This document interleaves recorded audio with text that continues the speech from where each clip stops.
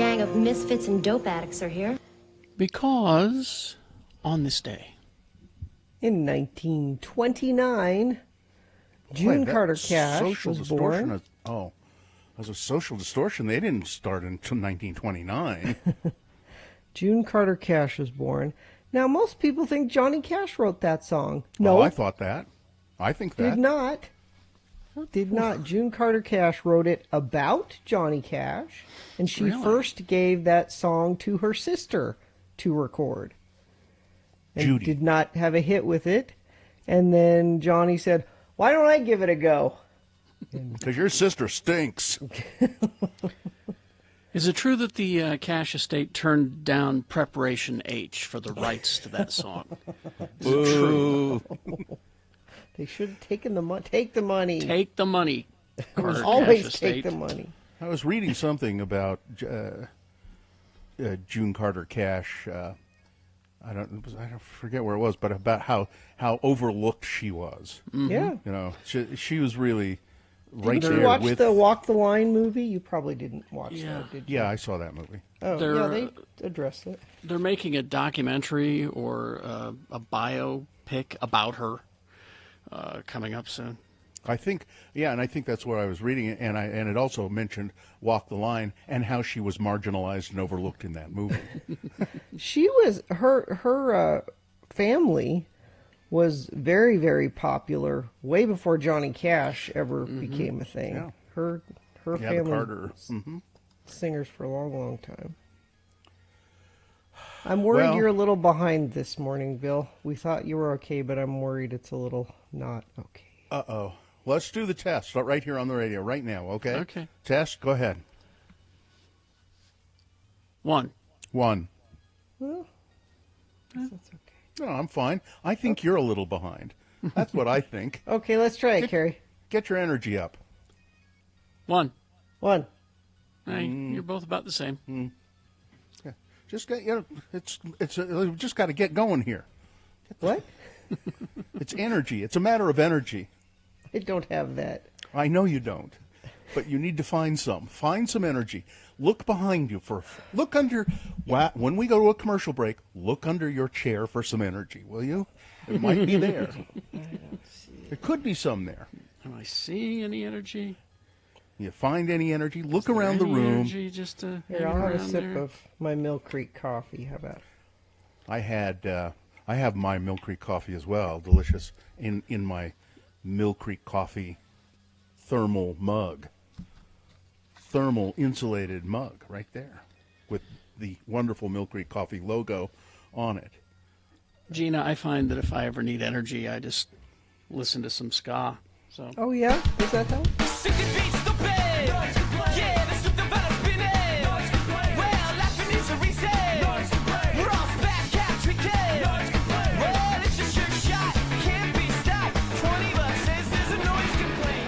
now you are the that's heavy good. metal MILF, so I Yeah. don't know if that works. No, or no, not I like for you. that. That works. It kind of has the opposite effect on me. It's because they have so much energy. I think, why should I bother? You're tired listening to them. They've got so much energy. Why should I bother having any? They've got more than enough for everyone.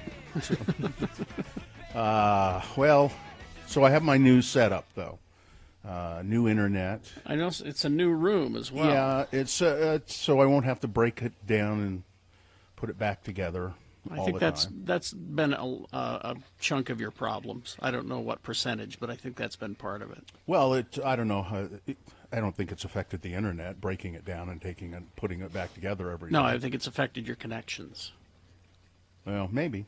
We'll see. But they put the modem up here in our office in the attic. Ah, nice. They said, actually, we like to put the Wi-Fi modem or routers, I should say, in the highest point of the house. Really? Yeah, they said you get so before the old router was down on the main floor, and we got internet. It sent Wi-Fi up here to the attic, okay, but they say it works better. It's like gravity somehow. So heat rises and internet falls. I guess. I don't know why that would be, but It's very heavy. but they said we generally will get better coverage if we put your Wi-Fi router in the highest point of the house rather than the lowest point of the house. Okay, Nice. I'll go with that. They were man. It took forever. They were here for hours, running cable, and they have so they have their connection is on a pole, a utility pole, and it's quite far away. Through another lot and over on another street, and so they have to run a wire clear from there. But I watched the guy climb. He didn't climb a pole. They have this ladder that has hooks on it that they can put up over the wires and hang the ladder on the wires, and then climb up the ladder. That This seems not collapsible safe. ladder. Well, I'm watching the guy do it, and his partner was in my backyard, and I said, "That's pretty amazing. Why? How does that work?" He said, "Well, it's got something stabilizes." And I said, "That and the wire will hold the ladder and the weight of the guy." He says, "Yeah, it's not ever been a problem." Till today. Uh-oh. So it's kind of it kind of swings a little bit as he climbs up it. It would. Pretty amazing. That's just scary. Yeah. I guess you do it every day. You get used to it. Yeah.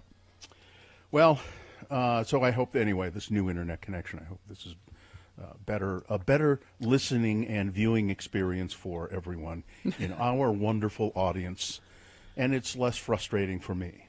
X96.com/live. You can see us broadcasting from our homes, and I'm until further notice is all I'm going to say. These shows go to 11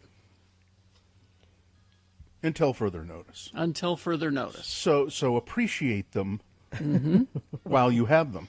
It could be short notice. It could be short. You don't notice. pay extra for these. You They get a just bonus happen. hour. You get a bonus hour of the Radio from Hell show. So if you're happy with that bonus hour, why don't you check in with us at 877-602-9696. Check in with the Radio from Hell show. Tell us how you're feeling today, what you're doing, where you're going, and do you listen to the entire show? I think that would be interesting to know. Do you listen to the entire show clear through to 11? And if you do, aren't you tired? 877-602-9696. That's the number to call. And check in with the Radio from Hell show. We'd love to hear from you. All right, we will take a break here and get to your check-ins coming up. Also, full strength big boy news and opinioendo and other stuff planned for you as well. Stand by. UtahAdvocates.com. Talk to an attorney. Yeah, talk to an attorney 24 hours a day, 7 Free. days a week. Free. Free. Yeah, they don't charge you anything unless they take a case and then get you a settlement. You can call them at any time of the day or night, and you're not going to be on the line with a paralegal or well, let me see if I can find somebody for you. It'll be an attorney almost immediately. 877, no, that's our phone number. 801-355-5550. That's the advocate's phone number. Or you can chat with an attorney online if you're shy or embarrassed to do it on the phone. You can go to UtahAdvocates.com and explain your situation and see if you have a case. And if you've been injured and you do have a case and the advocates take it, they won't charge you any money unless they get you a settlement. So again, the number is 801-355-5550. Or you can chat with an attorney live online at UtahAdvocates.com. Now, I have a little bit of advice for people for St. Patrick's Day. Okay. I saw this online today, and it says these are clever things that you can do I bet they're not clever. for your St. Patrick's Day shenanigans. These are clever captions you could use on Instagram, for instance. Okay. And I'm saying if you do these things, you're a fool. You should not. Here, St. Patrick's Day captions for friends and loved ones on your Instagram posts. So as you post your stupid Instagram drunken pictures, you should caption them with things like this. I'm not Irish, but kiss me anyway. No. Don't do that. This is clever. These are clever things that people have thought up for you because you're not clever. How about this one? Irish, you were here. No.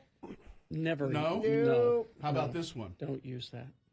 About to get lucky, Insert shamrock and wink face emojis. No. Lucky me, I have you. No? I mean, that's just nice. I Irish don't mind whiskey that one. makes me frisky. I do like Irish whiskey. Oh, yeah. How about funny St. Patrick's Day captions for eating, drinking, and being Irish? The leprechaun made me do it. Take a picture. It'll last longer. Picture like as in picture of beer. No, Okay. boo. That is bad. The patty don't start till I walk in. That was kind of funny. It is. It made me laugh. The patty don't start till I walk in. The Kesha reference. The party don't start. No, right. okay. Ready to get shamrocked? No. No. How about, okay, cute St. Patrick's Day captions for babies and kids. Oh, okay. Okay, here we go. I'm telling you, don't use any of these. Little Miss Lucky Charm. So if you put Oh, a picture of your yeah. kid This there. is like Instagram stuff. Wee bit of trouble. Oh. My little good luck charm. Yeah. Okay, Irish blessings and proverbs to use for Okay, St. all right, Patrick's Day. let's try these. Maybe these. Wind at your back and road racing. May your pockets be and- heavy and your heart be light. May good luck pursue you each morning and night. Well, that's okay. Okay. A little wordy, but Yeah. How about? Now these are all terrible. What do you do? What are you doing for St. Patrick's Day? Nothing. I'll be in Oh, Las yeah. Vegas. Oh, that's right. Oh, that's right. Oh, crap. oh my! Oh, Bill, that's a horrible time Did to be in Vegas. You just realized I that? just realized Oh that. no, Oh, this is Now bad. wait a minute. that's almost like being in Mexico on spring break. Yeah, Now, this wait. is bad. Wait a minute. What? St. Yeah, what- it's St. Sunday. Pat's is Sunday. I'm gonna wait a minute. It's on Sunday, right? Yeah. Yeah, yeah. So what exactly am I going to be doing on Sunday? Let me Oh, see. this Shouldn't is leave bad. your I'm don't gonna leave be- your hotel room. Yeah, don't leave the pool. Sunday, I'm going to be. I'm going to go. I'm going to be at the Piff, the Magic Dragon show. It's on Sunday. Yeah. Well, then you might be okay if you're at. I just wouldn't be out on the street. Everybody in the audience is going to be drunk. Yep. Oh, yeah. Really, really, really Oh drunk. yeah, absolutely. So you should be just No, well, so you fit in. no. I wouldn't. Yeah, don't go to Vegas on St. Patrick's Day New Year's Eve. or New Year's. I know I did New Year's in Las Vegas, and oh man, what a mess! What Yeah, an no, I didn't- absolute mess! I mean, I didn't even think about that. I just, Oh wow. so Well, maybe you should take one of those cute sayings with you and yeah. use it. kiss me, I'm Irish. Yeah. No. No, No. So I will be sober so that I can fend them off. You would take your cudgel. I have one on my I desk. know. Take it. I will. You can beat people away from you as you go through the And, crowd. and I wouldn't be sober if I were you. Otherwise, you wouldn't be able to take. You know, if you're sober, it's going to be worse. Well, I'm just afraid I won't. I'm just afraid if I'm not sober, I will get in a fight. If I'm drunk, I'll get in a fight. Stay in your pool. Yeah, don't get in a fight. Yeah, Don't do that. Because my defense, I'll just be. Your defenses are down. My defenses are down, and I'll just be. I don't take that kind of crap from anybody. You know, and then I'll get beaten up. Yeah, you're in trouble.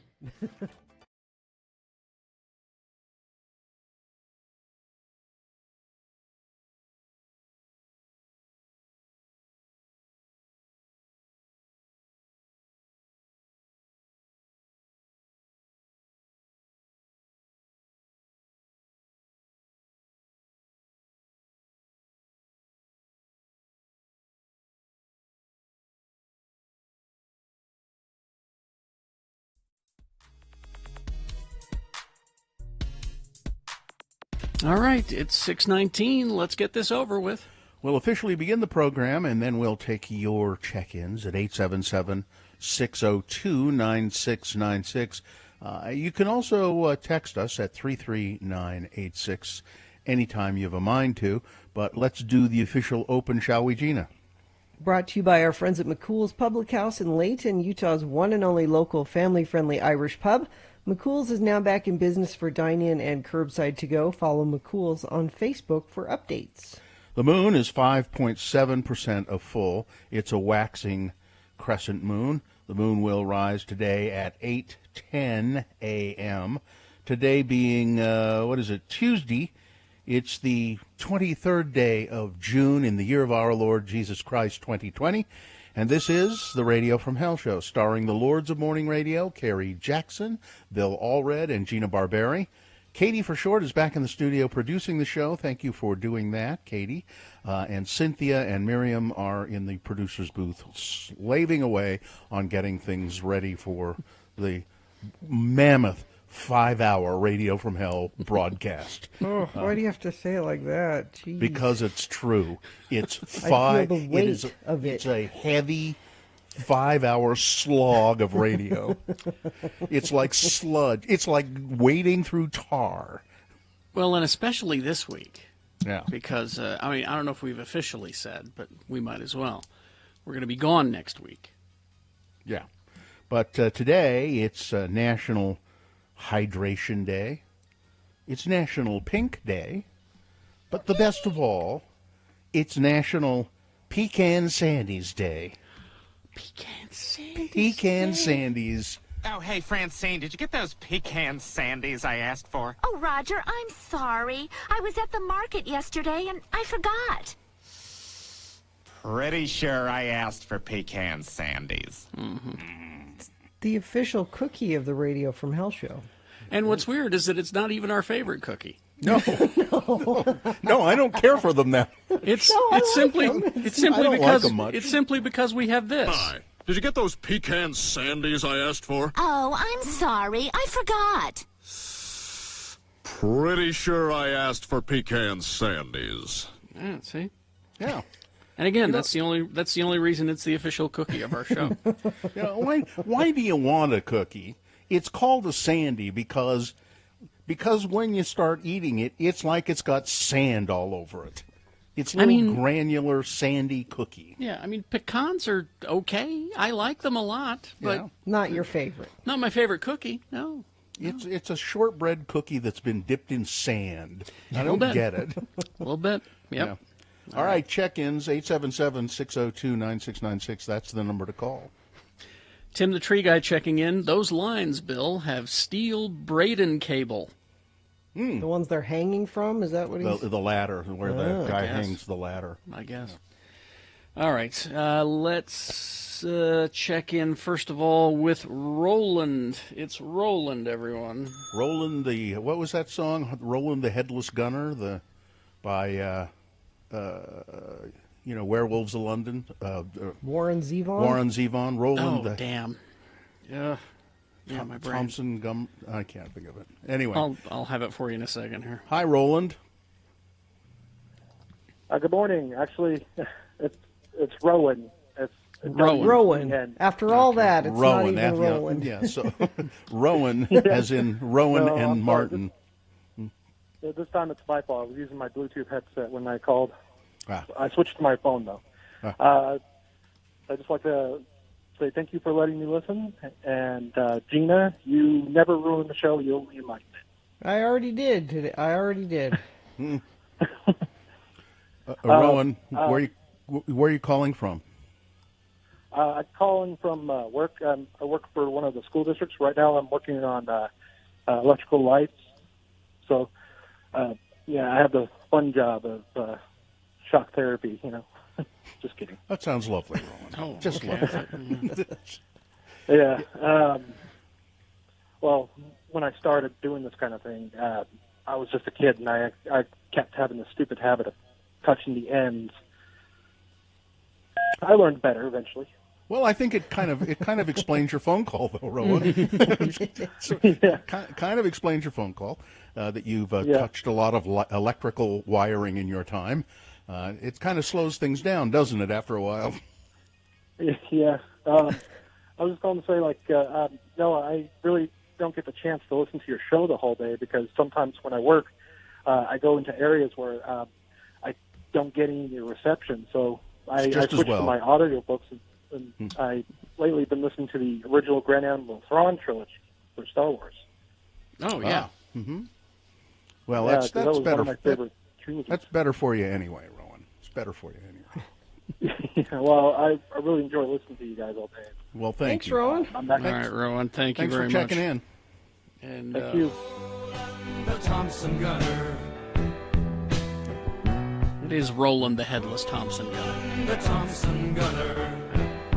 Warren Zevon. But not Rowan. It's not No. Rowan. No. His comrades fought beside him. Anyway, let's go to. Oh, look, everyone! Look who's checking in. Who? It's Ben Marsh. Ben Marsh. Ben Marsh. Hey, Gina. Hi, Bill and, Ben. and Carrie. Hi, Ben. It's been a long time. How are you? I'm doing great. I'm in Toledo, Ohio today. You're Are trucking? you trucking? Yep. What are you hauling, Ben? Goldfish crackers from Logan to Lansing, Michigan. Yay. Well, Perfect. Lansing needs their goldfish crackers. They love them there. I wish you were still in the area. I'd ask you to swing by and drop a few on my porch, but thank you. So you're doing well? Yeah. Getting married in a month.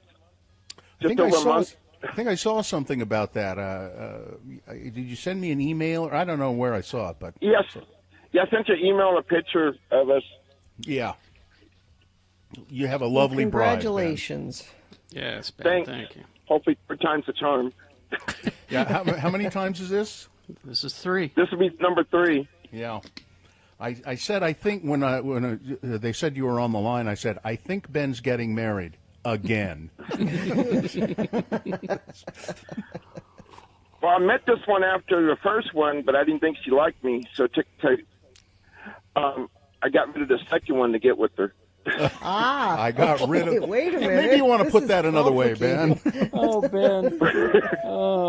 Oh, man. Ben, You mean divorced? You didn't just get rid of the second one, Yeah. right? Yeah. Okay, good. Yeah. Okay. We started dating the day the judge signed the papers. Wow. Okay, well that's good. Okay. Well, Ben, I hope you're doing okay and be safe out there. Okay. Thanks. You guys take care. See Take you care, later. Thanks, Ben. Bye-bye. Okay, let's go to Trish. Hi, Trish. Hi, Trish. Good morning. Where are you Good calling morning. from? The airport. And what's up with you today? Oh, not a whole lot. Just wanted to call and say hi. Thanks for weathering the storm for all of us listeners so that we've actually got entertainment in the mornings. Well, I'm glad you consider it entertainment. I sometimes wonder myself, but what are you doing out at the we all airport? do sometimes. Yeah, what are you doing out at the airport? Oh, I'm a guard at a construction guard Okay. shack. Oh, Do you have to work all night, or what's your shift like? 4 o'clock in the morning until either noon or 8 o'clock at night. Oh, geez, that's a hard shift. Man. wow. Just a little bit. Yeah. That's why I like listening to y'all's radio show. It keeps me entertained, keeps me awake, keeps me laughing. I'm good. Where Well, are you? thank you. Where are you originally from? Which point in my life? I was born in the Midwest. I was raised down southeast, and I am actually a transfer from California. Yeah, I think Been everywhere. there's a little southern in your voice, though. Just a little bit. Yeah. Well, thanks for checking in with us. All right, thank you. Y'all have a good day. Y'all You have a too. good day. And See then ya. finally, we need to check in with Sir Nick at Night. Hey guys, Nick? how's it going? Nick. Hi, Good. Nick. What are you doing up? I recently got this jerk puppy that gets me up at about this time, and she's real cute and all. But she found these old egg rolls that I'm not sure how old they are out behind my house in my neighbor's yard. And my job right now is just preventing her from going and eating those things. A lot of my job right now is just preventing her from killing herself in various. That's what being a amounts of parent ways. is in the early days. Yes.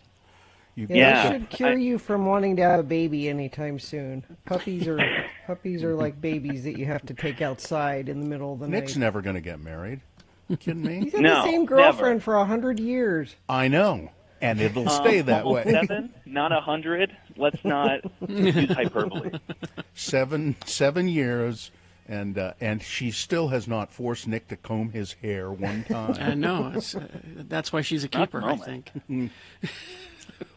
Well, No, what else? she's What else all is, about it. What else is happening, Nick? I mean, I'm physically trying to keep up with this dog right now as I'm talking. What kind with of dog did you get? Yeah, what is it? She's a little basset hound. Aw, Jeez. they don't move fast. You That had to shouldn't get a- be hard to keep You up had with. to get a barker and a digger, didn't you? Yeah.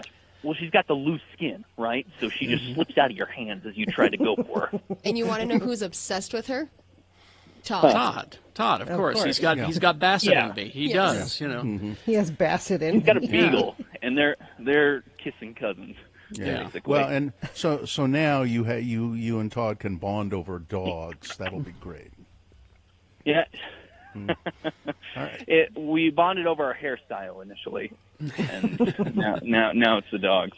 Yeah. Well, it's All nice right. to hear you in the morning, Nick. It's Nick, Monday through Friday, 7 to midnight here at X96. Yeah. All Perfect. You got it. Thank you, Nick. See you Talk later. to you I'll later. see you guys. We have Okay. a quick birthday we need to do. Quickly.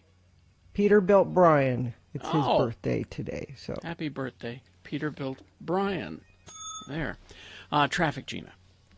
yeah, we do have a couple things to tell you about already. Reports of a car versus deer accident in Payson. It's on SR 198 at 21st West, just east of Mountain View Hospital, so use caution in that area. Traffic lights are not working at the intersection of Washington Boulevard and 31st Street in Ogden. Treat that as a four-way stop. And let's see, I think that's about it. If you see something you want to check in with us and text it in, 33986 is where you do that. All right. Okay, it's 6:31. We'll take a break. We'll be back with full strength big boy news and opinioendo after these. Utah word of the day coming up at 7. Boners round 1. We're going to be hearing from the COVID task force. All kinds of things happening on the program today. All right, this needs to be a 60. 3, 2, 1. The state of Utah reminds you that you're mailing your ballot in this year. Yeah, the 2020 primary election is upon us here in Utah. And to help with public health and safety this year, all of the voting will be conducted by mail. Now, your ballot has to be postmarked by Tuesday, June 30th. You can learn more about that at vote.utah.gov. This year, your couch is your voting booth, your mailbox is your ballot box. And to help with public health and safety, voting is different than other years. The election will be conducted entirely by mail. Don't forget, your ballot has to be postmarked before Tuesday, June 30th. Unlike the general election in November, all registered voters, not all registered voters, will automatically get a ballot for the primary election. You can learn more about the options, and if you're a voter with disabilities, you can learn more by going to vote.utah.gov. That's vote.utah.gov. I didn't do anything this week. I was such a slug this weekend. Sometimes you need a sluggy weekend. I didn't think. Good for you. How do you turn that off? Alcohol. Genius switch. How do you turn that off? Alcohol. Alcohol. What kind? What was your alcohol Just, of choice this weekend? Anything I could get. Whatever was handed to me, whatever was handy. It didn't matter. It didn't matter? No, didn't matter. You weren't discriminating Nope. about? No? Why? I'll take some of that, sure. Is it good wine? It's good enough. Yeah. I'll have some of that. You bet. And you were just handed things? Went out to dinner. That's the way it should be. Went out to dinner on Valentine's Day. You did? You did that going out on Valentine's? Yeah. That's brave. Yep.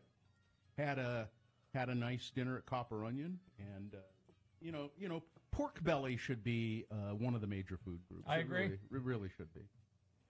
What was the pork belly on, or was it? No, it was just pork it was belly. just out there being pork belly. Pork belly with some cherries and some Brussels sprouts and turnips. Just kind of as a little side starter, dish, a little starter to the evening, and then nice. Man, did you take in your surroundings? Did you look at the other people that chose to go out on Valentine's Day? I See did. How in love they are. I or did. Not? There was. It was. It was very busy. Copper Onion was very busy. I assume all the restaurants were very busy on Saturday. Did you go out on Saturday? No. No. So the restaurant was very busy. To the table to our left, two guys out on a Valentine's date. Guys? And then a table across from us, a guy and two girls. And they kept, they were quite annoying because the guy kept hanging a spoon on his nose. You know how you do? You take a spoon and little kid. Yeah, and you hang it off the edge of your nose, or he would put it across his nose, and then he would insist on one of the girls taking a picture of him. And this kept going on, and then the spoon would slip off, and then he would just laugh uproariously. Were these 12-year-olds? And they thought it was funny too. No one's ever done this before. And it kind of went on, seemed to go on and on and on and on. And then they had the waiter take a picture of the three of them together. Can you believe this? It was just. This has never happened. And I kept trying to think, now, what kind of a Valentine's date is this? Threesome date? I guess. He was, polygamy date? Maybe he was paying for them. That could be. Could have been that would explain why they were laughing at the spoon show. Yeah, the spoon were on paid. the nose. They were hilarious. paid. Hilarious. Spoon on the nose. Man, this is good. Good stuff. Good stuff. And those were the only... But mostly I was just fixated on my sweetheart sitting across the table from me as we enjoyed a delicious meal. I'm glad you did.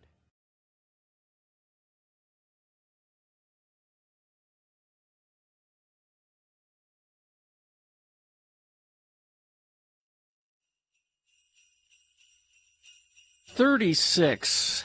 Time for Full Strength, Big Boy News and Opinioendo, brought to you by... Salt Lake Downtown Farmers Market is now open Saturdays from 8 a.m. to 1 p.m. at Pioneer Park, recognized as an essential grocery service and an economic lifeline for our local farmers and producers. Learn more at slcfarmersmarket.org.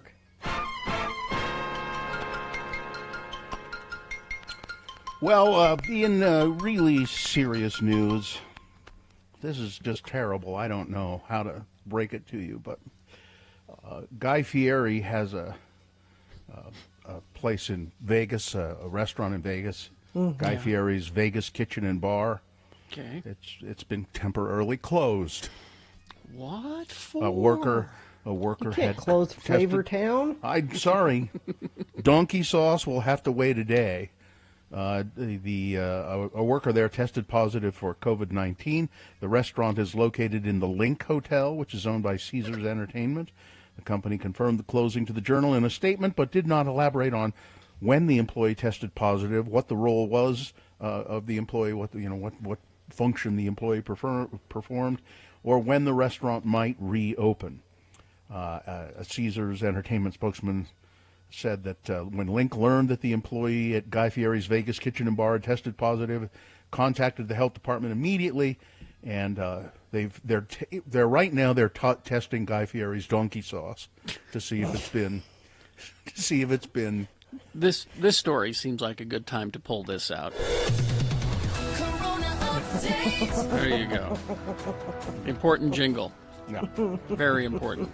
So I came across this story today, and I don't know. But attendees of a Zoom bat mitzvah for Gilbert Gottfried's daughter, Lily. Okay. Just that sentence is funny. So they're having a bat mitzvah for Lily and his daughter with Dara. And it got a little something extra when a 70-year-old guest accidentally exposed herself. She wasn't familiar with how to work Zoom and proceeded to take off her bathing suit, get naked, and take a shower in the middle of the bat mitzvah, entirely on camera. Apparently somebody said, "Oh my God, Francine is naked." She couldn't figure out how to get the sound to work, so she couldn't hear anyone yelling, "You're naked," on the camera. And she didn't realize that we could all see her get undressed and walk around her bathroom, take a shower, even answer the phone with a close-up shot, because she'd been at the pool. She'd been at the pool, and so she was coming in to clean up and get ready for the bat mitzvah. The woman's name is Francine Liebman, and she had just returned from the pool. This is the first time she'd ever tried to use Zoom. Richard Belzer was among those in the attending the Zoom bat mitzvah. The bells. Yeah, from his home in France. Of course. He said, "Oh my God, did you see that? There was a nude woman walking around topless." Well, apparently Ms. Liebman, when she found out about this, took it all in stride. She said, now she's 70, she said, "Well, that's how I roll. I don't care." I just loved that story, though. Maybe we should run this during the next story. I've got 4 minutes of it. I know. It's the day Gilbert Gottfried was in our studio. And I just isolated his microphone. Yeah. Yes. And that's not a loop. No. This is all one. No. All one track. Yep. He had a good time on our show. He did. He's a good laugh. I mean, he laughs easily, but You missed earlier where he said, "And I'm in Salt Lake City."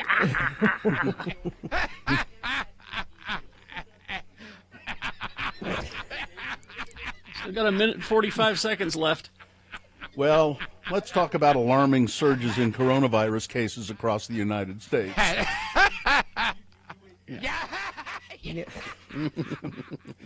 The U.S. South and the West raising fears that the outbreak is spiraling out of control and that hard-won progress against the disease is slipping away because of resistance among many Americans to wearing a mask and keeping their distance from others. Confirming predictions of the easing of state lockdowns over the past month and a half would lead to a comeback of the virus. Cases surpassed that's cut off. Let me click on that. Cases surpassed 100,000 in Florida. Hospitalizations are rising dramatically in Houston and Georgia. And a startling 1 in 5 of those tested in Arizona, where Donald Trump is going to have a political rally, 1 in 5 are proving to be infected. Over the weekend, the virus seemed to be everywhere at once. Several campaign staff members who helped set up President Trump's rally in Tulsa tested positive, as did 23 Clemson University football players in South Carolina. At least 30 members of the Louisiana State University team were isolated after becoming infected. Meatpacking plants were also hit with outbreaks.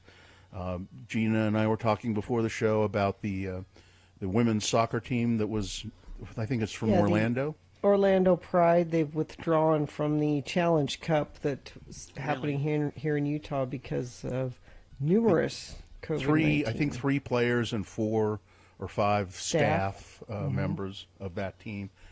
Texas is among the number of states, including Arizona, Alabama, Florida, South Carolina, whose governors have resisted statewide mask requirements. Utah, we could put in with that as well. It's not going well, my friends. It's not going well at all. Here in Utah, Angela Dunn has urged Governor Herbert to return coronavirus restrictions to the orange level statewide if Utah does not get down to an average of 200 new cases per day by July 1st. During the past week, the state has averaged more than twice that many, about 470 new daily cases. We are quickly getting to the point where the only viable option to manage spread and deaths will be a complete shutdown, warns a memo from Dr. Angela Dunn, the state epidemiologist. The Utah Department of Health document, which Dunn said was presented to leaders of the state's coronavirus response, states that contact tracing and testing will not be enough to curb the rapid spread of COVID-19. A surge began 12 days after Herbert loosened restrictions by moving nearly all of the state to yellow or low-risk status, the memo notes. On Monday, the state reported 444 new cases, the 26th day with more than 200 cases. This might be our last chance for course correction, the memo says. I read this last night. Catch that line. This might be the last chance. I read this last night and I had a hard time falling asleep. And here's what occurred to me. I am obsessed with this. I read the news constantly. I know that every day at 1 o'clock they release the new numbers, and I make sure that I am somewhere where I can listen to the health department announcement every day at 1 o'clock. Mm-hmm. I am paying attention to this. A lot of people don't care. You can tell them and tell them and tell them. They're not listening. They don't pay attention to the news. So for the governor to say, I want people to wear masks, I'm not going to make you, but I want you to, they're not even hearing that. No. So here's where mandating masks will work. Because if you make it a mandate, those people that don't pay attention to the news are going to go to the store.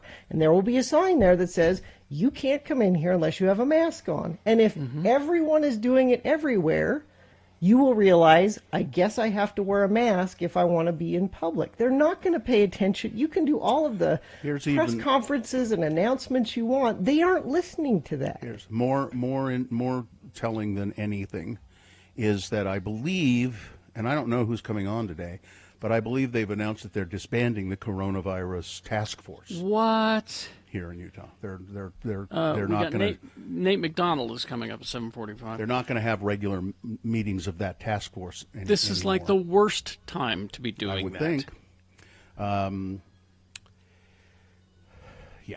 Yeah, and Arizona has mandated masks. You just and have California. I know I keep bringing up we all wear pants to go to the store. Yeah. Mm-hmm. It's just something we do.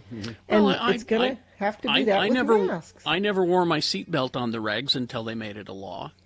I never would just used to wear. I never used to wear pants to the store until they finally made me. After protesters in Washington, D.C. attempted to pull down the statue of former President Andrew Jackson in Lafayette Park on Monday night, President Trump demanded a 10-year sentence for those involved, calling them disgraceful.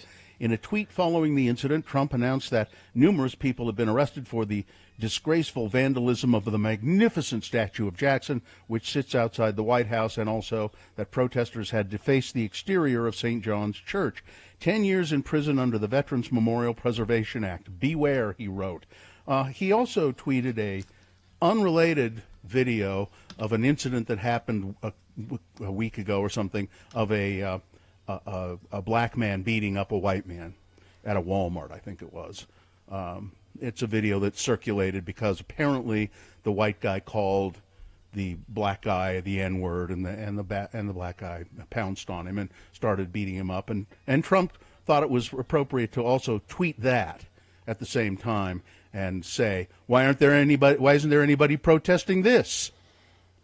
This is criminal activity. It's criminal activity in the White House. He is a. But he says, but it's not nearly as bad as Barack Obama. Donald Trump says that he believes Barack Obama is guilty of treason for spying on his campaign in the 2016 election. In an interview with the Christian Broadcasting Network, the president was asked what crime he thought the investigation into the campaign's contacts with Russia would be. He was asked by David Brody, chief political analyst for the Christian Broadcasting Network, what he thinks Obama would have, what crime he might have committed. He says you're always saying he committed crimes, and then he'll say, well, you know what? Why don't you people look into it? It's there. So, he says that treason is treason. It's treason. They've been spying on my campaign. They've been taping, a modern-day version of taping, spying on my campaign. Fine. Let's have a full investigation of that. Let's find out, because we'll have to also investigate what they were looking into. And that's when we're going to see what you were, in fact, up to. Let's do that. Let's look into it. The FDA has warned that 9 brands of hand sanitizer gel made in Mexico may be so toxic they shouldn't even be poured down the drain. Wow. The agency has issued a warning urging the public not to use the brands manufactured by Esk Biochem SADCV because they may contain methanol, also known as wood alcohol. Methanol can be toxic or even fatal when absorbed through the skin or ingested, the FDA says. Say, while anybody using it on their hands is at risk, it is especially dangerous to children who might accidentally ingest the stuff. These are the brands that of this hand sanitizer. All Clean hand sanitizer. Esk Biochem hand sanitizer. Clean Care No Germ Advanced hand sanitizer. Lavar 70 gel hand sanitizer. The Good Gel antibacterial gel hand sanitizer. Clean Care No Germ Advanced Hand Clean Sanitizer. So if you have any hand sanitizer with weird names like that, don't use it and don't pour it down the drain. They found that the Lavar Gel hand sanitizer was 81% wood alcohol. Well, I made it myself. It's the Lavar hand sanitizer. I made it in my bathtub. That's right. Yeah, it's good stuff. Well, pretty soon it's going to be, you don't want to be a Swede, do you? Oh, those damn Swedes. Swedes. Blech! Swedes. Be okay with it. Swedes are, they're becoming persona non grata in Europe. Really? What's going on with the Swedes? What's happening? The countries, they used to be cool. There were countries that around them that went into strict lockdown this spring, but Sweden refused. That's right. And now they are suffering roughly twice as many infections and 5 times as many deaths as the other 3 nations, Norway, Finland. Now, while reporting differences can make comparisons inexact, the overall trend is clear as Sweden's new status as Scandinavia's pariah. If you're a Swede, if you're trying to travel around Scandinavia and you're Swedish, you don't admit that you're a Swede. You don't. Oh, it's like when we go to Europe and we say we're Canadian. Okay. Yeah. The Norwegian a Norwegian pop star who goes by the stage name Ole Idoli, or Ole the Idol, says there's a big music festival, Norwegian music festival coming up. He's, well, we will miss the Swedes this year. But I'm okay with the borders being closed because we've been pretty clever about the way we've handled coronavirus here in Norway. But now the Swedes, so we're not going to let the Swedes come into our... Mrs. O'Higgins, keep the Swedes we had out of Norway. We had an exchange student in high school. He was from Norway or Sweden, named Ole Fisker. Ole Fisker. Oh, Ole the Fisker family. The fine, Fiskers. Yeah, the fine Norwegian family. Yeah. The Fiskers. Fishermen. They go well for a long line of fishermen. So, let's see. One final story here. Yeah, sure. I don't know why anybody would want this. Snack packs of pudding that you could buy at the store. Mm-hmm. They now come with mermaid splashes in them. What is a mermaid splash? Yeah, what is that? Snack Pack knows how to fill one little cup with a whole lot of flavor. Last year, the brand introduced Unicorn Magic and Dragon Treasure cups that were bright and colorful. To continue on the mystical creature treat, a new mermaid splash variety has been released. Just like the unicorn ones, the mermaid splashes include pink and blue cups of pudding. And while they don't specifically say what those flavors are, we do know that they're tropical, so your taste buds will have to do the work. Well, shouldn't one of them taste like fish? You would think it's a mermaid. If it's mermaids, yeah. Mermaid splashes are magical treats that taste like melodies and adventure. What does a melody taste like? I don't know. This fun, tropically flavored pudding for kids is made with real milk and comes in a rainbow of enchanting colors that they'll love sharing with their friends. You can find them at Walmart, a 3-pack for $6-pack. Wow. For $2.48. I will never have that. Sports, weather, traffic. As the National Women's Soccer League readies to become the first professional league in the United States to resume play since March, when the NWSL Challenge Cup begins Saturday in Harriman, it hit a major snag Monday afternoon. The Orlando Pride announced their withdrawal from the tournament altogether because of positive coronavirus tests among players and staff. In an announcement, 6 players and 4 staff members within the club had tested positive for the virus. And this is happening across sports that are trying to get going again.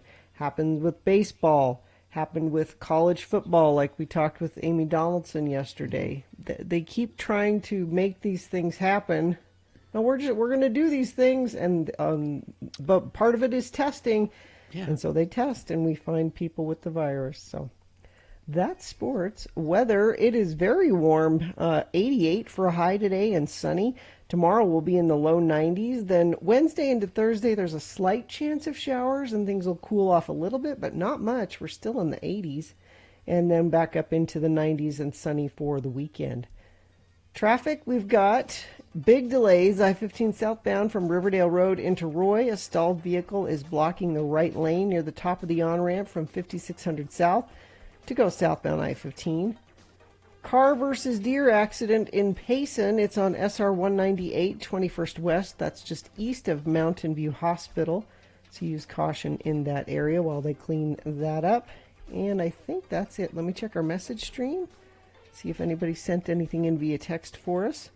No, but if you do see something, you can share it with us. Please text it 33986 and we'll get it passed along to friends of the program that need to hear about it. Now is the time at Larry Miller Used Car Supermarkets to buy. Cut your payments in half and no payments for 120 days. Larry Miller Used Car Supermarkets, driven by you. Okay, we will take a break here. And then on the other side of this break, Utah Word of the Day. Round one of your boners happening next hour as well. Also, we'll be hearing from Nate McDonald from the COVID Task Force. Ask him how much longer he'll be busy. And more coming up. Stand by for all of it. KXRK Provo X96.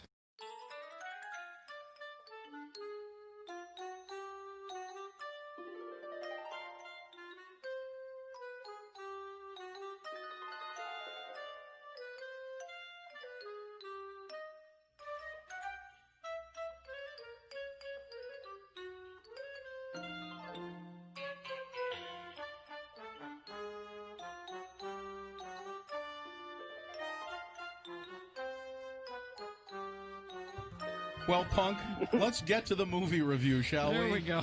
That's why nothing to spend in the summer in and out of health facilities, like 18 Fingers of Death. Tell us who stars in this opus. Well, this is the only movie that's better than 17 Fingers of Death. Yeah. It stars James Liu. Oh, so this is a sequel then? Yeah. Yep. He's Buford, the down-and-out action hero. James Liu, okay. Okay. And we got Maurice Patton. Yeah. He's Ronald Mack, the college student and wannabe director. Okay. Lisa Arturo. Nope. She's Sushi Q, the Honorable Fortune Cookie CEO. Okay. Pat Morita. Oh, well, there's a name I recognize. Arnold from Happy Days. So I know this movie's at least a year old, right? Exactly. Well, I noticed he's got lots of others that are in post-production. Oh, God. All right. He's the humble restaurateur. We got Lorenzo Lamas. Lorenzo Lamas, yeah. He's a Antonio Bandana, the singing martial artist. Okay. Oh. Robin Shue. This sounds like just a great movie. Oh, yeah. He's Jackie Chong. Yeah. And we got Charlie George Brown as Chuck Snorris. Chuck Snorris. Okay. Oh, God. And Kurt Graves as Steven Seafood. Okay. Tell us the plot of 18 Fingers of Death. Well, as far as I can tell, this guy starred in 803 of the finest action movies ever filmed, but he's come up with a script for what could be his breakout role. But when the producers back out and pull his funding, he's forced to pull out the "will work for Kung Fu for money" sign and sell his Kung Fu movie memorabilia in order to get enough money to make a movie in 1 week for the Sundance Film Festival. God. And they managed to get like about 90 minutes out of this? Yep. Jeez. Oh, 90 minutes. All right, have you got a scene from 18 Fingers of Death? Yeah, I thought I'd give you a little Pat Morita. Okay. Oh, good. Pat Morita. So here we go. Oh, Mr. Lee, listen, I've always been wanting to know, do you have Chinese Jews? Chinese Jews? Oh, very sorry, today, so no Chinese Jew. We only have the apple Jews and the orange Jews. Oh, man. Jeez. This is worse than I even dreamed. Yep. What are you giving this movie, Punk? I'm actually giving it 3.5 Prozac. What? It's the pills talking, punk. It's the prednisone. I think it's the prednisone. For digging up guano, lining up to fight. You can only fight the good guy one at a time. That's you right. have to circle him. Yeah. Feathered Hair, the drunken bastard, Bong Fu the series, a wicker basket beaten, bow tie in the kitchen, Cowboy Fu, a fallen in love montage, an attack midget, and yes, learning to speak out of sync. Learning to speak out of sync. All right, and what junk food are you going to have while you watch this movie? I think you need to gather a few Lynn Wilson's meat and cheese burritos with extra cheese and onions. You can mix in the Durkin's French fried onions as you need. A nice meatball hero, some Rainbow Twizzlers, a bunch of Starburst, Reese's Pieces, a bag of Honorable Fortune cookies, and, yes, a nice cold canister of Lost Energy drink. All right, Punk. Wow, sounds lovely. For those of you that are lost. All right. 18 Fingers of Death. The movie that's better than 17 Fingers of Death.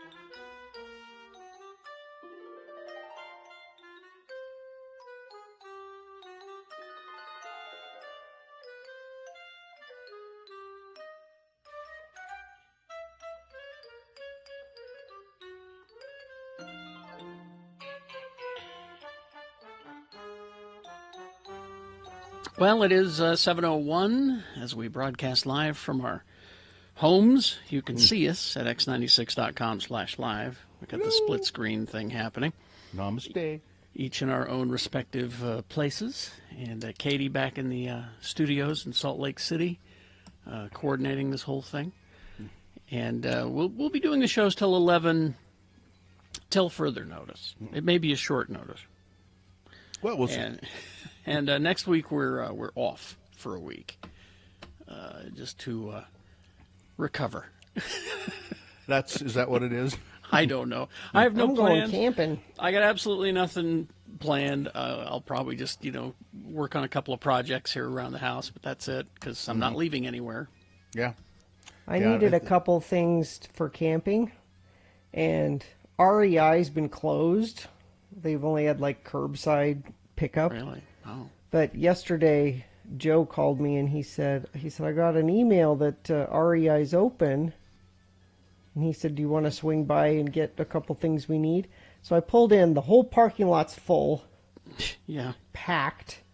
And there's people lined up, wound around the building, and they're keeping them separated in the line and stuff.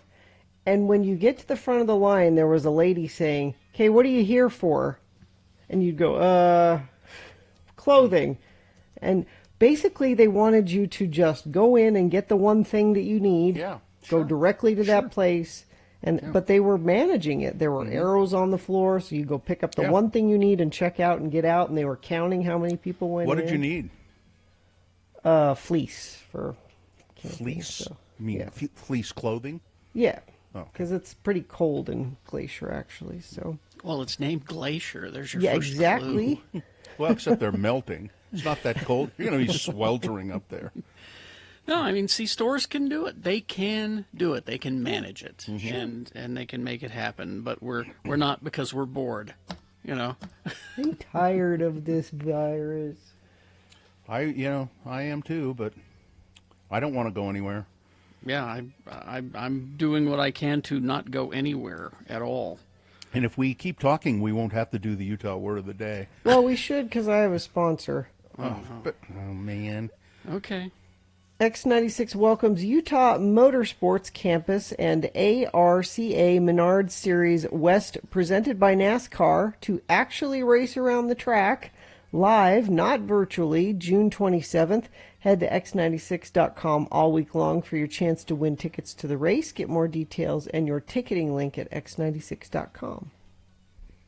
So did they officially buy sponsorship of Utah Word, or is this just... No, I mean, I had it. Because we ran through this Utah Word, and now I'm not convinced we should do it.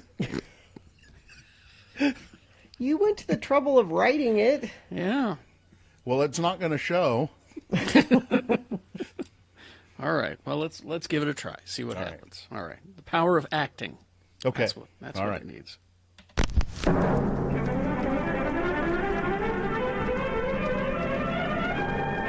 It's often said that the people of Utah speak a language all their own. It's a language that's often confusing and even incomprehensible to newcomers here in the Beehive State. So, Radio From Hell presents a handy guide to help everyone understand how the natives speak. It's the Utah Word of the Day. And today's word is... Smiths. That's Smiths. And now for a lesson in how to talk like a Utah from our two Utah boys, LeVar and LeGrand. The fellows have gotten together to discuss shopping plans for supplies in LeGrand's food storage bunker.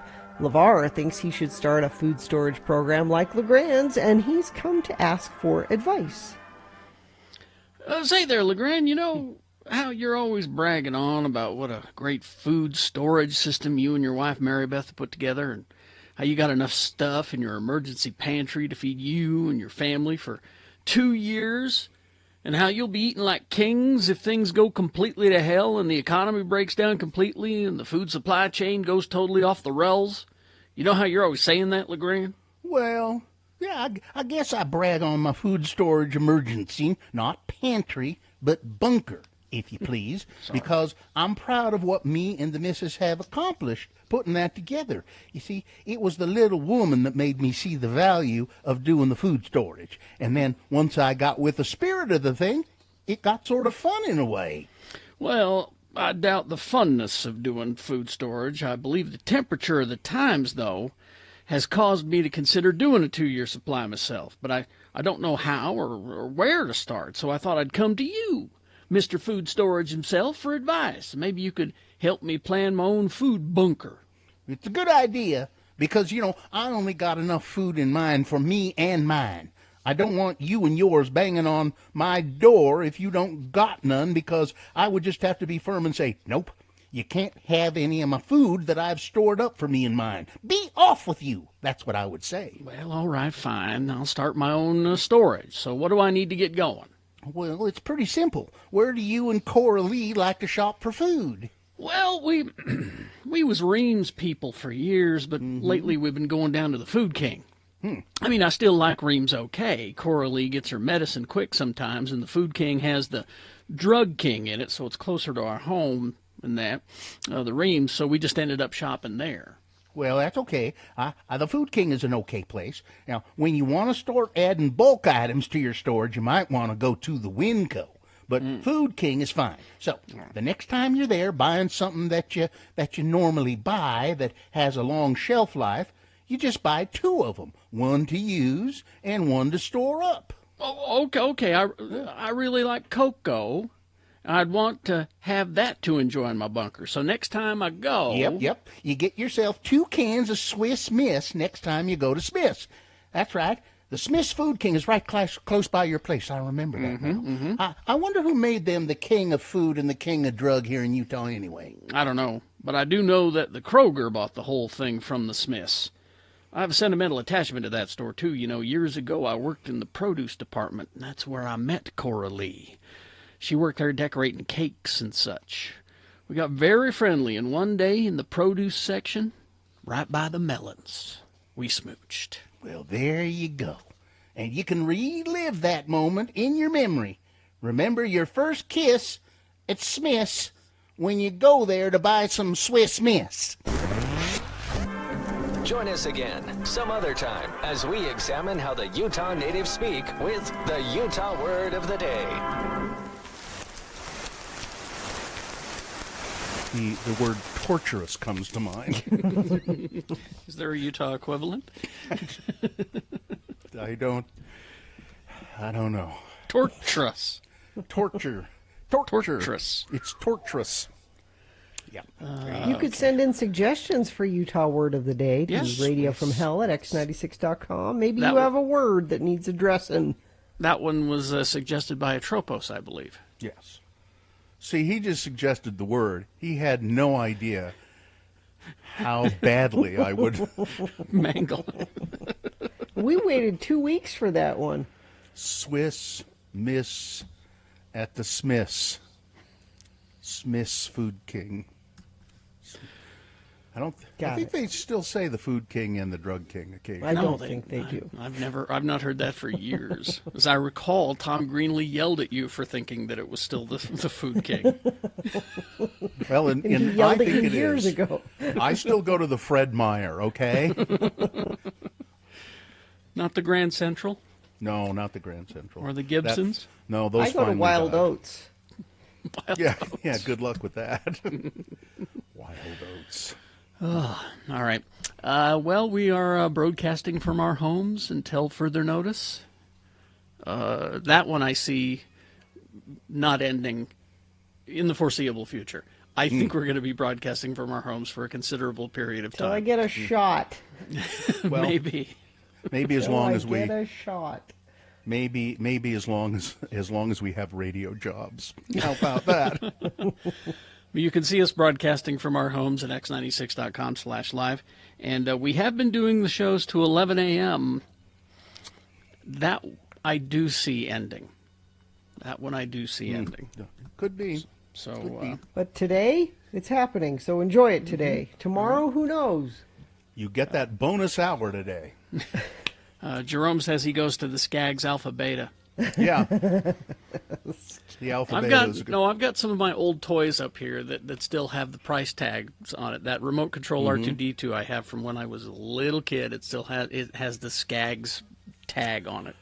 If I remember correctly, the Wells Fargo building, as it is now, there was a grocery store on the ground floor of that building, and it was I believe it was an Alpha Beta, Skaggs Alpha Beta. I don't remember. Yeah. Also, I have the cards that the action figures come on. I have the cards from the original Star Wars that I saved the cards, and they have Grand Central, Gibsons, and Skaggs stickers on them. A whole $250 for an action figure. Wow. But that was a lot. That was a lot at that time. All right. Traffic, Gina. Do you have that? Yeah, we've got big delays, I-15 southbound from Riverdale Road into Roy. Stalled vehicle, I-15 southbound there. Emergency crews are on the scene blocking 2 right lanes. There's only 1 left lane open. And traffic is backed to I-84 there. I believe that's the only incident we have so far. Let me check our message stream because you folks are so nice and send us ladders in the road, mattresses, that kind of thing. Nothing there now, but if you do see something you want to share, please, by all means, text it to us, 33986. All right, we got round 1 of your boners coming up along with Big Boy News after these. What do we got? The candidates are boner candidate number 1. We're going to zap that old COVID-19. Number 2, it is unconscionable. And number 3, somebody needs a spelling lesson. All right, boners round 1, Big Boy News, all coming up after these, X96. It is the 23rd century. Humans have left the lowly confines of planet Earth and have sought their destiny among the stars. While many things have changed, one constant remains: the need for young men to venture forth and do the work of the Lord. This is the tale of 2 such men who at the age of 19 have answered the call of their general authorities and are embarking on a 2-year mission to spread the gospel throughout the galaxy. This is the story of Space Elders! We join our elders as they arrive on Vulcan. They hope to find a cure for Lehigh, who is suffering from Ponbar. Ah, Vulcan, world of logic, place of pointy-eared people. Here I will seek out my mate and find man who killed parents. Settle down and raise pointy-eared offspring. Knock it off, Lehigh. You aren't a Vulcan. I was hoping you only had the 24-hour type of Ponfar. Dang it.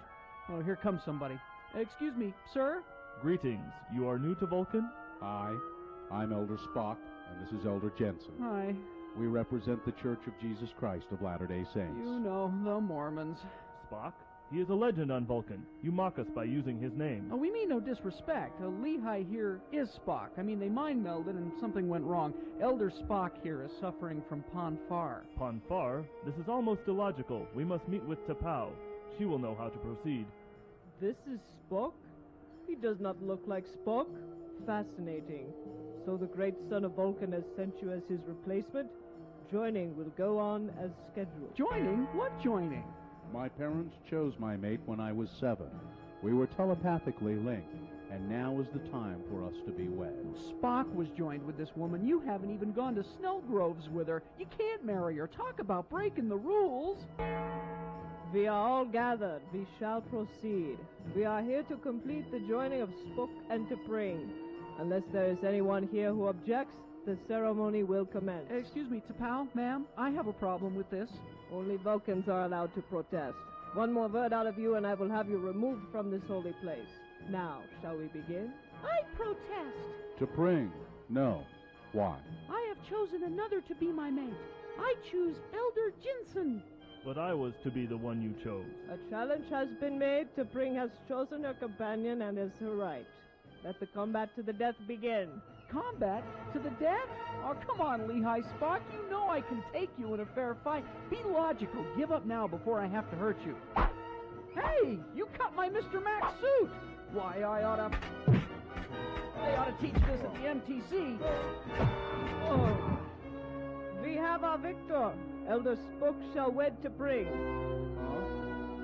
Excuse me, ma'am, but I don't think I can go through with this. You see, I just killed my companion, and we're way out of our sector. My zone leader won't be happy at all. I really should be going. And I will be free to take Ston as my husband. Is this the end of Butch? Will Zone Leader Hansen really be upset at Lehigh for killing his companion? Will Spock show any emotion when he finds out that his fiancée has married another? Tune into our next episode to hear Butch say... Hey, man, be careful. Do you have to drag my body all over every rock? Butch, you're alive! Keep it down. I faked my death so I wouldn't have to kill you. I'm glad to see you're back to being your old self. I didn't kill you. I didn't. I don't remember much of anything about the past week, though. Look, just drag me back to my hyperbike and I'll tell you all about it. Well, we left the quadrant. What's Zone Leader Hansen gonna say? Well, maybe we just won't tell him. Well, that would be the logical thing to do. Huh? On the next finger-crossing episode of Space Elder!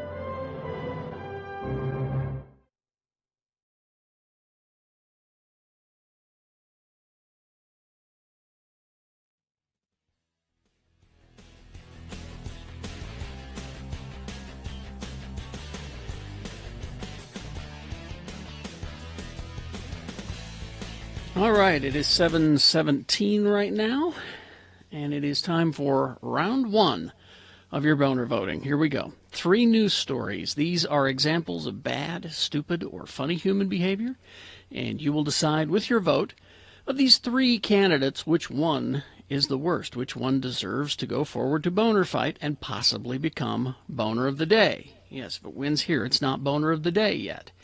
We have round 2 coming up at 8:20 with 3 more, 3 different candidates. We get a winner there.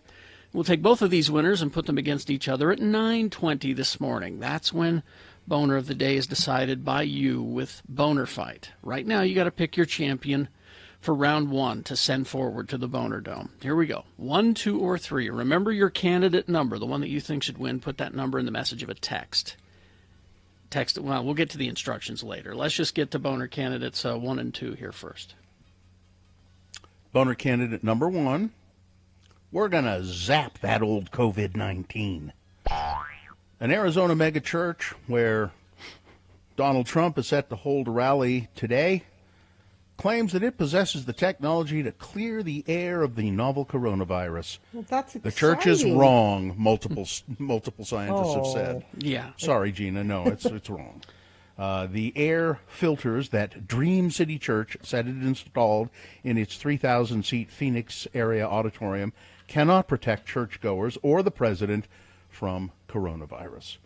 When you come into our auditorium, 99.9% of COVID is gone.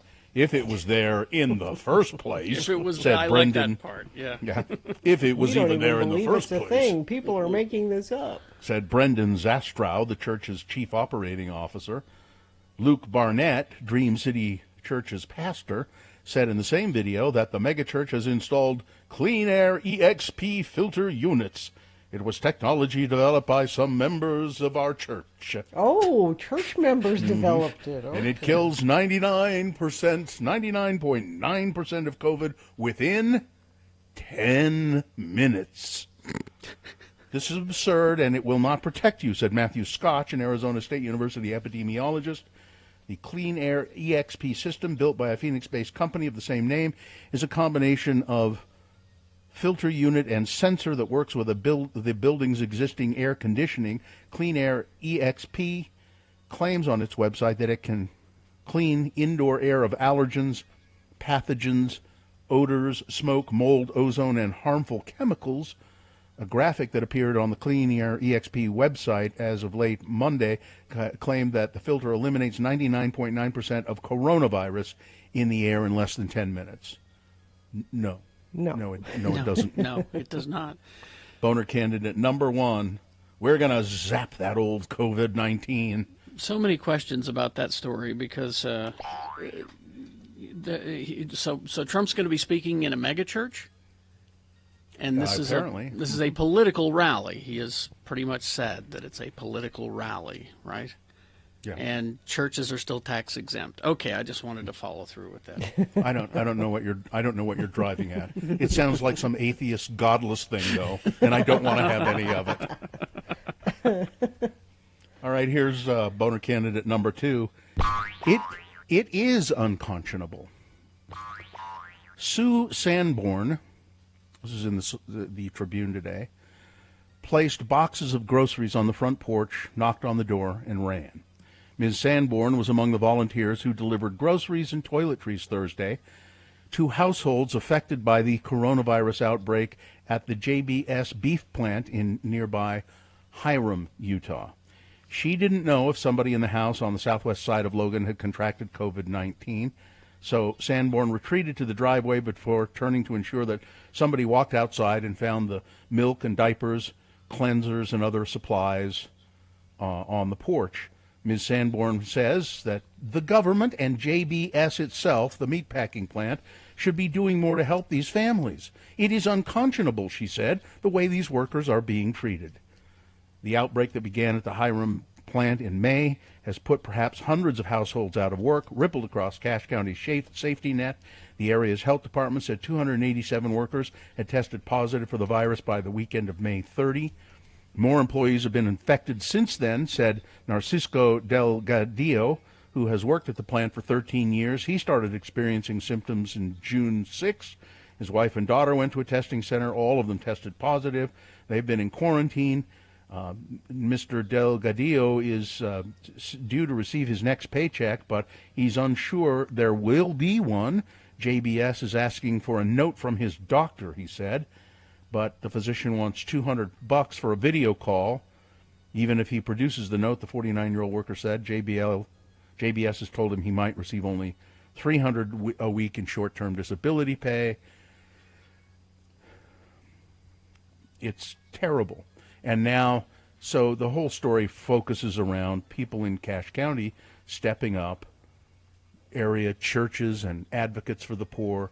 They're all stepping up and feeding families after this outbreak. But as Ms. Sanborn said, it's unconscionable that the government and the company hasn't done more for these people. Yep, I agree completely.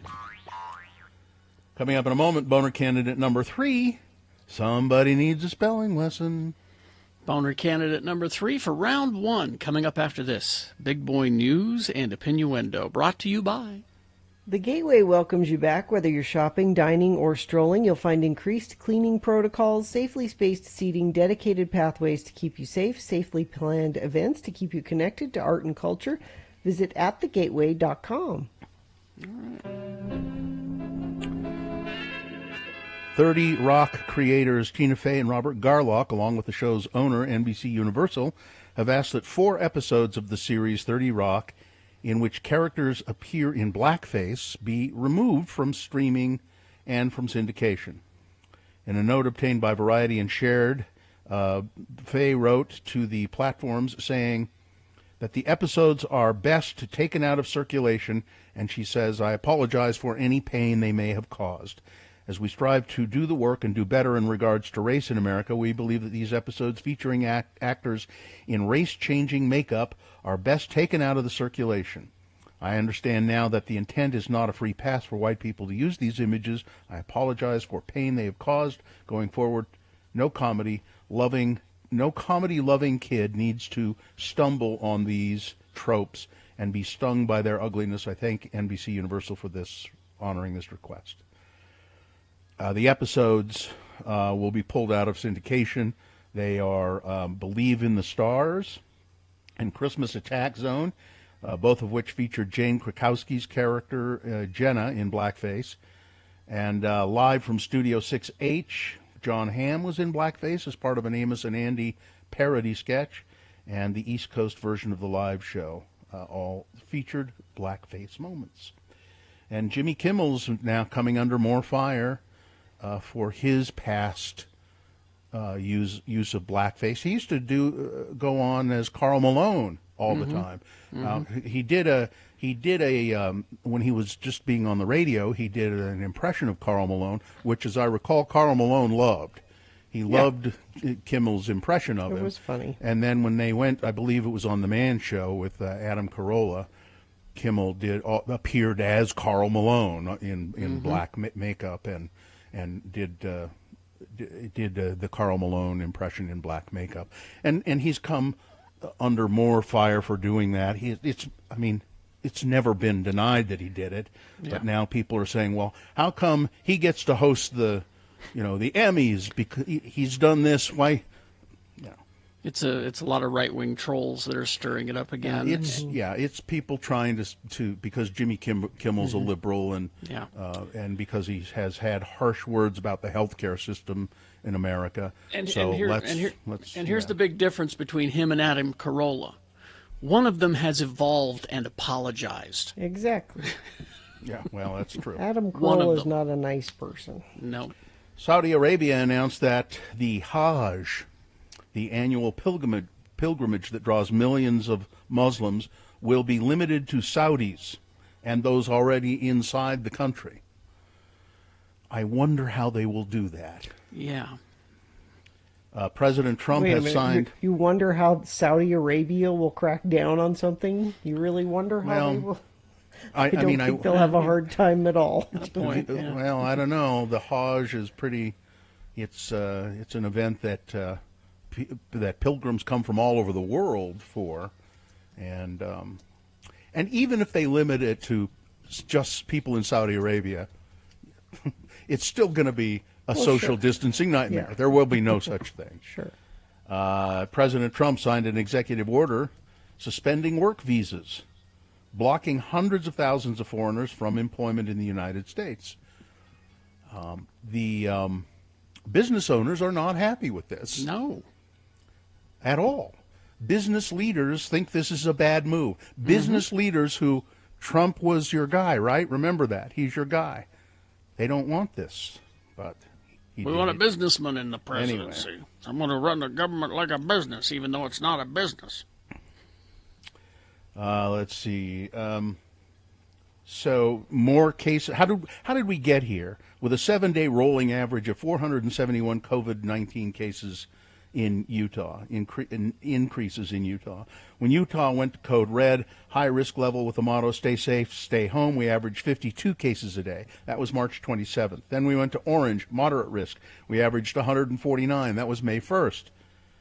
We were a little better, which seems like the way it ought to be when most of us went to yellow. The average was 141 on May 15th, and now Utah's still in the yellow phase, except for in 10 counties where everyone has a mile or so of personal space. They're green. Salt Lake City remains orange, and now we're at 471 daily cases. That's because we're doing more tests, right? No. Nope. No, it's not. Nope. I mean, yes, there is more testing, but back when there were just a few hundred tests a day, about 5% of them were coming back positive. Now we're doing thousands a day, and 12% are coming back. We positive. need mandatory masks in public places. I understand when the governor says, I don't want to shut down the economy again. Fine, don't shut down the economy. But mandate masks in public places. You can do this, because the excuse they'll give is, well, it's really hard to police and make people do it. No, I bring it up all the time. The Saudis could do it. The Saudis could do it. If a bunch of people showed up at the grocery store without pants on, they would be asked to leave. Not the places I shop. It's just another piece of clothing. I go to that pantsless grocery store all the time. Haven't you been there? Well, I guess you wouldn't want to do that. No. It's this that needs to happen because the people that are ignoring this don't pay attention to the news, don't care. They vaguely hear, oh, we're an orange, we're a yellow, we're a whatever, and I don't want to wear a mask, and I'm not going to. They don't care. You have to compel them to care. Hey, Carrie, story from your hometown, kind of a sad story. Oh? But it's right where you lived.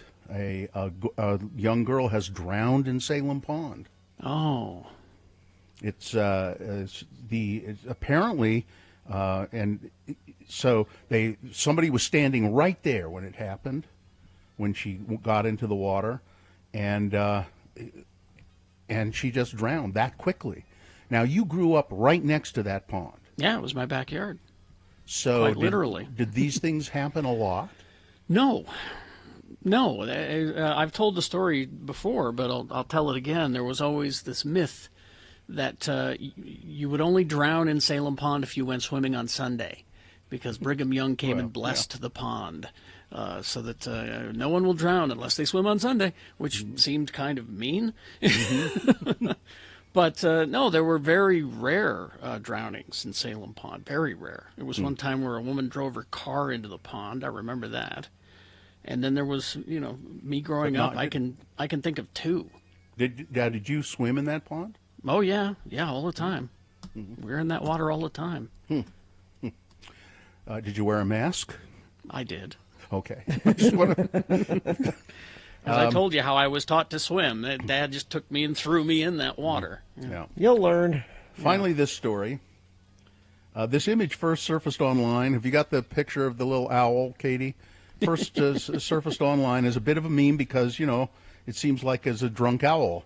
But when the reliability of the source was first questioned, it turned out to be actually true. There are more pictures now of young owls, baby owls, lying down to sleep. Because their heads are so heavy, they sleep face down.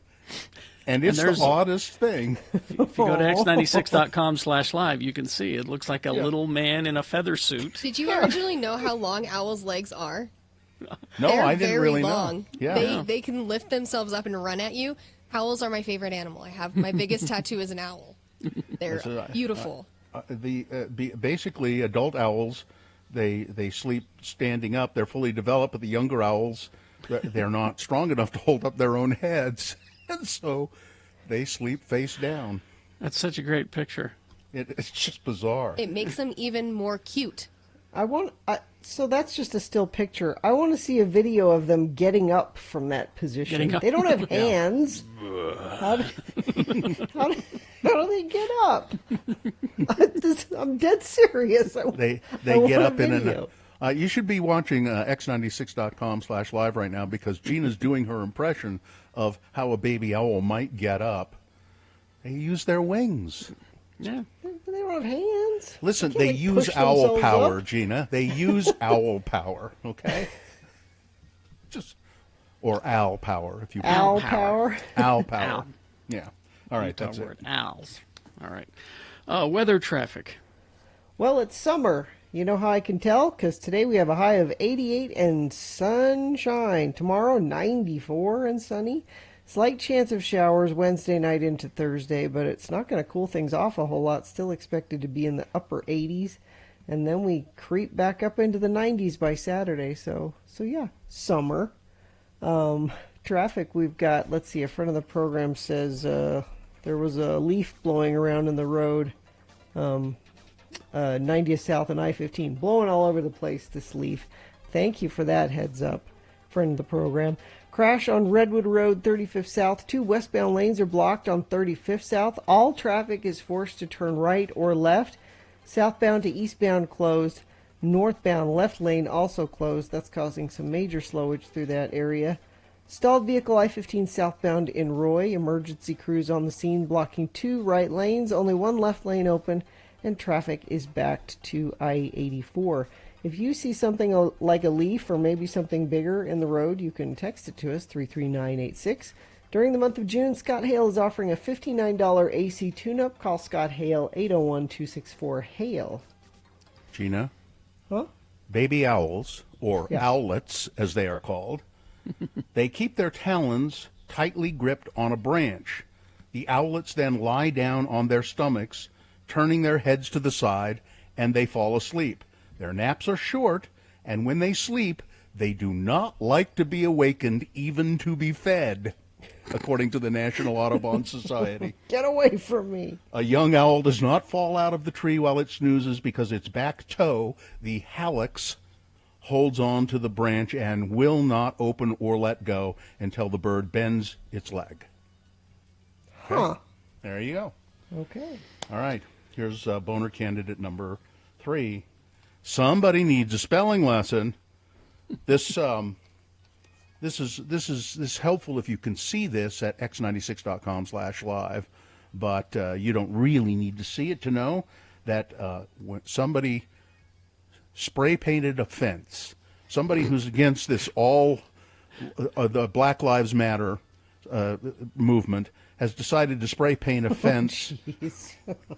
White Lives Matter, and they spelled white WIGHTE. White Lives Matter. Maybe this isn't White Lives Matter. Maybe it's Wiggity Lives Matter. Maybe there's some other. No, I don't think so, Gina. Some other thing that's how you spell white. WIGHT.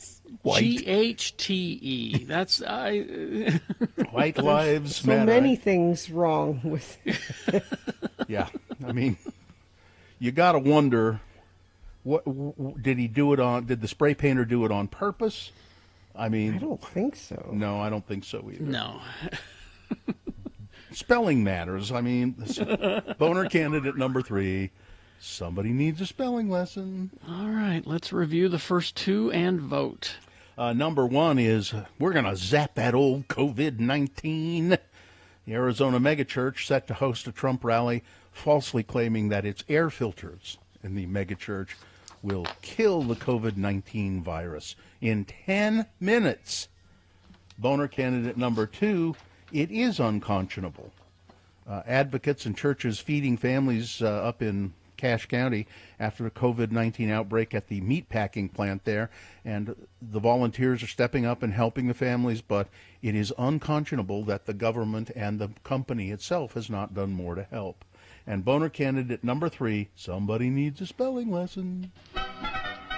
Okay, here we go. This is round 1 of your boners. You've got to decide, of these 3 candidates, which one is the worst.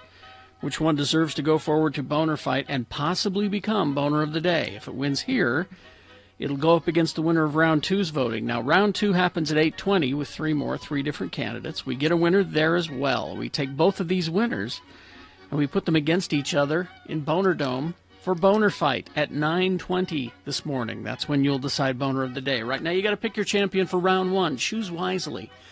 1, 2, or 3. Remember your candidate number, the one that you think should win. Put that number, that single digit, is all we need in the message of a text. Text that to 33986. Pretty easy. Or you can call the producer's booth, 877-602-9696, and they'll take your voice vote there in Salt Lake. Or you can go online, x96.com, look for the box that says Boner Voting June 23, 2020, and vote there. You have only until the end of these messages to do so. And then we'll have your winner of round one right after these, X96.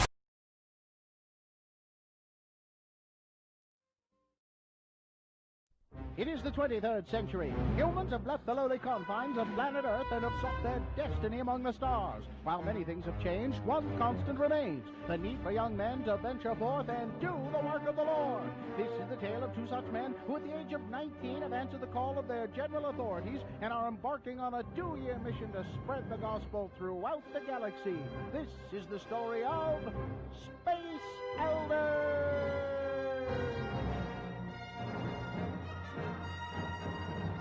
In this episode, we find an old adversary of Butch and Lehigh planning their demise. So, bounty hunter, you will bring me Christiansen? Jabba the Hutt is very fond of his rank. He will pay me more for a complete set of missions. Christiansen made me look weak in front of the Emperor. Only by turning Christiansen to the dark side will I be able to regain my place by the Emperor's side. Sell him to that slug, Jabba. I have arranged to have the elders meet you on Bespin. There you can ambush them without anyone noticing. If these elders bested you and the Emperor, how do you expect me to transport them back to you? I prefer my elders frozen. There is a carbonite facility on Cloud City. That should make transporting them simple. Have my credits ready. I'll be right back. Here we are, Butch. Cloud City. It sure looks like the holograms they showed us in school. I don't know, Lehigh. I always get nervous when I stand on a city that's floating miles above the surface. Are you sure this is the right place? Zone Leader Hanson said that we're supposed to meet someone here named Lando Calrissian, right here on Bespin. Well, church records on this Calrissian fellow show him to be a gambler, smuggler, womanizer, and a penny stock manipulator. Are you sure this is the guy? Well, maybe he's ready to turn over a new leaf. Oh, I think that's him right there. Hi, and welcome to Cloud City.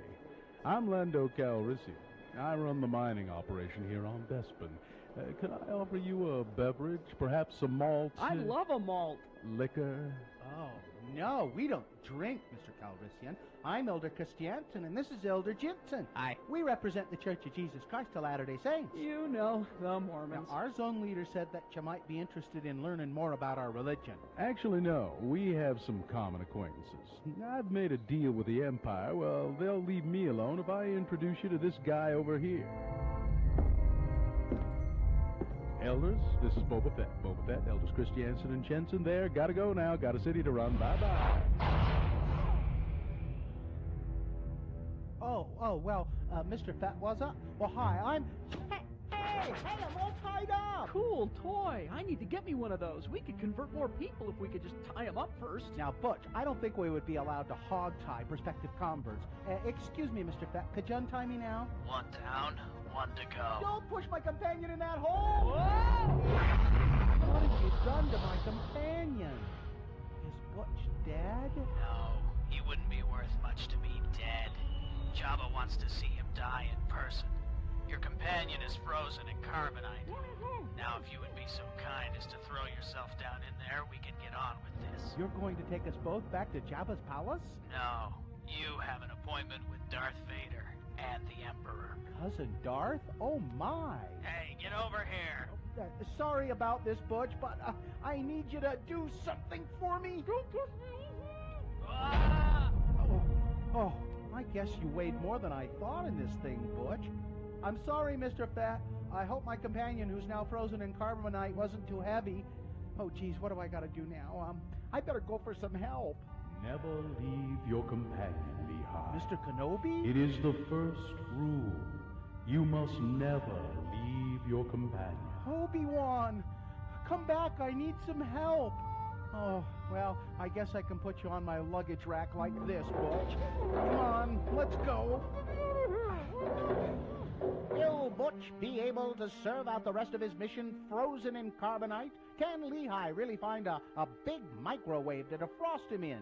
Will Darth Vader ever get his revenge and once again become the Emperor's favorite lapdog? And where does Boba Fett get all those neat gizmos? Tune in next time to hear Butch say, on the next mind-numbing episode of Space Elders!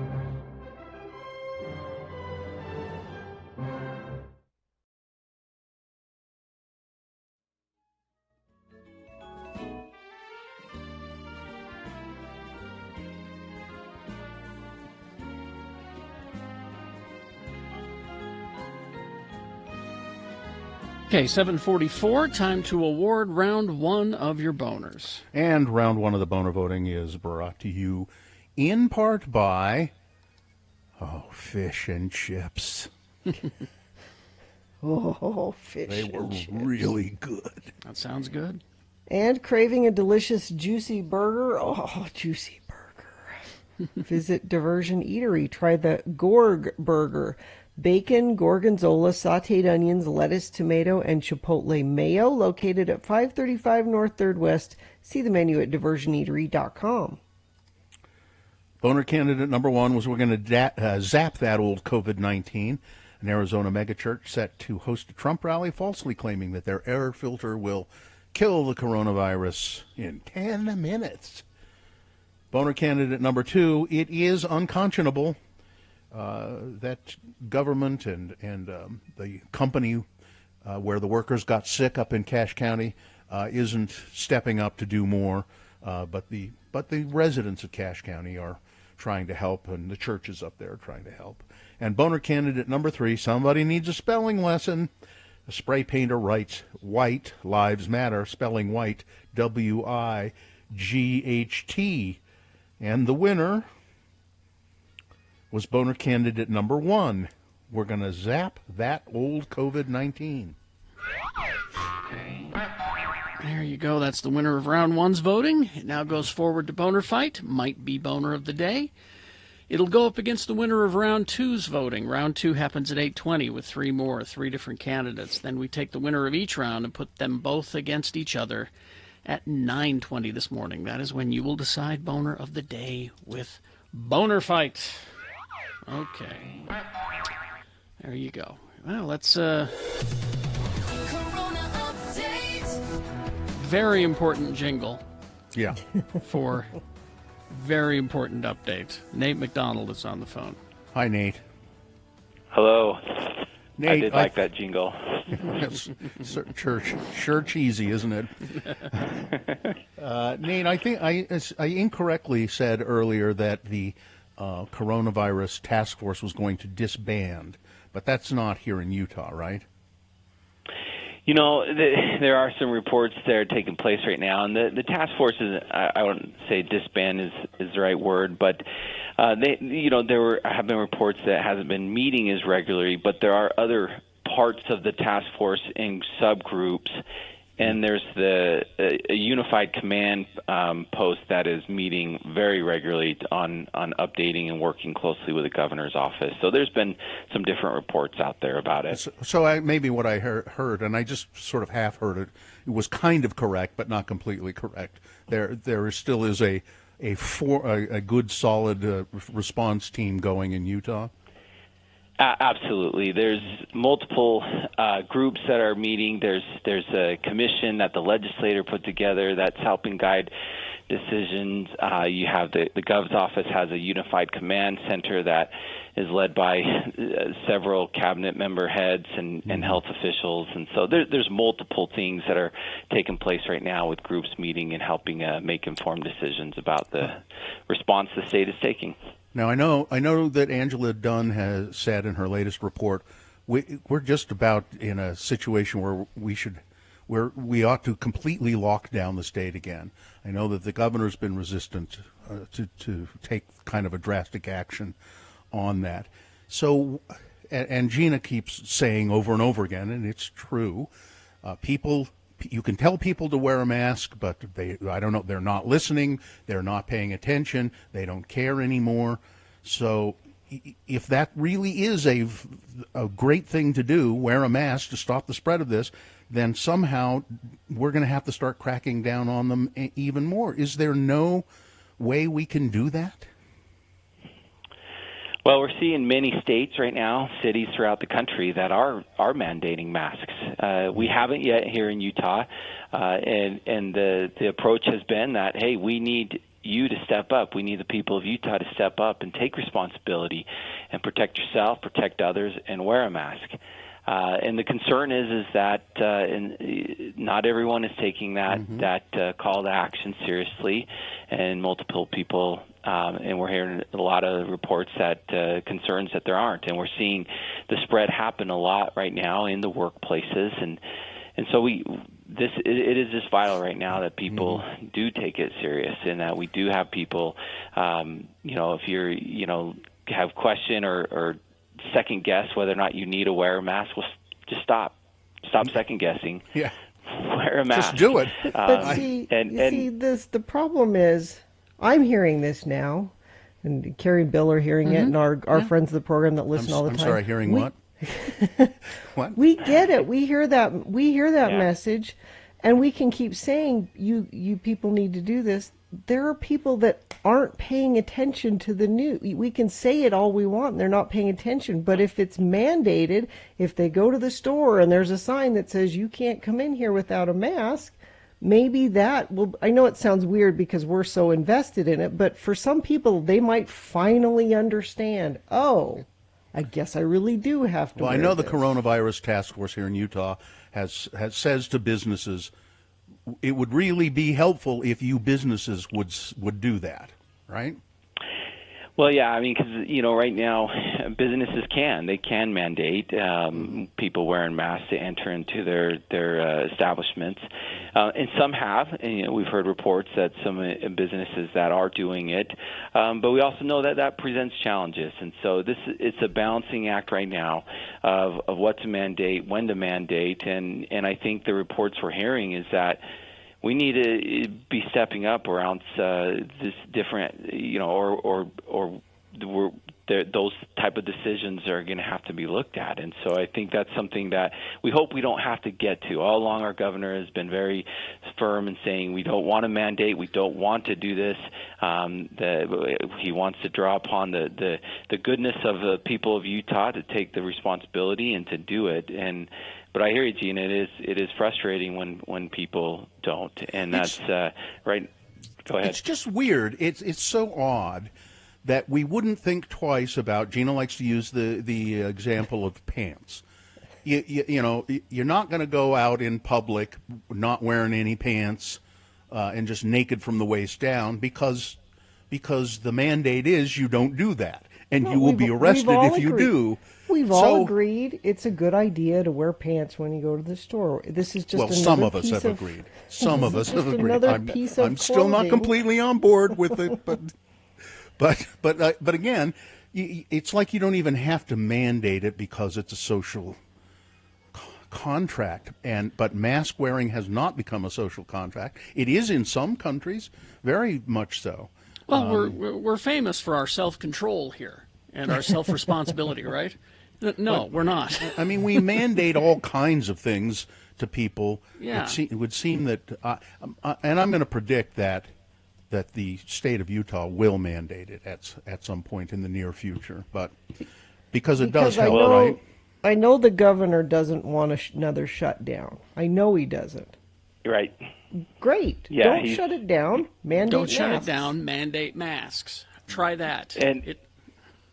Yes, and I think that right now, we're heading, with the last week we've had over 400 case counts a day, and if we continue this path, we're getting closer. Our hospitals has come forward and said the trend is moving in a direction where we're looking at another 2 to 3 weeks, and we're going to be in a spot where our hospitals are are going to be, over capacity or feeling tight restrictions where we aren't going to be able to have some of the services that we need for other health problems. And so we're hitting the spot right now where it's critical for everybody to do what they can to step up, this conversation is going to be continued to had, and tough decisions are going to have to be made at the state level to help us to be able to move forward at this time. I heard an epidemiologist, some other state talking, and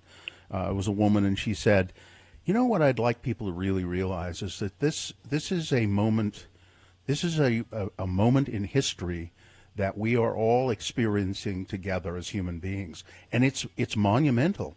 It is a moment in history that is unprecedented, a worldwide pandemic, and we're all in it. We're all experiencing this history. We are part of this history. And future generations will judge us by how we responded to this historical moment. And so far, I went down to southern Utah over the weekend, and people weren't responding very well to this historical moment, Nate. They were. Oh, you mean they weren't taking self-responsibility and doing the right thing? Yeah. How about that, huh? Yeah. Well, thank you guys for helping spread the message, and really the other big thing we hope to get out to people is that if you are feeling any symptom at all, go get tested. That's the other important thing is get tested and then follow the guidance of the health department, and that helps as well because we get people who get tested and then they don't follow the guidance from the health department to stay home and to self-isolate, and that furthers the spread. So we need people, when they're feeling sick, any of the symptoms, get tested and then follow what the health department worker tells you. Coronavirus.utah.gov. There's a lot of valuable information there, and a lot of smart people put that information there for you to use. So be smart and use it. Nate, thank you. Nate McDonald, Coronavirus Task Force. Thank you. Thanks a lot. Talk to you next week. All right. See ya. Yep. We will, there we go. We will take a break here. We'll be back coming up in the 8 o'clock hour. Of course, round 2 of your boners. All that and more on the way. Stand by. KXRK Provo.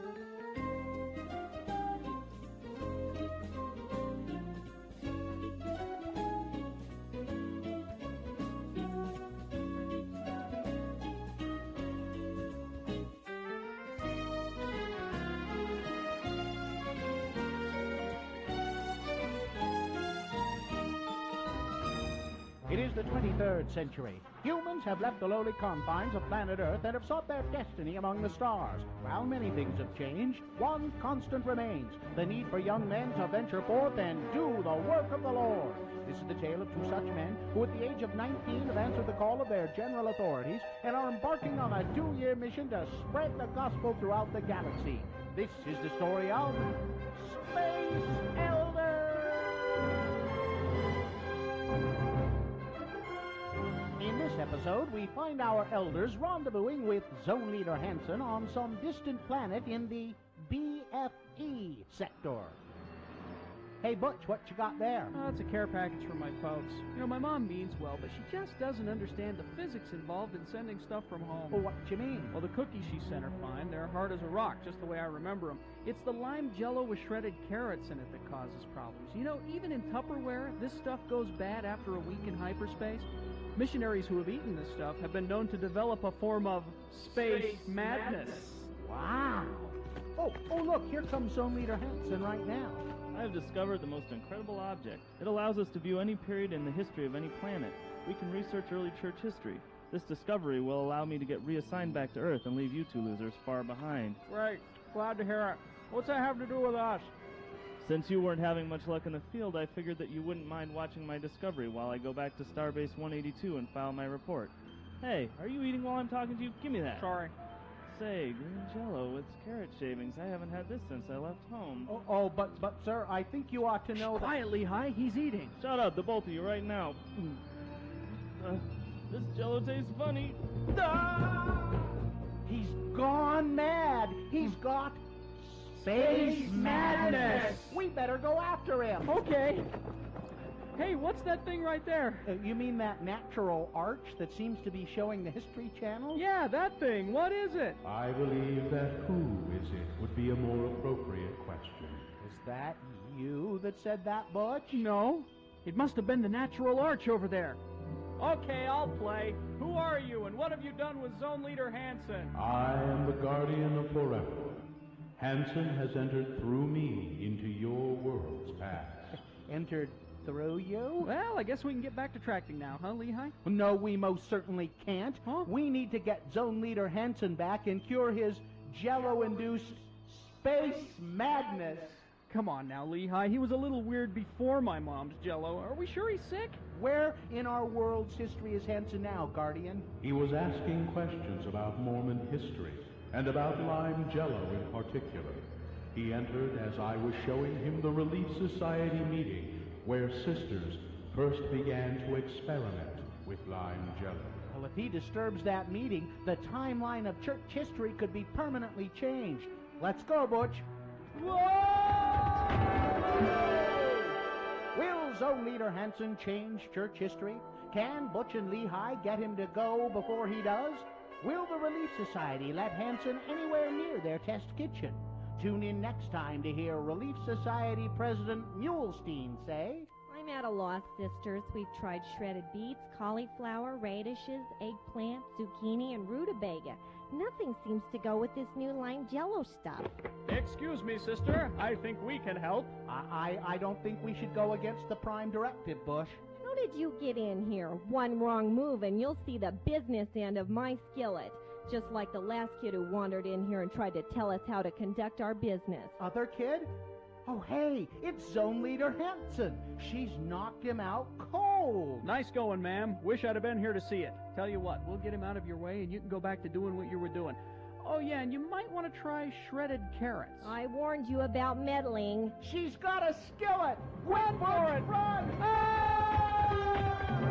On the next liposuctioning episode of Space Elders.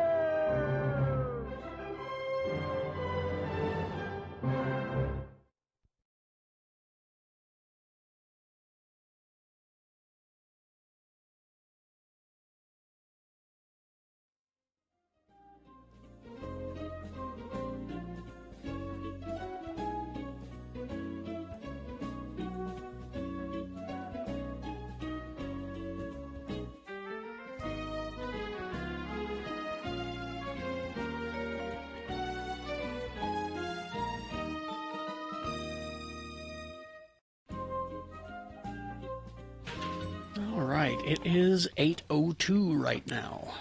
Gina has a list for us, but I wanted to show you this picture first. This, if you go to x96.com/live, you'll be able to see this.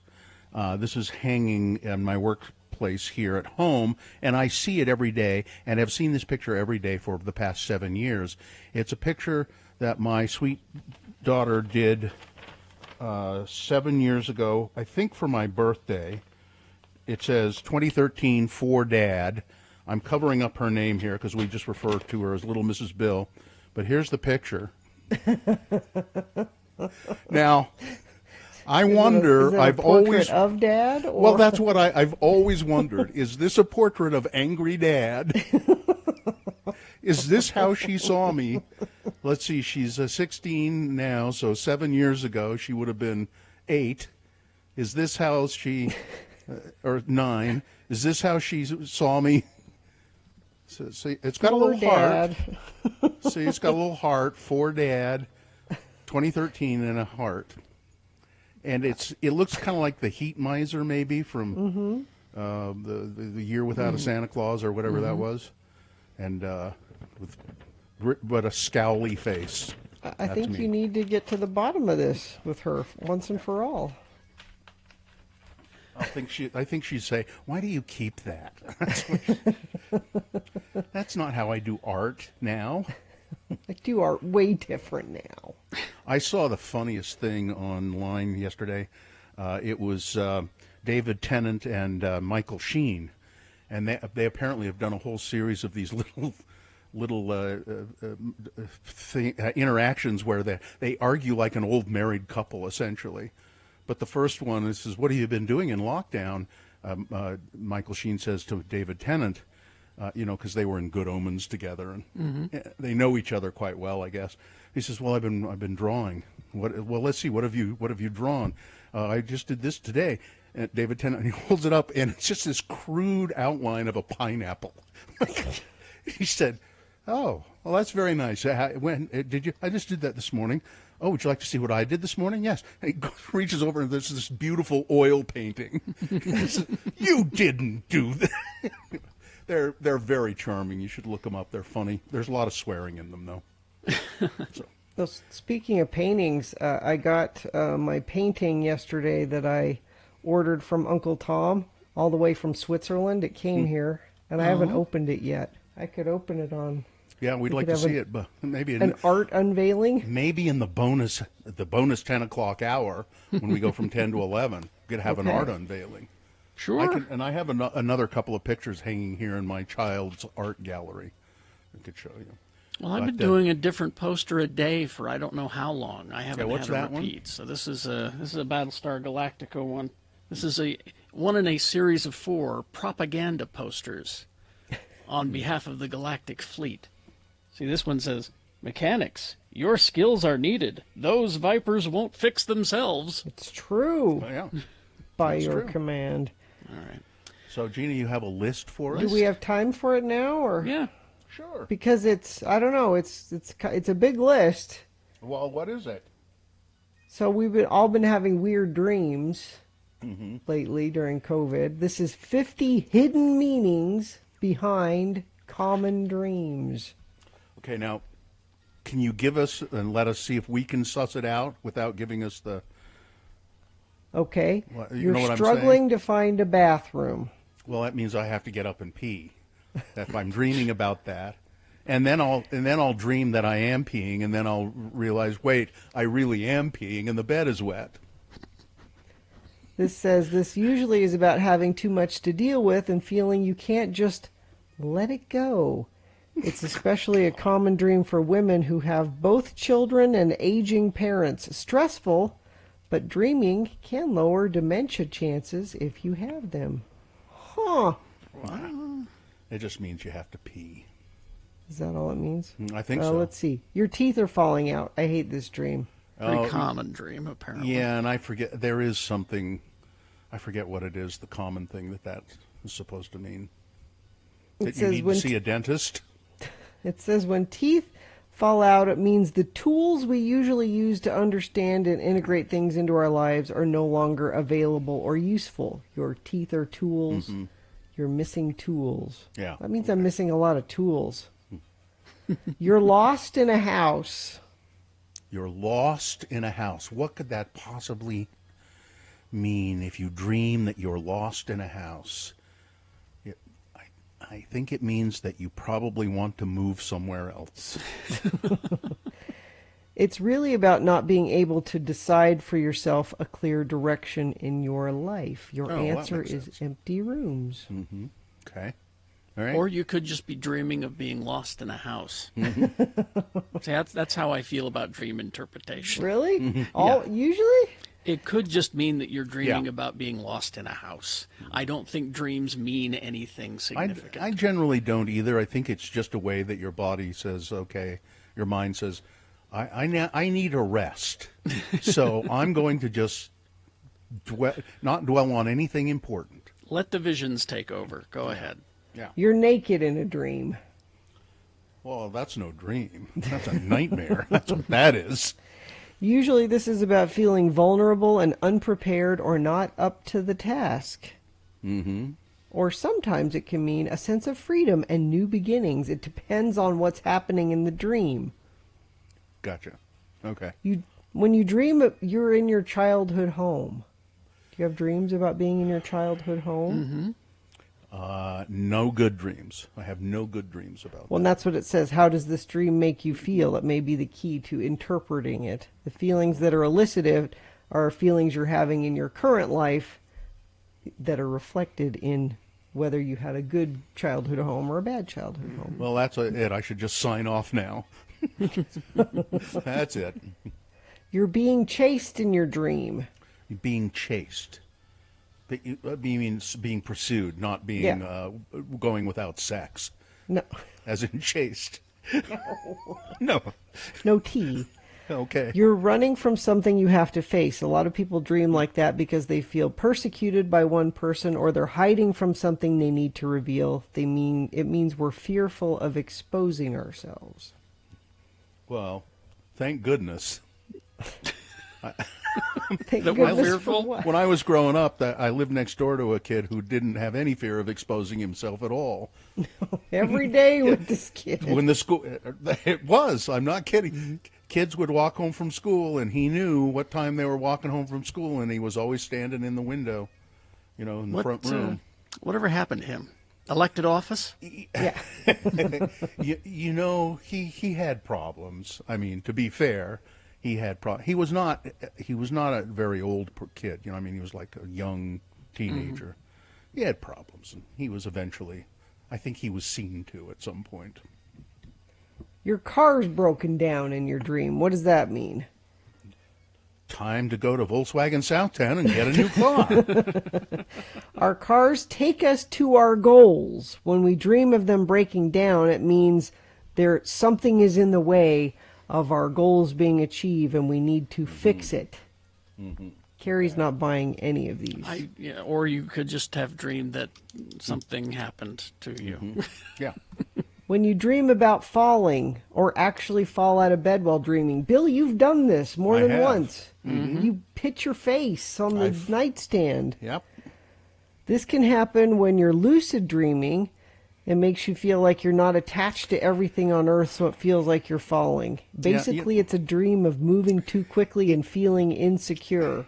Bill, were you feeling insecure? It can also happen if you've just had too much to drink right before bed. Well, that's not why you did that.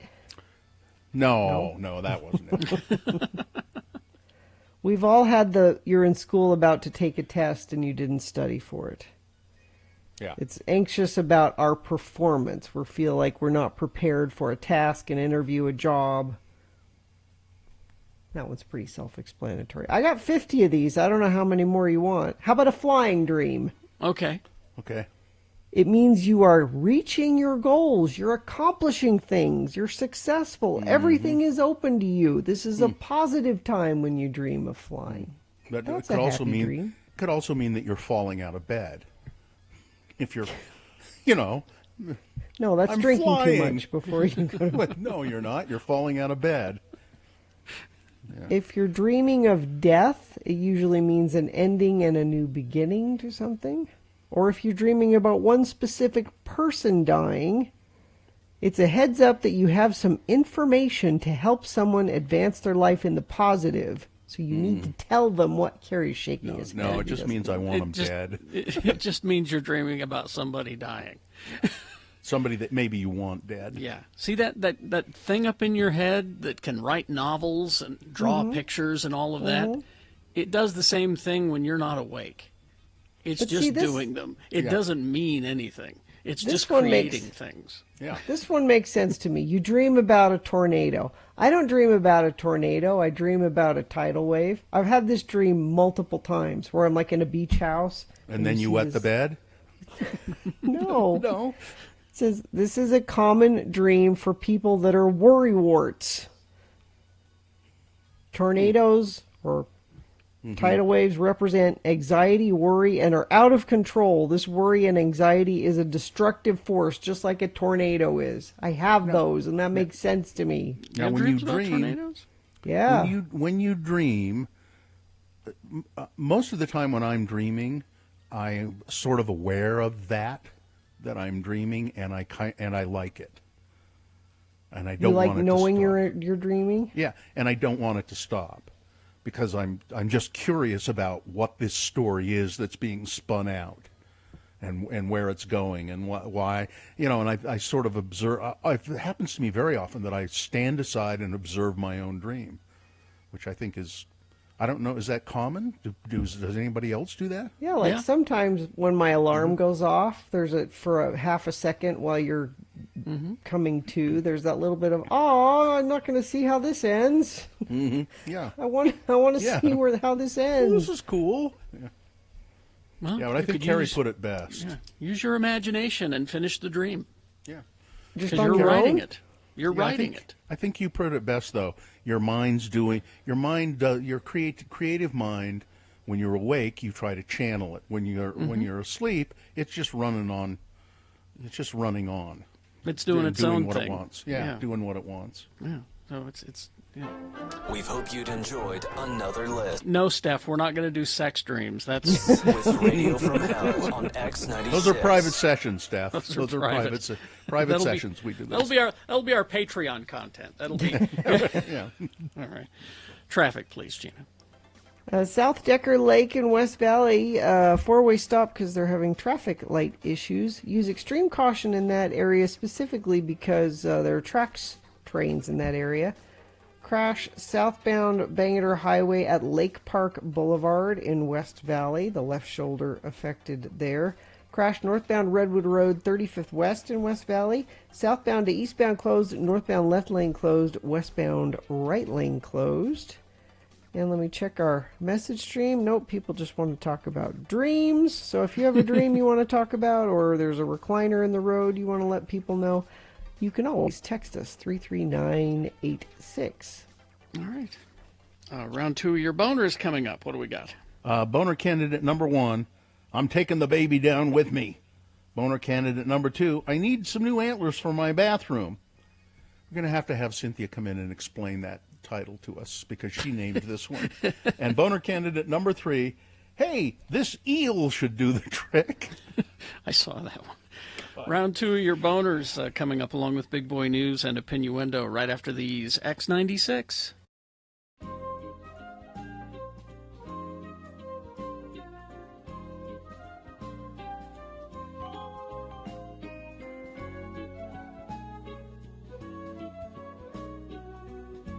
It is the 23rd century. Humans have left the lowly confines of planet Earth and have sought their destiny among the stars. While many things have changed, one constant remains: the need for young men to venture forth and do the work of the Lord. This is the tale of two such men who at the age of 19 have answered the call of their general authorities and are embarking on a 2-year mission to spread the gospel throughout the galaxy. This is the story of Space Elders! Today, we join our elders as they are drawn to a mysterious, uncharted planet. Are you sure the weird booming voice in your head said that this was the planet? Yeah, this is the place. I'm getting no signs of life on this planet anywhere. Just some weird power source in a cavern well beneath the surface. Well, we better check it out. Wow, cool cavern. Hey, Lehi, look. Lava lamps. Keen, huh? Hey, Butch, you shouldn't mess around with stuff that's not ours. Put me down. Who said that? It came from the lava lamp. That is not a lava lamp. It is my receptacle. I am Calgon. Welcome to our world. Sorry. Well, who's in the other receptacle? That is my son, Polygon. We have resided here for 50,000 years, waiting for someone to come. Hi. I'm Elder Christiansen, and this is Elder Jensen. Hi. We represent the Church of Jesus Christ of Latter-day Saints. You know, the Mormons. And we heard you call, and we're here to offer any assistance we can. How did you guys end up in these receptacle thingies anyway? We were a proud people, so technically advanced that we would be considered gods by your standards. We could have made an operational hyperbike the size of a walnut. Oh, that'd be cool. Wouldn't be very useful, though. Centuries ago, our world was ravaged by war. We saw our own destruction and designed this cave to ensure the survival of our species.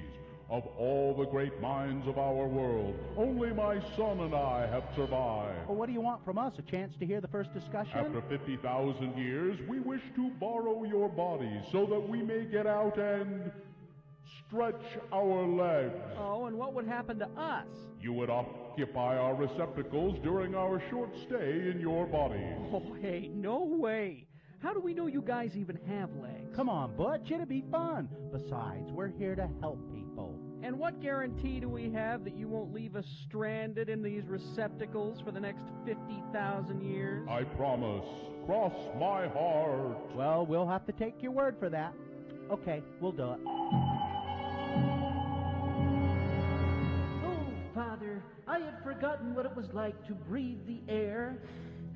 We have been in the receptacles for far too long. Yes, my son, far too long. I can't wait to have a cup of coffee. Not in my body, you don't. And I want to get a Slurpee and give myself brain freeze. Oh, I hate brain freeze. Hey, time's up. Get back in your receptacles. Have Butch and Lehigh been cheated out of their bodies?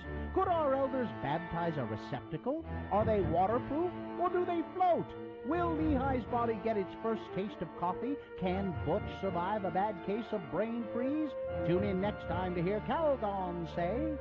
Well, my son, we gave our word. It is now time to surrender their bodies and return to our receptacle. No way! I haven't even gotten to play Nintendo yet. You just want to give them back their bodies because I got the good-looking one. Oh, how true. On the next hip-dislocating episode of Space Elders!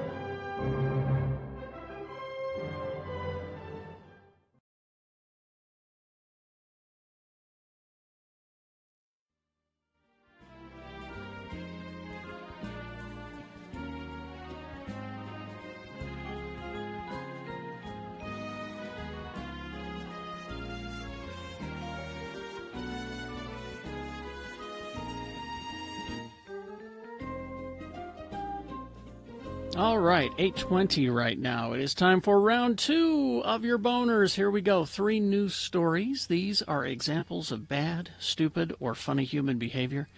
You will decide with your vote of these 3 candidates which one is the worst, which one deserves to go forward to Boner Fight and possibly become Boner of the Day. It will go up against the winner of round 1's voting. We did that an hour ago, but we'll take both of these winners. You will decide who Boner of the Day is at 9:20 this morning. That's when Boner Fight happens. That's when you'll vote. Right now, you've got to pick a champion for round 2 to send forward. Here we go. 2 candidates now, a third after the news. Once you've heard all 3, then you will vote. And one of you lucky random Boner voters will receive. Our friends at Diversion Eatery have come up with an electronic gift card for you that we'll email to you. You can go enjoy some delicious food at Diversion Eatery. All right, here's boner candidate number 1. I'm taking your baby down with me. San Jose, California. Police are searching for, or asking rather, for the public's help. Police are asking for the public's help. Now I've got it. To identify a woman who they say intentionally coughed on a small child in a stroller. This is considered assault and a felony crime during the COVID-19 pandemic. The woman is seen on surveillance video on the evening of Friday, June 12, at the Yogurtland on Cottle Road in San Jose. Police said that the woman was upset that a mother with her 1-year-old child was not properly socially distancing. The woman then took off her own face mask, got close to the child's face, and coughed on her 2 or 3 times.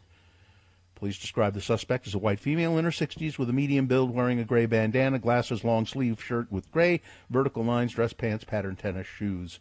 Coughing on a baby. I'm going to take your infant down with me. Boner candidate number 1. Here's boner candidate number 2. I need some new antlers for my bathroom. Now, Cynthia is one of our interns and helpers, and she gave these 3 boner candidates their titles. Okay. Now, Which, I'm going to read you this. To be fair, is a lot to ask of me. yeah, sure. It's really a lot to ask of you, Cynthia. I'm sorry I put that burden on you. But now, let me just read the boner candidate. Utah Division of Wildlife Resources officials are looking to identify a man who was seen shooting and killing a pronghorn buck earlier this year on Lake Mountain.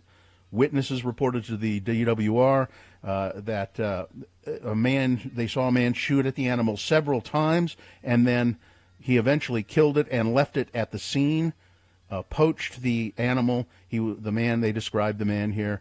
Anyone with information is left to, so anyway, he poached this animal, but then left it there. And Cynthia says that the title is, I Need Some New Antlers for My Bathroom. Now, there's no mention in there, Cynthia, that the man took the antlers off of the animal. I can't quite tell from the picture. And why would, even if he did, why would he want them for his bathroom? I don't know. Where did this title come from? Okay, first of all, if you zoom in really close on the picture, you can see that, I don't know, it looks like there's antlers missing.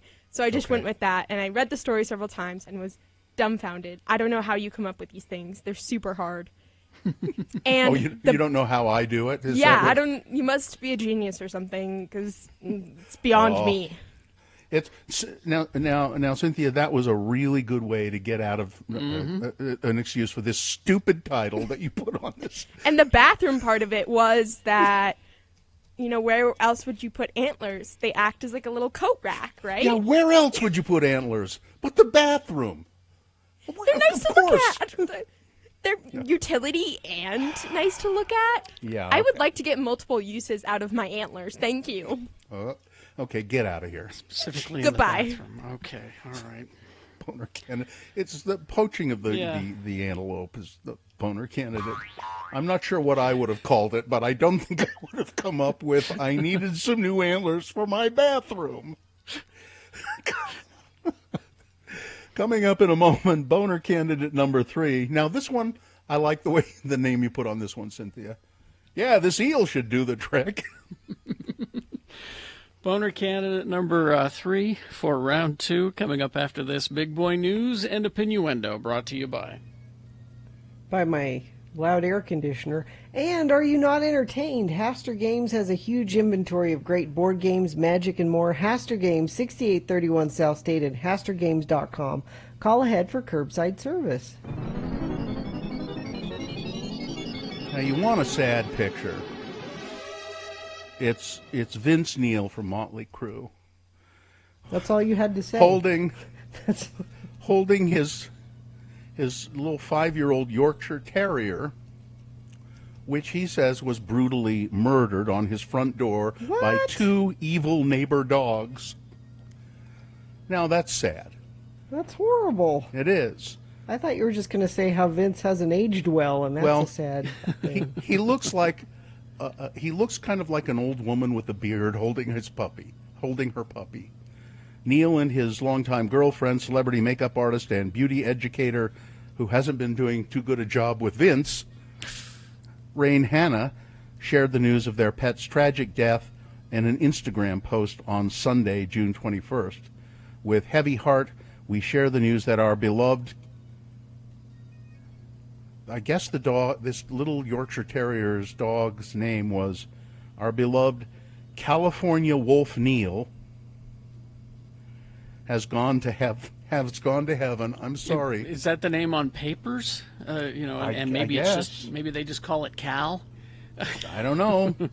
Her passing was tragic. She was brutally murdered on our front door by 2 evil neighborhood dogs, which is caught on our security cameras.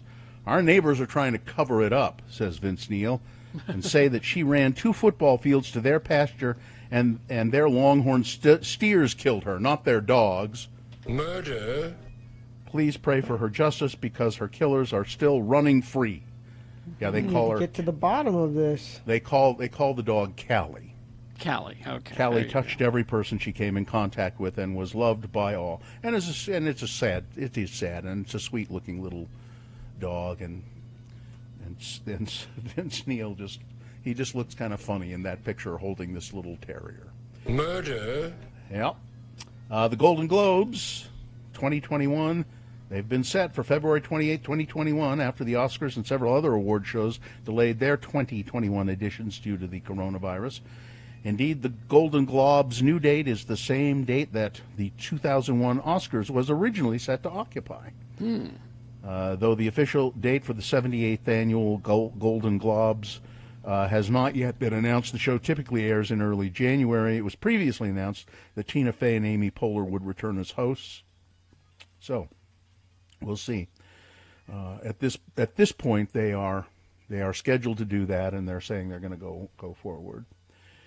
The Utah Department of Health reports there are now 17,906 confirmed cases of COVID-19 in Utah, an increase of 444 since Sunday. That's a lot. Mm-hmm. The number of people who have died of COVID-19 in Utah remains at 158. The state of Utah faces a complete shutdown as cases of COVID-19 continue to rise. That is a warning from Angela Dunn, the state epidemiologist. We are in the acceleration phase of the COVID-19 outbreak in Utah. We went to yellow May 15. Our surge in cases started on May 27, 12 days after going to yellow. Utahns care about these colors. They change their actions based on them. They are the key messaging tool to the public, said Dr. Dunn in her memo that she sent to the state's COVID-19 Unified Command based at the Utah State Capitol. All of our goals are aligned: keep the economy open, prevent deaths, illnesses, but we're quickly getting to a point where the only viable option to manage the spread and deaths will be a complete shutdown. This might be our last chance, she wrote, for course correction. Contact tracing and testing alone will not control the outbreak.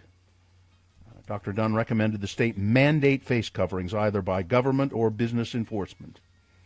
If the above isn't reasonable, we need to be clear with the public about why decisions are being made lessening restrictions. Economic, not health. It's the economy, not health, is what she writes. Yeah. Be clear about the health risk. Be clear about how these decisions are made and who makes them. This will better equip the public to be informed about the decisions about how to protect themselves and their health. That's very well reasoned, and it's clear. You should be clear to the public how these decisions are made and who is making them. Mm-hmm. And then I think implicit in that is then those people are the ones who should be held accountable. Oh, yeah, absolutely. Yeah. The Republicans are increasingly worried nationally that their decade-long push to repeal the Affordable Care Act is going to hurt them in the November elections. So again, they don't give a rat's ass about your health. They give a rat's ass about how they're going to do in the November elections. As coronavirus cases spike around the country and millions of Americans who have lost jobs during the pandemic lose health coverage as well. The issue will come into sharp focus this week when the White House is expected to file legal briefs with the Supreme Court to put an end to the program popularly known as Obamacare. Speaker Nancy Pelosi, seizing on the moment, will unveil a Democratic bill to lower the cost of health care, with a vote scheduled for next week in the House. Republicans have long said their goal is to repeal and replace the Affordable Care Act, but they have never, ever agreed on what that replacement is. Nope, they don't have a plan. This week's back-to-back developments, Mrs. Pelosi's bill announcement on Wednesday, followed on Thursday by the administration's legal finding, has put Republicans in a tough spot. Because it's pretty dumb politically to be talking about how we need to repeal Obamacare in the middle of a pandemic. Mm-hmm. And the slogan was always repeal and replace, but they never finished that with replace with what? How much time do we have here? 2 minutes, 3. Okay. There was this, I just started to read this in the Salt Lake Tribune today. It's a special to the Salt Lake Tribune by Jeanette Rusk. I'm not quite sure who she is, but she begins her commentary this way. He says, make America great again. To use an old-fashioned term, make it super-duper, he has said. However, our president represents another kind of super-duper, a deceiver, another kind of duper. In fact, he is the superest, in his type of lingo, duper of them all. He is our duper in chief, she writes. I want to highlight what I think is the biggest threat to our democracy and the president's role in it. Our biggest stumbling block to greatness is not partisanship, as many say. It's not moral decay. It's something much more basic. The proliferation and blind acceptance of untruths. If we can't agree on a common set of facts, then we can't solve any problems or for very long even live together peacefully. So there are things that are true, and we have to listen to experts who can give us those truths. Well, I don't believe in those experts. I don't believe in climate change. This is not a matter of belief. I don't believe It's in a sir, it's not a matter of belief. It's a matter of whether it is or it is not a fact. Well, your facts are wrong because they're motivated for the wrong reasons. Okay. You scientists want to make all this money with your climate change. You're all getting rich and retiring on your climate change. Rich scientists, that's right. Rich scientists. Yep. And the little Penny Lane is no longer in danger of being renamed. Remember, we talked about that last week. The International Slavery Museum in Liverpool has concluded there is no connection between Penny Lane, the street made famous in the Beatles song, and one James Penny, a slave trader from the area. The origin of the Penny Lane name came into question after a press officer for the museum suggested the street was in honor of Mr. Penny, who was a slave trader. But the roadway is among several in the city mentioned in an exhibit about streets named after slave traders. A new statement now retracts the museum's suspicions about the name. We've found that, no, there is no evidence linking Penny Lane to James Penny.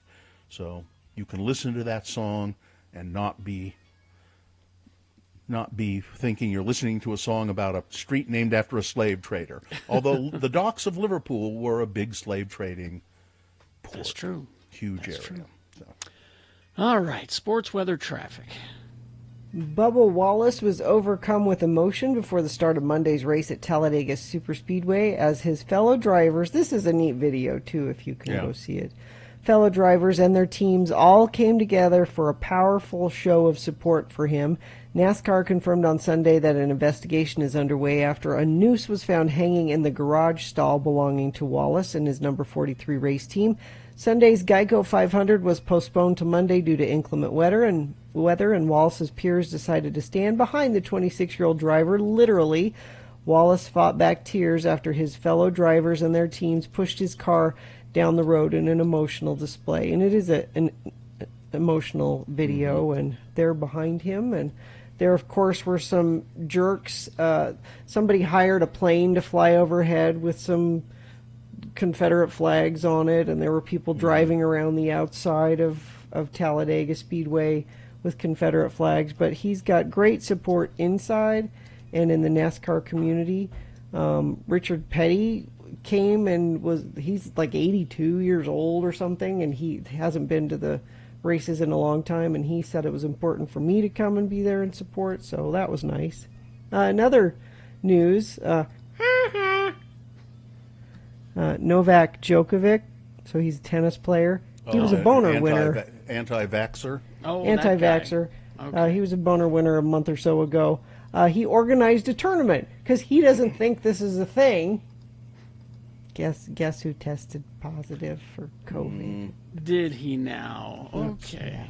This isn't a thing, anti-vaxxer Serbian tennis player Novak Djokovic. He and his wife both tested positive. Their children tested negative.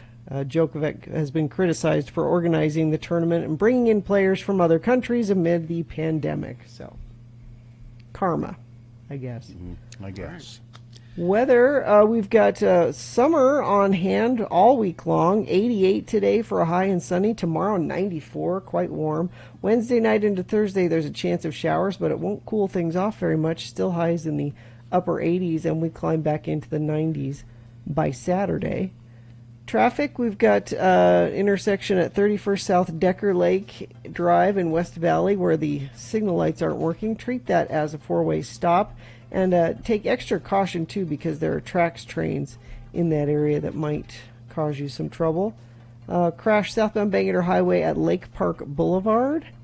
And I believe that is it. Let me refresh this quickly and check our message stream. Nope, looks like everything's good there. But if you see something, please text us 33986. Here's boner candidate number 3, as named by Cynthia. This eel should do the trick. A Chinese man nearly died after inserting a wiggling 16-inch eel into his backside. Gina takes off her headphones and leaves the room because he said it was a treatment for his constipation. The live fish tore through the man's intestines before dying and getting stuck in his abdomen for a week. Oh. The unnamed patient, said to be in his 50s, claimed he decided to use the creature to solve his bowel problems after following a folk remedy. He's fully recovered, by the way. Okay. The eel did not recover. Boner candidate number 3. This eel should do the trick. All right, let's review the first 2 and vote. Boner candidate number 1, I'm taking your baby down with me. San Jose police are looking for a woman who coughed on a baby intentionally. And to make it even worse, it happened at Yogurtland. Boner candidate number 2, I need some new antlers for my bathroom. Boner candidate number 2, that's wildlife authorities are looking for someone who poached a pronghorn antelope in Utah County. And boner candidate number 3, this eel should do the trick. Okay, here we go. This is round 2 of your boners. You've got to decide. Of these 3 candidates, which one is the worst? Which one deserves to go forward to be possibly boner of the day? If it wins here, it'll go up against the winner of round 1's voting. We'll take the winner of each round, put them both against each other at 9:20 this morning. That's when you will decide boner of the day with Boner Fight. Right now, you've got to pick your champion for round 2. Choose strategically 2 candidates. Well, let's see, 1, 2, or 3. Remember your candidate number, the one that you think should win, and put that number of the candidate, the single digit, in the message of a text. Text it to 33986. Pretty easy to vote that way. Or you can call 877-602-9696. They'll take your vote in the producer's booth. Or go online to x96.com. Look for the box that says Boner Voting June 23, 2020, and vote there. If you don't see that box, refresh. It should appear. You have only until the end of these messages to do so. This is round 2.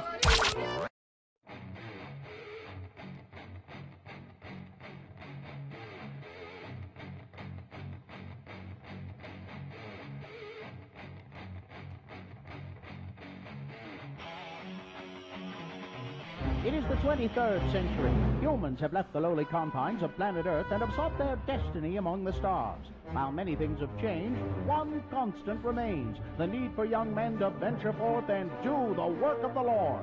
This is the tale of 2 such men who at the age of 19 have answered the call of their general authorities and are embarking on a 2-year mission to spread the gospel throughout the galaxy. This is the story of Space Elders!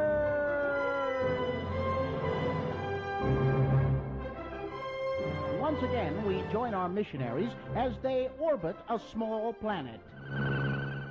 Hey, Lehigh, my sensors are picking up a distress signal from a small craft on the surface. Yeah, I see it. Well, there's nothing else in this sector for parsecs. You know, we better land and see if they need some help. Well, according to my tricorder, it should be right over there. Oh, yep, there it is. Well, that's odd. What? Well, it's just not often you find a spaceship made out of cardboard and held together with masking tape, staples, and paper clips. Well, it's a good thing we came along. I'll bet they need our help. Oh, looky there. It's a guy in a spacesuit. Excuse me, sir. Halt! Identify yourselves. Hi. I'm Elder Christiansen, and this is Elder Jensen. Hi. Elders. Sounds important. I'm Buzz Lightyear. Yeah, well, we represent the Church of Jesus Christ of Latter-day Saints. You know, the Mormons. Mormons? And we was wondering if we could offer you some assistance. Yeah, looks like your craft could use some work. Why don't you let me take a look at that, huh? Get back! Oh, look out, Budge. He's got a... looks like a little blinking red light on his wrist.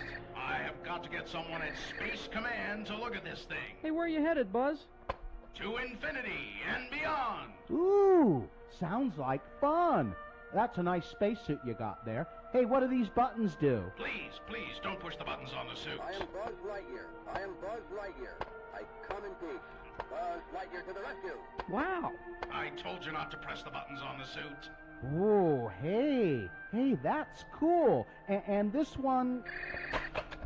Wow, wings! Yeah, I can fly. Will you leave the suit alone? Well, looks like your ship is all ready to go. All you needed was a little duct tape to hold the vertical stabilizers in place. I am forever in your debt. Hey, listen, you want me to take a look at that little blinking red light laser device while we're here? No, your companion has done enough fiddling with my equipment for one day. Well, would you be interested in learning more about the teachings of our prophet, Joseph Smith? Not today. It takes a long time to get to infinity, and then more to go beyond. I'd better get going. Nice meeting you. Well, bye, Buzz. Bye.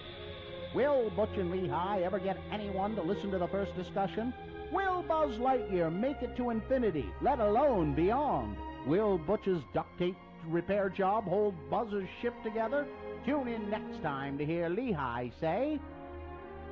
Oh, it's a shame we couldn't convince him to convert. Well, I doubt that action figure toys could count as converts, and I don't think action figures can hold the priesthood. Besides, I'd have to reprogram his voice chip in order to allow him to give the opening prayer. On the next leg-shaving episode of Space Elders!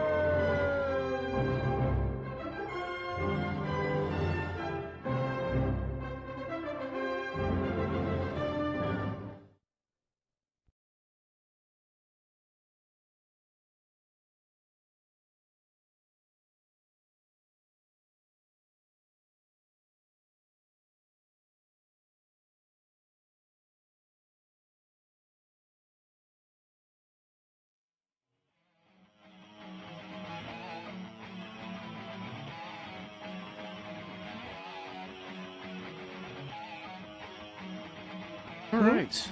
8:45. Let's award round 2 of your boners.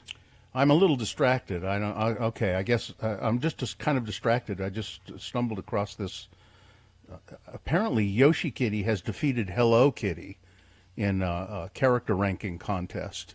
So, Yoshi Kitty defeats Hello Kitty. The win for #1 spot in France, Germany, and Brazil. #2 in China. The beloved character has reached the top 10 worldwide for the 5th straight year. Yoshi Kitty. Feeling bad for Hello Kitty? Well, Hello Kitty has had a good run, you got to say. For someone with no mouth, yeah. Yoshi Kitty is doing pretty well these days. Anyway, I got sidetracked with that. So let's go to announce the winner of your boner voting. And it's brought to you in part by, again, those fish and chips, which I wish there was one closer to me. It's that Slapfish place in Sandy. Oh, man. There's one in Lehigh, one in Sandy. They have great fish and chips. You know what's close to you, Bill? Diversion Eatery. Mm-hmm. Craving a delicious, juicy burger? Visit Diversion Eatery. Try the Gorg Burger. Bacon, gorgonzola, sautéed onions, lettuce, tomato, chipotle mayo, located at 535 North 3rd West. See menu at diversioneatery.com. I'm going to look and see if they have fish and chips. All right, we had boner candidate #1. I'm taking your baby down with me. A woman spitefully coughing on an infant at Yogurtland. Mm-hmm. There was an altercation there, argument about masks, and so this woman pulls down her mask and coughs on the baby. Boner candidate #2, I needed some new antlers for my bathroom. pronghorn antelope poaching in Utah County. Don't blame the title on me. I had nothing to do with it. That just tells me Cynthia has antlers in her bathroom. That's what she hangs her towels on. That's what it says to me. Yeah. Or she knows somebody who does and really thinks it's neat. You know what would be fun? Exactly. We'll put some antlers in the bathroom. And boner candidate number 3, a Chinese man. It's called, now this eel should do the trick. A Chinese man has his colon torn apart by a 16-inch live eel that he inserted in his bottom while trying to, he said, treat his constipation. I don't think so. And the winner, let's see. Oh, Wallace won the Diversion Eatery gift card, and the winner by 4 votes, boner candidate number 1. I'm taking your baby down with me. That's your winner of round 1. It now rolls forward. It might be boner of the day. Depends on how well it does against the winner of round 1. No, wait, that was round 2. We got 2 winners. Don't worry about it. We got 2 winners now. I'm with you. We'll take both of those winners and put them against each other at 9:20 this morning. That's when boner of the day is decided by you. Who would have thought that Yoshi Kitty could have overtaken Hello Kitty? I don't know that I know what Yoshi Kitty looks like. I don't know that I'm familiar with Yoshi Kitty. Let me get an image and see. Yoshi Kitty has a little, has, again, no mouth, but has like blonde hair on the side and a red ribbon on the side of the kitty head. Oh, well, it's just Hello Kitty. Oh, it's Yoshi Kitty. No, it's a Hello Kitty just dressed up. Yeah, because it's Yoshi Kitty. I thought it was something completely different from Hello Kitty. So this is still a win for Hello Kitty because it's Hello Kitty adjacent. That is not Hello Kitty. That is Yoshi Kitty. I know it's Yoshi Kitty, but she's related to Hello Kitty, so it's still a win for the Hello Kitty family. Now, in Hong Kong, number 1 is Aaron Pekel. Aaron Pekel. That's a duck. It's a little duck. And, how do you spell that? AHIRUNOPEKKLE. No, that's too much. Yoshi Kitty is a girl cat from Sereno. She has a white head, so she's part of the Hello Kitty. Yeah, she's Yoshi Kitty. She's not Hello Kitty. It's the Hello Kitty franchise. Pompurin is number 2 in Hong Kong, and number 3 is Picacho, or Picacho. Well, I like Peckle the duck, but he's also a member of the Hello Kitty family. This is a Hello Kitty family contest, I think.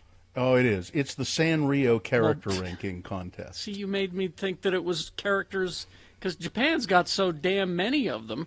I don't know where you'd even start with the bracket on this. It'd take 4 years. Well, they're all kind of different, though. They're all Hello Kitty, the Sanrio characters, but they're all different. They're like all in Kuromi. the Hello Kitty family. Yeah. Oh, listen, I'm just doing the news. I don't need to understand it. Hello Kitty is still number 1 in the USA. Well, good. All right. Well, it's is this a sponsored, Gina, the Utah Word? Yeah, it is. I mean, they didn't ask for it, but I'm thrusting it upon them. but we're friends, so they'll understand. Stockton 12 Honda, the Honda Giant, Giant Selection, Giant Choice. That's what makes them the Honda Giant. Come browse or visit at stockton12honda.com.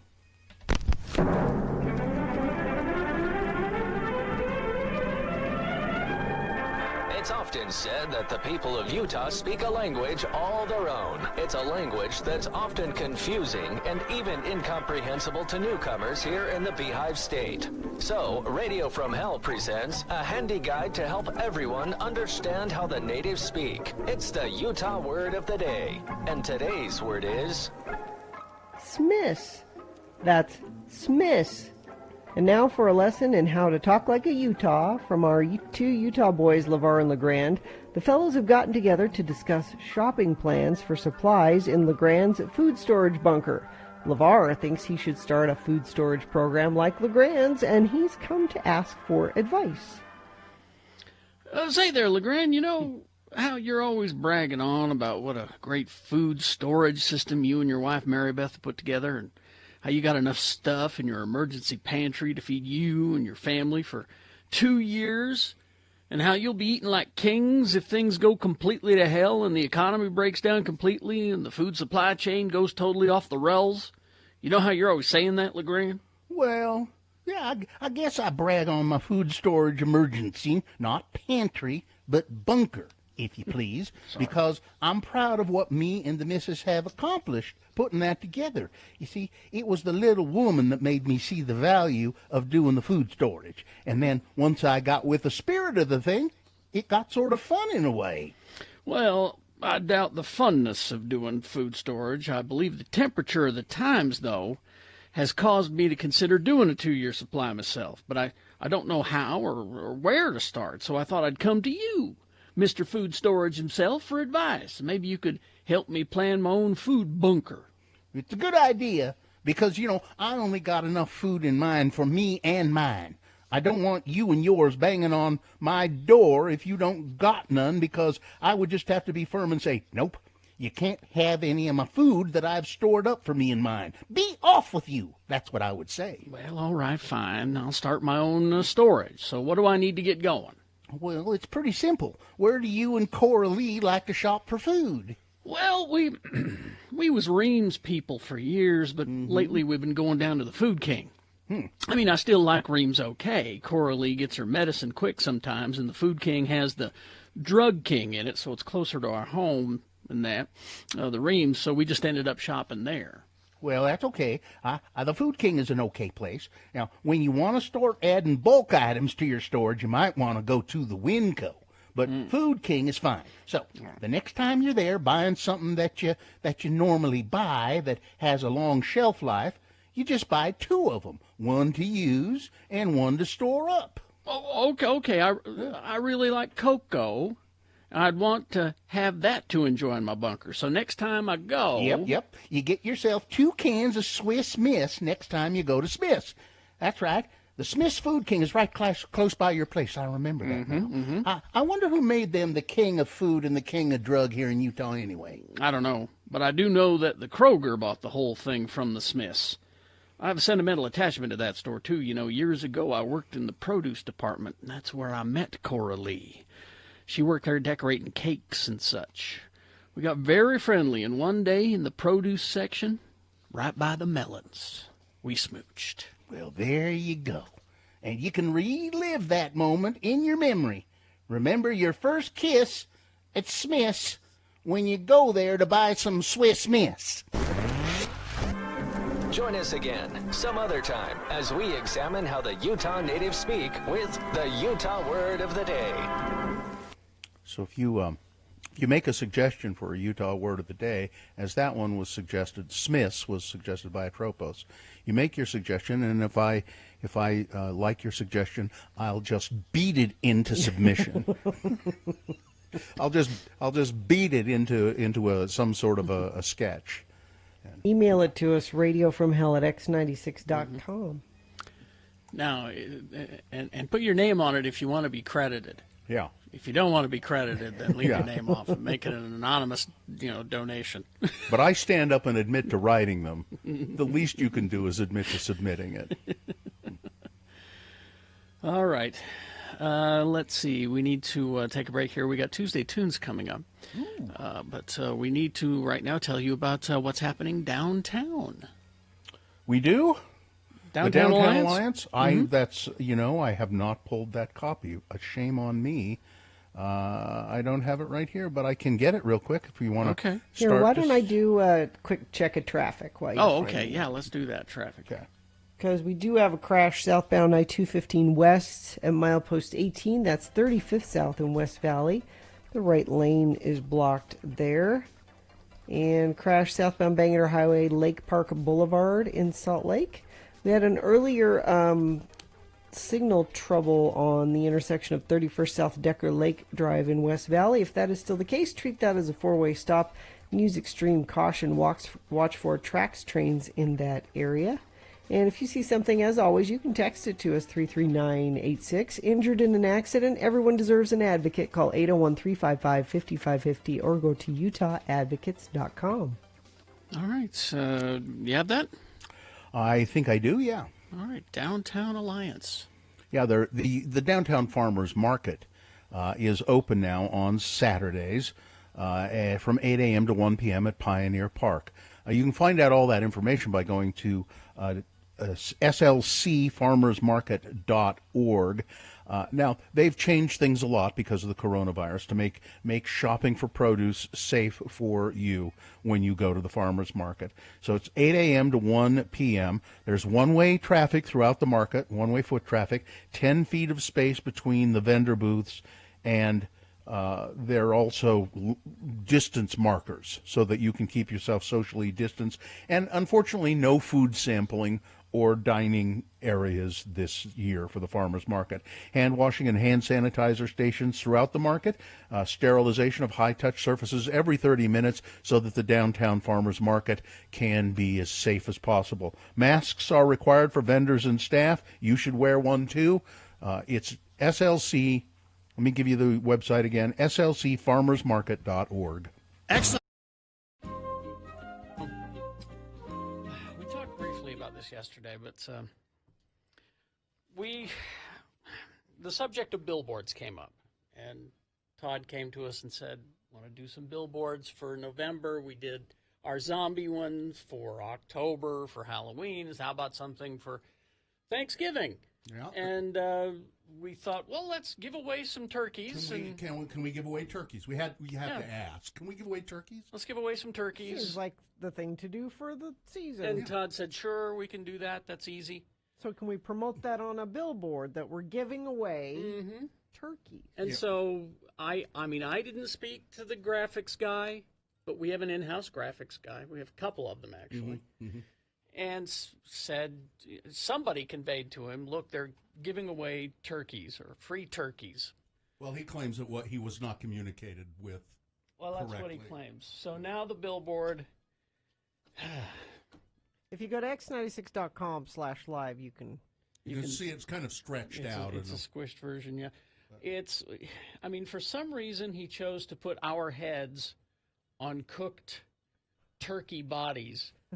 I don't, and then it just says turkeys. And it says turkeys. Now, and then I think it says Radio from Hell Mornings X96. I Turkeys, think, exclamation turkeys. point. Yeah, I think this is Tracy giving us the big middle finger. That's what I'm thinking. I don't think people are going to see this and go, I think Radio from Hell's giving away free turkey. Exactly. I think what it's doing, it's calling us turkeys. That's obviously what it's doing. That's what I think is happening here. I, for one, am offended. And well, you should be. And plus, your drumstick is burnt. Yeah. Look at it. Look at that. You're over. No one will eat that. I have kind of a nice tan. Yeah, but I'm a little overcooked. I look like I've been in the tanning booth. But I think, okay, so, look, I'm willing. Look, my gut says he did it on purpose because for some reason he doesn't like us. He did. But I'm willing to give him a second chance to fix it.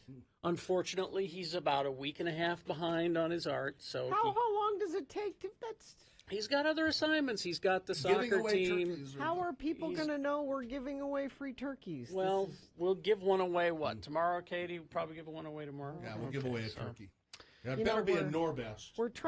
We are trying to focus on Thanksgiving because we feel like it gets neglected every year and just rushed right through the season to Christmas. I found this Thanksgiving traditions that have been mostly forgotten, so we need to bring traditions that have been mostly forgotten.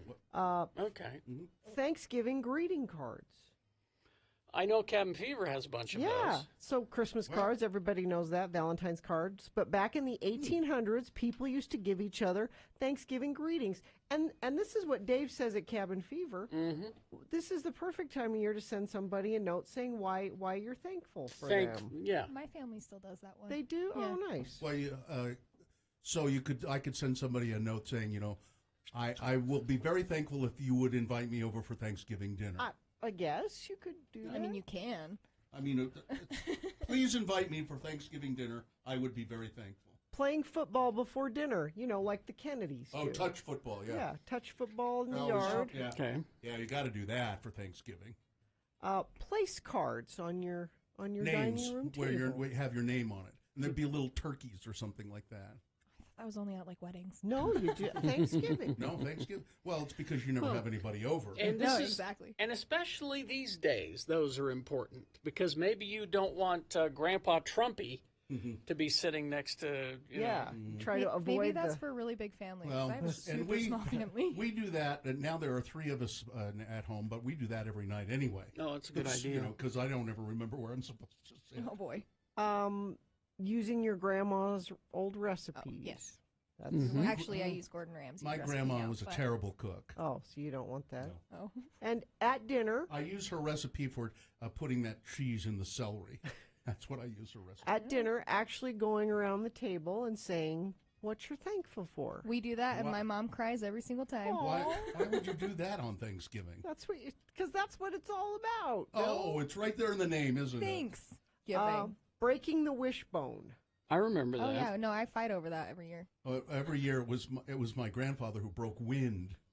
So the wishbone from the turkey, you're supposed Yeah. to break it, and whoever gets the bigger piece, they're supposed to have. Make a wish. You kind of have to save it because it doesn't. Well, it does have to dry. It has to dry out. Yeah, So. otherwise it's never going to break for you. Yeah. Using the good china and the good so what are some of the things your family does, Katie? We do it buffet style. I don't know about other people, but we do solid buffet style. So we set everything out, and then we just like go through the kitchen, then go to sit in the dining room. You know, that makes a lot more sense than trying to pass it around, Yeah. doesn't it? I think the Or only right thing we really now. pass are the rules. And is this a sponsored feature, Gina? Yeah. It should be. I just give you any opportunity to throw a Thank sponsor you. onto something, but Maybe Todd wants to talk about the fake festival. Maybe that's we can right. do that. Let's do that. Okay, hit the jingle. Turns with Todd on X96, ran from hell. Powered by the Larry H. Miller Used Car Supermarket X96 Fake Festival that's going to be Saturday from 11 a.m. till 7 p.m. And the lineup is now posted on x96.com. Oh, cool. Ooh, I'm going to go look right now. I've Some got good it up. stuff. Good stuff this week. Now, is it it's all Saturday or both Saturday and Sunday? Just Saturday, so from 11 a.m. to 7 p.m. Saturday. Thank you Okay. for getting System of a Down in there. Wouldn't that just be Thank fun? you. I can't wait. That's going to be a blast. Oh, it's going to be great. We've got Neon Trees, we got The Killers, we've got... Well, it starts off with the Beastie Boys. Right. Then An My Impossible Chemical Reunion. Romance, because we all need our emo culture. Erasure, Sublime, The Used, Neon Trees, System of a Down, Incubus, Pearl Jam, Smashing Pumpkins, The Killers, and Red Hot Chili Peppers. I want Quite a backstage lineup. passes. I want backstage passes. Print one off can on pick- x96.com, Bill. Yep. Can I? Yeah. You can do that and then tell your friends that you were just hanging with Flea all day. So just look for Backstage. the backstage pass at x96.com. Print one off, and you got a ticket to go back. It's, You'll be hanging out with Flea and Andy Bell. there's a link for that backstage pass right above the schedule lineup. Cool. I want to get all of Erasure's autograph. Maybe we should have Yellow at the festival.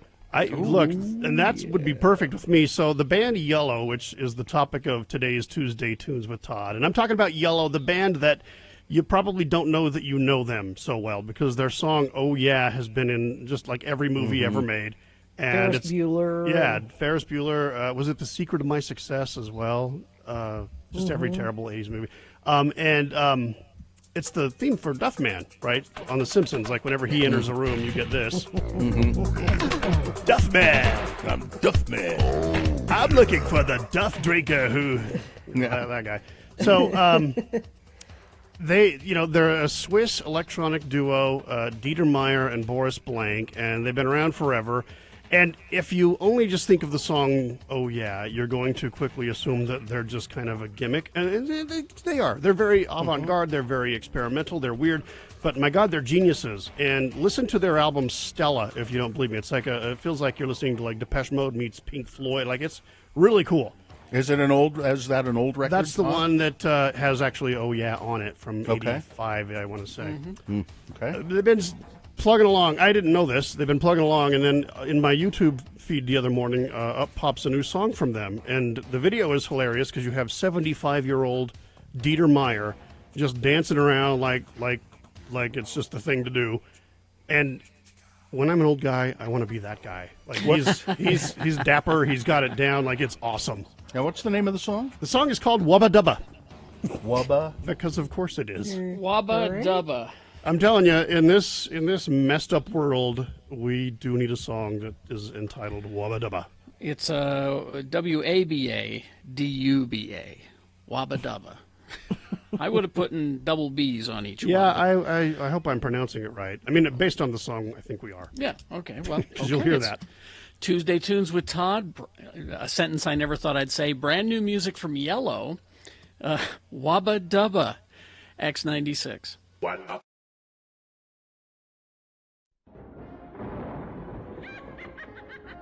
Hello, kiddies. It's me, your old friend, the bookkeeper. I'm here to help you with your taxes. Today, we're going to hear a tale from the old ledger which should simplify on how to fill out those pesky forms. Pay close attention now, so you won't have to pay even more later. You can come on in now, Mr. Irvine. Thank you. You can call me Lemar. Lemar. Okay. My secretary said you had some questions concerning your tax forms. Well, yeah. There ain't enough places on this here 1040A. I was wondering if there was a special form or maybe a separate schedule I should fill out. Enough places for what? My wives. Oh, you should only list your current wife on your tax forms. Your ex-wife will have to file separately. Ex-wife? I ain't never been divorced. You have more than one wife. That's what I'm trying to tell you. There ain't no place on this here farm to list all my wives. Not to mention the fact they don't leave you enough places to list your children either. How many wives do you have? 6. But the 2 youngest haven't turned 18 yet, so I figure I'll list them as dependents. Oh my. You're going to just have to list your first wife on your 1040, and then we'll file separate forms with the other ones, listing them as single head of household. Well, now wait one darn minute there, Sonny. No woman of mine is going to claim to be the head of my household. I won't stand for it. Now, it's only a classification. They won't really be heads of households. I mean, think of it. 5 women with no income and children to claim. You should get quite the refund, Lemar. Lemar. That would be dishonest. I'm a God-fearing man. I couldn't cheat the government like that. You do know that polygamy is against the law, don't you? Yeah. Big refund, you say? Very big. Where do I sign? You see, kiddies, everyone can get a refund just so you know which deductions to take. And if you're willing to sit through a very long audit. As for Lemar, prison might be a vacation when you compare it to having 6 wives reminding you to wipe your feet and take out the trash. Well, this is your old friend, the bookkeeper, reminding you that on midnight on April 15th, that is the cutoff.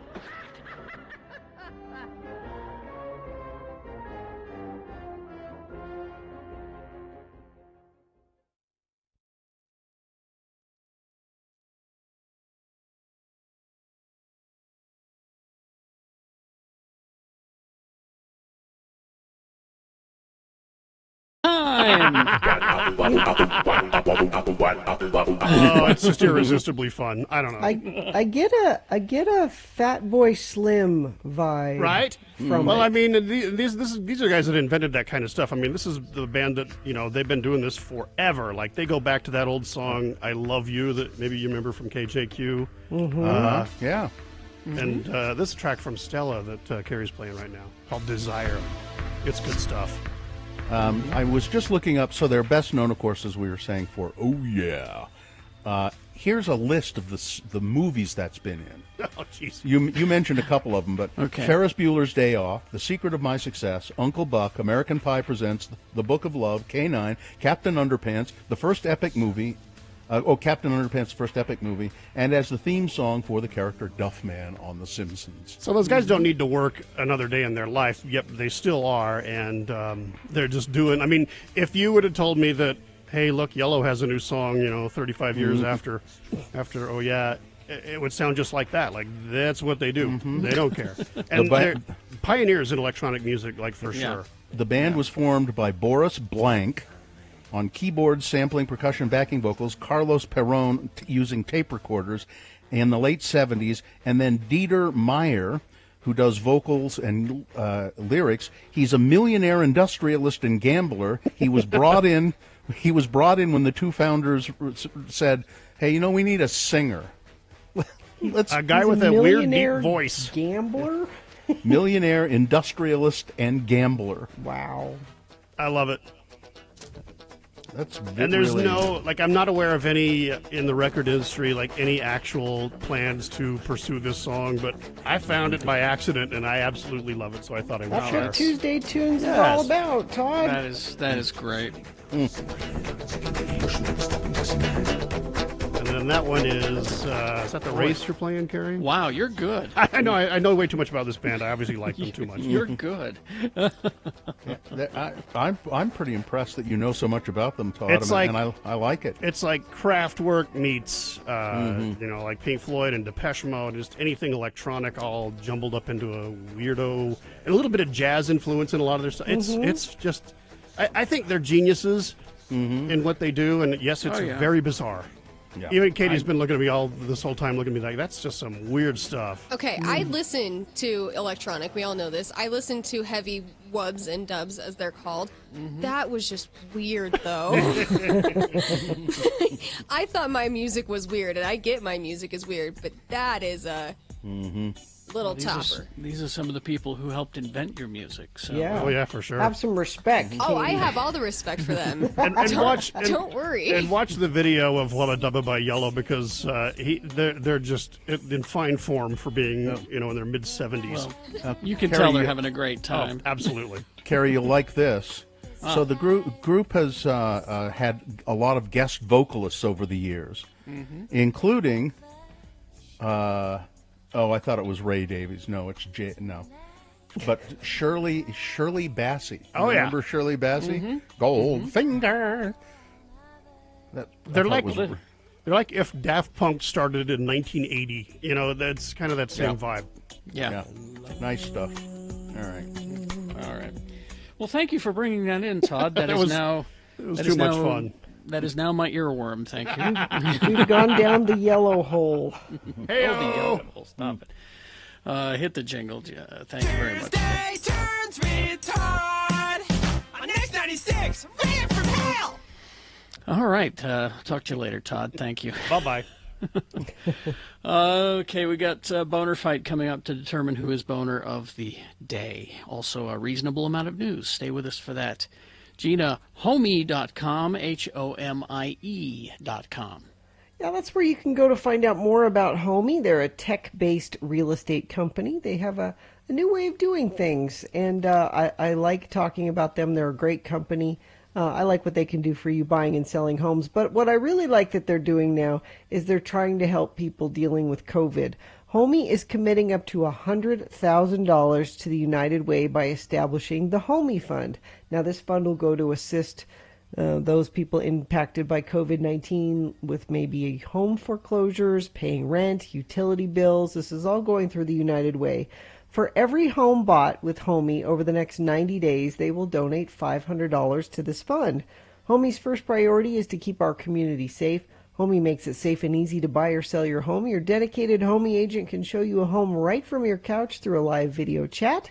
Text GINA, that's GINA, to 88588 to buy or sell with Homie. Stay safe and save thousands. Technology has evolved to the point where the ultimate goal...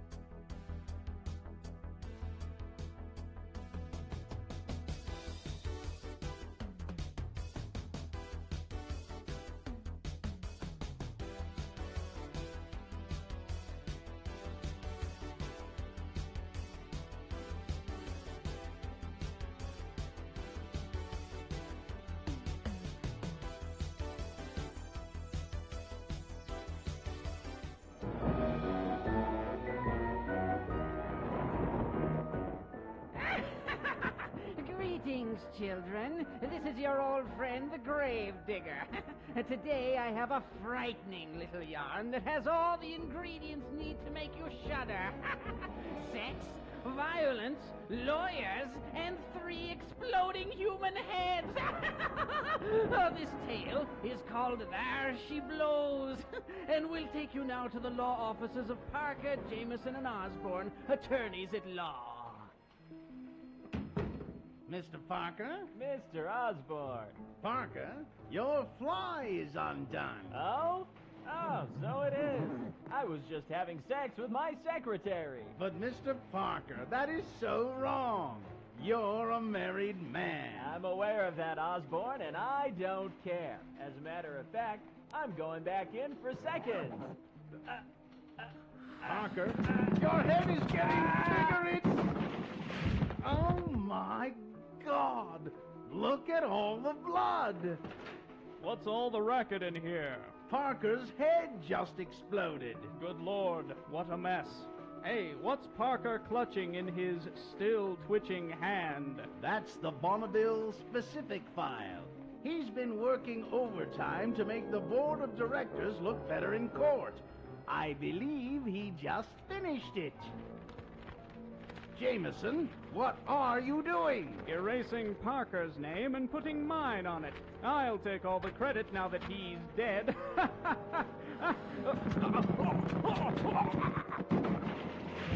Now Jameson's head has exploded too. I'd better call for help. But first, I'm going to go through their wallets and steal all the money. They're not going to need it, and no one will ever know.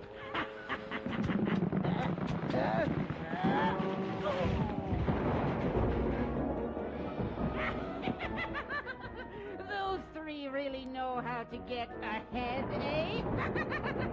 Their law firm tried to expand too rapidly and suddenly went bust. Well, in case you hadn't figured out the moral of the story, it's if you're a lawyer and you do something bad, your head will explode. This is the old gravedigger inviting you to join me next time when our story will be called Chop Chop, Who's There? On Tales from the Grave.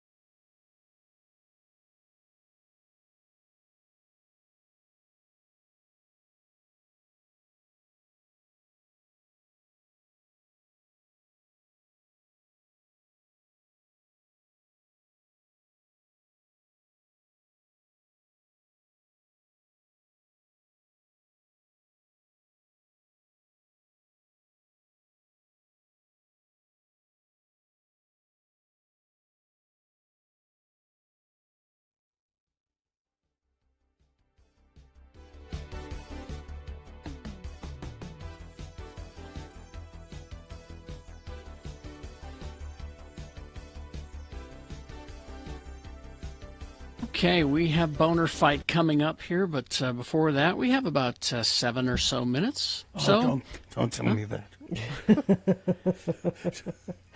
So a reasonable amount of news brought to you by...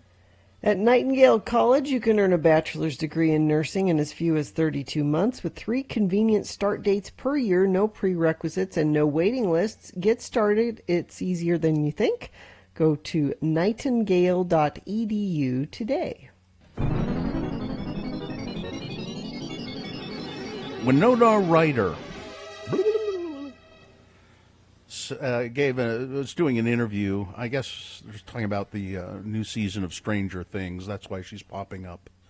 You don't care for her on that, do you? I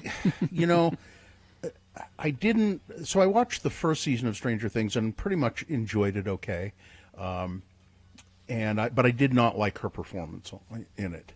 And then I started to watch the second season and just didn't like the show. I thought it was too silly at some point.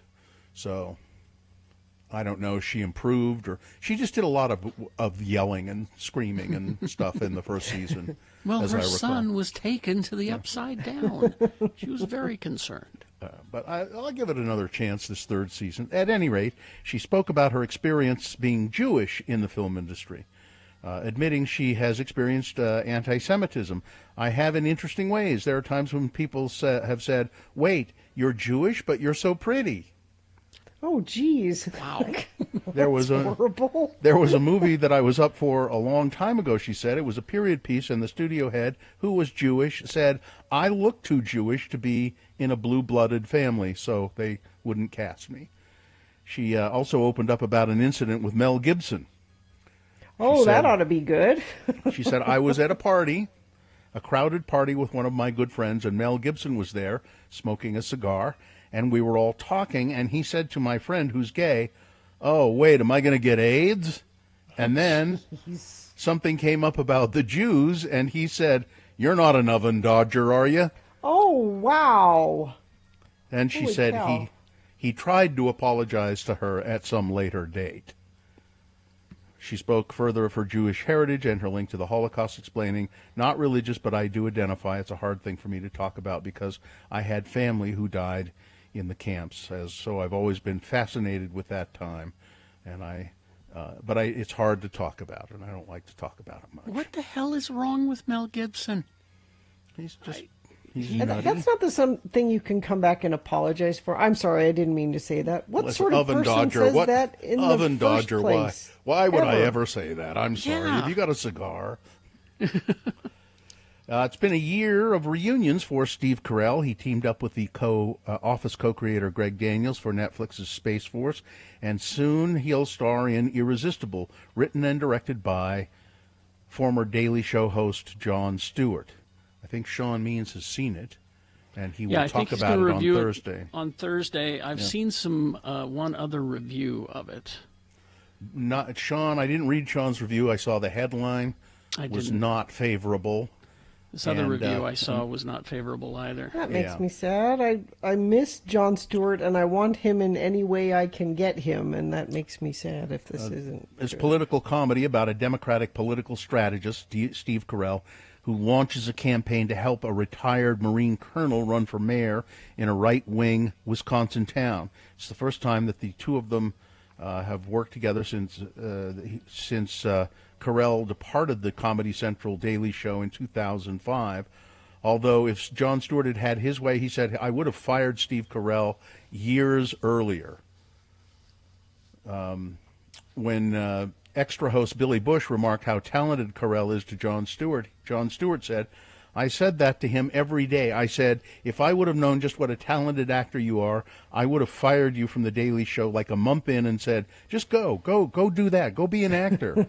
Carell started on The Daily Show in 1999, and although he was already known to comedy nerds due to his involvement with The Dana Carvey Show, which was a pretty good show, really. It just didn't... It was one season, and hardly anybody watched it, and there were so many talented people on that show. And it was, as I recall, it was good. It was kind of weird, though, and I think, Dana Carvey took it in a very odd direction, and I think it was not mainstream enough humor for people. A lot of crazy talented people started their career on that show. Yeah. And you listen to Dana Carvey now, like in interviews, he's hilarious. Mhm. Man, he's a funny guy. He's still funny. Yeah, he's still very funny, and he doesn't need the money, and he makes that quite clear. That's why don't you do more? I don't. I'm good. fine. I'm Why good. would I work? You suckers that are working. I think he does some stand-up occasionally. Big arenas and big gigs he does occasionally, but yeah, he doesn't need the money. So let's see. COVID-19 cases continue to rise in Utah. As of Sunday, there were, these are old figures, and we know they're just going up, and we're having a hard time. Going to start having a hard time with hospital space. Yep. But the hot spots in Salt Lake County, cases confirmed by zip code. The current hotspots are in zip codes 84120, 84104, and 84119.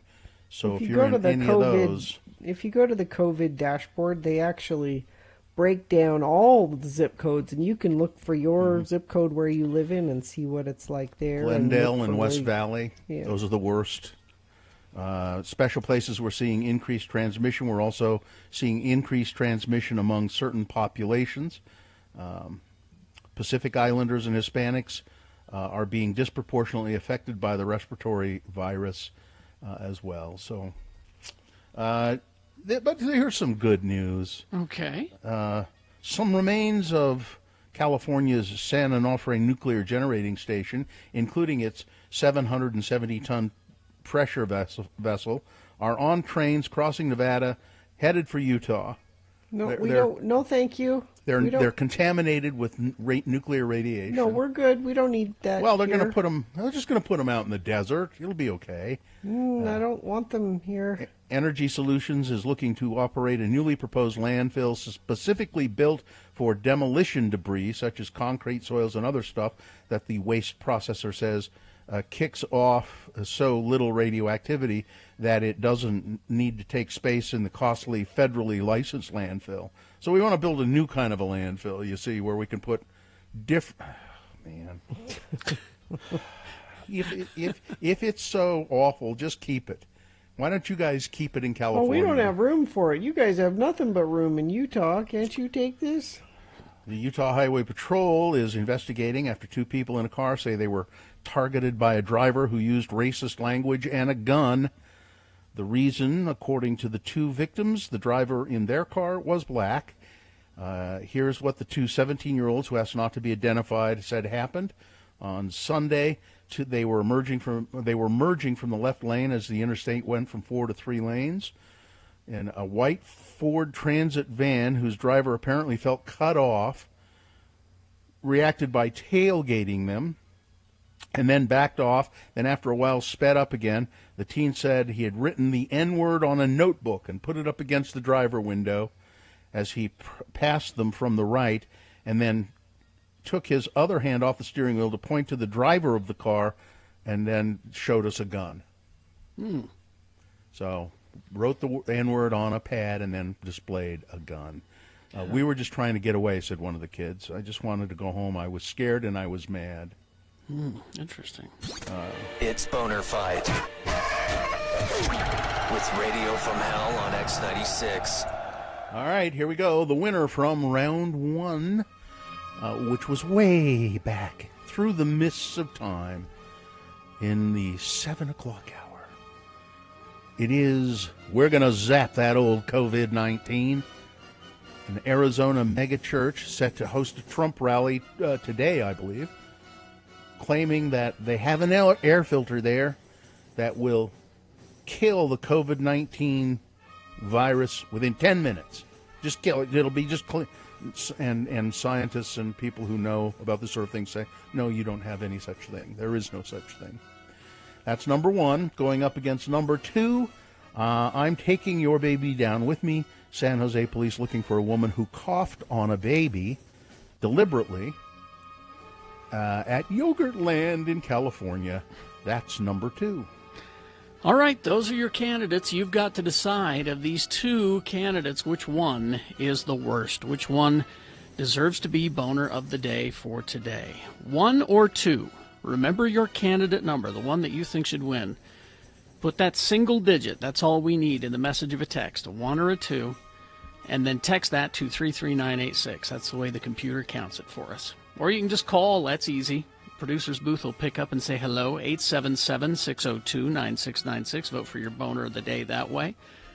Or go online, x96.com. Look for the box that says Boner Fight, June 23, 2020, and vote there. You probably won't see that box right away. Refresh. It should appear. You have until the end of these messages to do so. Here we go. This is Boner of the Day.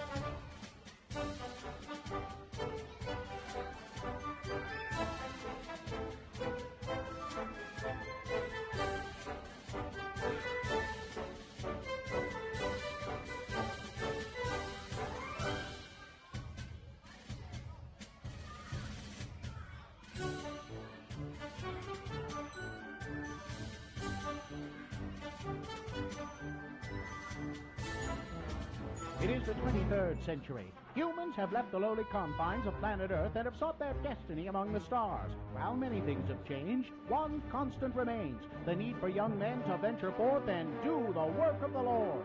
This is the tale of two such men who at the age of 19 have answered the call of their general authorities and are embarking on a 2-year mission to spread the gospel throughout the galaxy. This is the story of Space Elders! In this episode, we find our elders rendezvousing with Zone Leader Hansen on some distant planet in the BFE sector. Hey, Butch, what you got there? Oh, it's a care package from my folks. You know, my mom means well, but she just doesn't understand the physics involved in sending stuff from home. Well, what you mean? Well, the cookies she sent are fine. They're hard as a rock, just the way I remember them. It's the lime jello with shredded carrots in it that causes problems. You know, even in Tupperware, this stuff goes bad after a week in hyperspace. Missionaries who have eaten this stuff have been known to develop a form of space madness. Wow.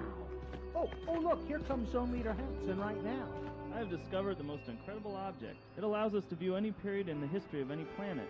We can research early church history. This discovery will allow me to get reassigned back to Earth and leave you two losers far behind. Great. Glad to hear it. What's that have to do with us? Since you weren't having much luck in the field, I figured that you wouldn't mind watching my discovery while I go back to Starbase 182 and file my report. Hey, are you eating while I'm talking to you? Give me that. Sorry. Say, green jello with carrot shavings. I haven't had this since I left home. But sir, I think you ought to know that... Quiet, Lehigh. He's eating. Shut up, the both of you, right now. This jello tastes funny. Ah! He's gone mad. He's got space madness. We better go after him. Okay. Hey, what's that thing right there? You mean that natural arch that seems to be showing the History Channel? Yeah, that thing. What is it? I believe that who is it would be a more appropriate question. Is that you that said that, Butch? No. It must have been the natural arch over there. Okay, I'll play. Who are you, and what have you done with Zone Leader Hansen? I am the guardian of forever. Hansen has entered through me into your world's past. Entered through you? Well, I guess we can get back to tracking now, huh, Lehigh? No, we most certainly can't. Huh? We need to get Zone Leader Hansen back and cure his jello-induced space madness. Come on now, Lehigh. He was a little weird before my mom's jello. Are we sure he's sick? Where in our world's history is Hansen now, Guardian? He was asking questions about Mormon history and about lime jello in particular. He entered as I was showing him the Relief Society meeting where sisters first began to experiment with lime jello. Well, if he disturbs that meeting, the timeline of church history could be permanently changed. Let's go, Butch. Whoa! Will Zone Leader Hansen change church history? Can Butch and Lehigh get him to go before he does? Will the Relief Society let Hansen anywhere near their test kitchen? Tune in next time to hear Relief Society President Mulestein say... I'm at a loss, sisters. We've tried shredded beets, cauliflower, radishes, eggplant, zucchini, and rutabaga. Nothing seems to go with this new lime jello stuff. Excuse me, sister. I think we can help. I don't think we should go against the Prime Directive, Bush. How did you get in here? One wrong move and you'll see the business end of my skillet. Just like the last kid who wandered in here and tried to tell us how to conduct our business. Other kid? Oh, hey, it's Zone Leader Hansen. She's knocked him out cold. Nice going, ma'am. Wish I'd have been here to see it. Tell you what, we'll get him out of your way and you can go back to doing what you were doing. Oh, yeah, and you might want to try shredded carrot. 36, and it is time to award Boner of the Day. And that's brought to you in part by Fish and Chips. And Nightingale College. You can earn a bachelor's degree in nursing in as few as 32 months with 3 convenient start dates per year, no prerequisites or waiting lists. Get started. It's easier than you think. Visit them online at nightingale.edu today. Boner candidate number 1. We're going to zap that coronavirus, that old COVID-19. That's what the Arizona megachurch is going to host a Trump rally today says. Yeah, we've got filters in there. It'll kill 99.9% of that virus in 10 minutes. It won't. No, it won't. That was number 1. Going against number 2, I'm Taking Your Baby Down With Me. San Jose police looking for a woman who coughed on a baby at Yogurtland in San Jose. And let's see. The winner was boner candidate number 2. I'm Taking Your Baby With Me. Good. Boner candidate number 2 is Boner of the Day now for June 23rd, 2020. It now qualifies to be Boner of the Week. That'll be determined on Friday at about this time by Dave the Flower Guy with his Ocratic choice as to who is Boner of the Week. I'm going to have to go through all of this stuff. I've got so much junk here. What kind of junk? It's just not organized either. Well, I mean, I've got this mug full That's of not pens junk. and It's scissors. a desk. You're supposed to have a mug full of pens on a desk. That's a good thing. Well, I'll probably keep this. My kid made it, but then I've got this too. This was also made by one of, I forget which. It probably says on the bottom. This is something that was made for me by a child as well, and and yeah, it was made by my older daughter when she was very young. It's not very artful. Don't criticize your kid's art. Why? It's terrible. He made it for you. Yeah, they but it's sat at terrible. school going, I'm making this for my dad. I can't wait to give him to. You don't tell him it's terrible. I'm not telling her. I'm not going to tell her it's terrible. Besides, she's 30 now. Okay, parents, let me ask you this question. Because in cleaning out the garage here, I found boxes of stuff that was sent up from my parents' basement that my brother and sister put in boxes and said, here, give this to Carrie. He'll probably want it. Mm-hmm. What's the thought process when you look at stuff like kids' drawings and things that they have made where you decide to keep or discard? Because I went through this weekend of stuff that my mom saved of mine and went just discarding just about everything, going, why did she keep this? I don't understand. This is me with a cursive writing test when I was in 3rd grade. Why do you keep that? Yeah, I don't know. Why did I keep this? If you go to x96.com /live, you can see. Now this is. It says you are the bee's knees, Dad. And Yeah, it's a why bee. would you throw that away? Well, I didn't. I haven't. You said, why should I keep this? But why should I keep it? I mean, at some point, you have to say. So, I have right now in my bedroom. See, this is my question. In my bedroom, taped up on my wall, I have a picture that Muhammad drew for me, and Joe has a picture that Jonesy drew for him when she was very little, and a little message in their little tiny little kid handwriting. It has been taped on my wall for 10 years, and I love looking at that, especially as they get older. Now, I keep in my basement, they each have a tub. Okay. So they each have 2 tubs. One tub has like some baby clothes in it. Yeah. The other tub, Sorry to interrupt, Gina, but this is exactly what I'm talking about. At what point do you say, I'm not keeping that? Because, I appreciate the thought, but it came from the dollar store. Oh, well, that's different. Oh, well, that's different. Okay, well, then you're distracting. Go ahead, Gina. No, I keep and I will never have more than this one bin. If they write a funny note that I think might be funny for them to read later, I put it in there. If they put a picture that I really like or means something, I put it in there. But I don't keep everything. It will never be more than this one tub of stuff. See how and I cute think my that's kid reasonable. was? Look how cute he was. Oh. This is Little Bill. That's a stick and on the end of the stick, if you go to x96.com /live, that's a caterpillar. See it? Oh. On the end of that stick that he's looking at. Cute. Isn't he cute? I found this morning in the garbage. How was it in the garbage? I don't know. See, my guess is this is a duplicate. Well, but that's just it. I found a bunch of ceramics that I had painted that Mom saved, and we were like going that through thing. them. And there was one that was a mouse, and I painted it when I was in, I think, probably junior high or middle school. And another was a clown ceramic that I painted. And then there was a vase that was just terrible, this blue vase that I had painted. I freehanded a squirrel and a bird and a flower on it. And it was like, okay, yeah, but at what point do you say, okay, I got to get rid of this? But weren't you touched? You were touched by the fact, though, really, Your mother- that your mother had saved that. Well, Your mother adored you, and I know. that is why she kept these things. But here's even more that has to do with the parsing process.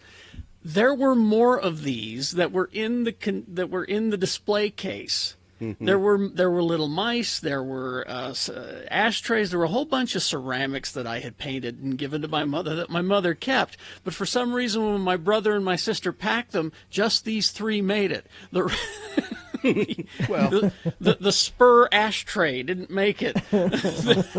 You would have kept that. You wanted that. Don't you have maybe one of them is one of them a smoker? So yeah, that was just my question. Is what's the thought process to decide? Well, I'm proud of my boy here for this ceramic, whatever. But the writing test for cursive and like I have a paper that Jonesy wrote in kindergarten, and it's write about your favorite movie, and this is hilarious, and this is why I saved it. It says, my favorite movie is Star Wars. I think Princess Leia is beautiful. I also think it's kind of weird that Luke is her brother. And that was the paper she wrote, and that's hilarious, and I saved it. That's because every one of those opinions were good. I also think it's kind of weird that Luke is her brother. Well, I don't know. There's just so much stuff here, and I'm sitting here. I don't usually have to face it when I'm not on the radio, when I'm on the radio, but now I have to look at it for hours at a time while we go to 11. Well, now here's someone who at least has some sort of a system. I keep the seasonal drawings that my kids do at school and put it with the seasonal decorations tote, so that every year they hang up their Christmas drawings for Christmas, Valentine's for Valentine's. That's a great idea, actually. Now see, that at least you have a system. Mm-hmm. My mom was just like, oh, he did this in a box, right there, saving it. What for? Why are you saving it, Mom? I'll someday. I've told the story before. Now, these were given to me as a joke. These came from the dollar store for Valentine's Day. They're hearts that are, what do you call that stuff? It's like tinsel. They're tinsel all over them. So they're Valentine-shaped hearts. And but I'm reminded of the story that one Valentine's, when I was really a little kid, I found a styrofoam heart that was red with an arrow through it that I gave to my mother for Valentine's Day. Mm-hmm. And then later in the day, I saw it in the garbage. The same day. She didn't even wait a day. Yeah. No, my mother was not sentimental about as Carrie's was. Yeah. She just tossed it in the trash because that's what it was. But I kind of went, hey. I think Gina's bin idea, as long as it's not a big bin. I mean, one bin. Just Gina's one bin. idea, I think it's fine. One bin. Fine way to approach. Gigantic bin. All right. We'll take a break. We will be back after these. X96. You Care and Broadway Media want you to show.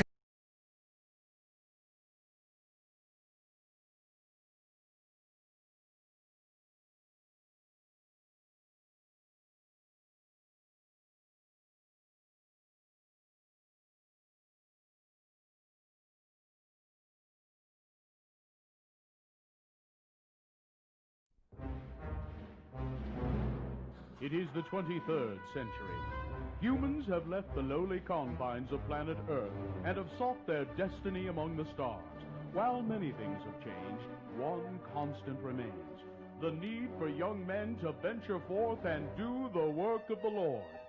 This is the tale of two such men who, at the age of 19, have answered the call of their general authorities and are embarking on a 2-year mission to spread the gospel throughout the galaxy. This is the story of Space Elders. today we find our elders roaming a desolate, uncharted, dark, smelly planet, looking for someone or something to convert. It is sometime between breakfast and lunch. Oh, man, I don't feel so well. I warned you against eating eggs you found in the middle of nowhere on a planet that isn't even on the map. But I was hungry. Besides, they were tasty. Well, if you don't feel well now, you have no one to blame but yourself.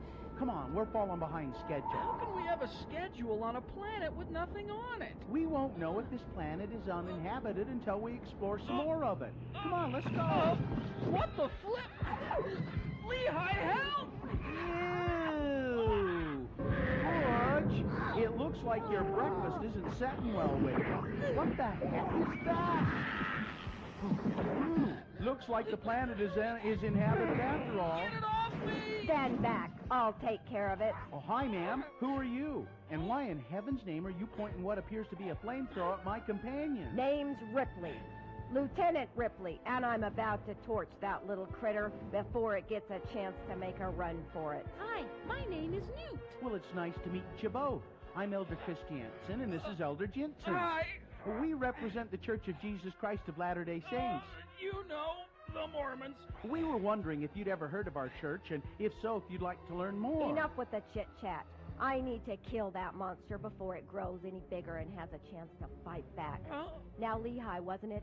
If you would just stand back a bit so I can get a clear shot at your friend's chest. What? I will do no such thing. All that little critter has done is ruined a perfectly good suit for Mr. Mac, and as long as there's a chance in heck of converting either it or its mother, we would prefer that you leave it be. Do what you have to do. God knows I will. Look out, Butch! Burn, you bastard, burn. Sorry, I meant the alien thing, not your companion. Butch? You okay? Butch, speak to me! Is this the end of Butch? Will Lehigh take a shot at converting the alien queen despite the charbroiling of one of her offspring by Lieutenant Ripley? Will Newt get to say anything else in this episode? Tune in next time to hear... Say, Lehigh, you know, these things aren't half bad cooked, you know. Hey, has anybody got any Tabasco sauce? In the next titty-twisting episode of Space Elders!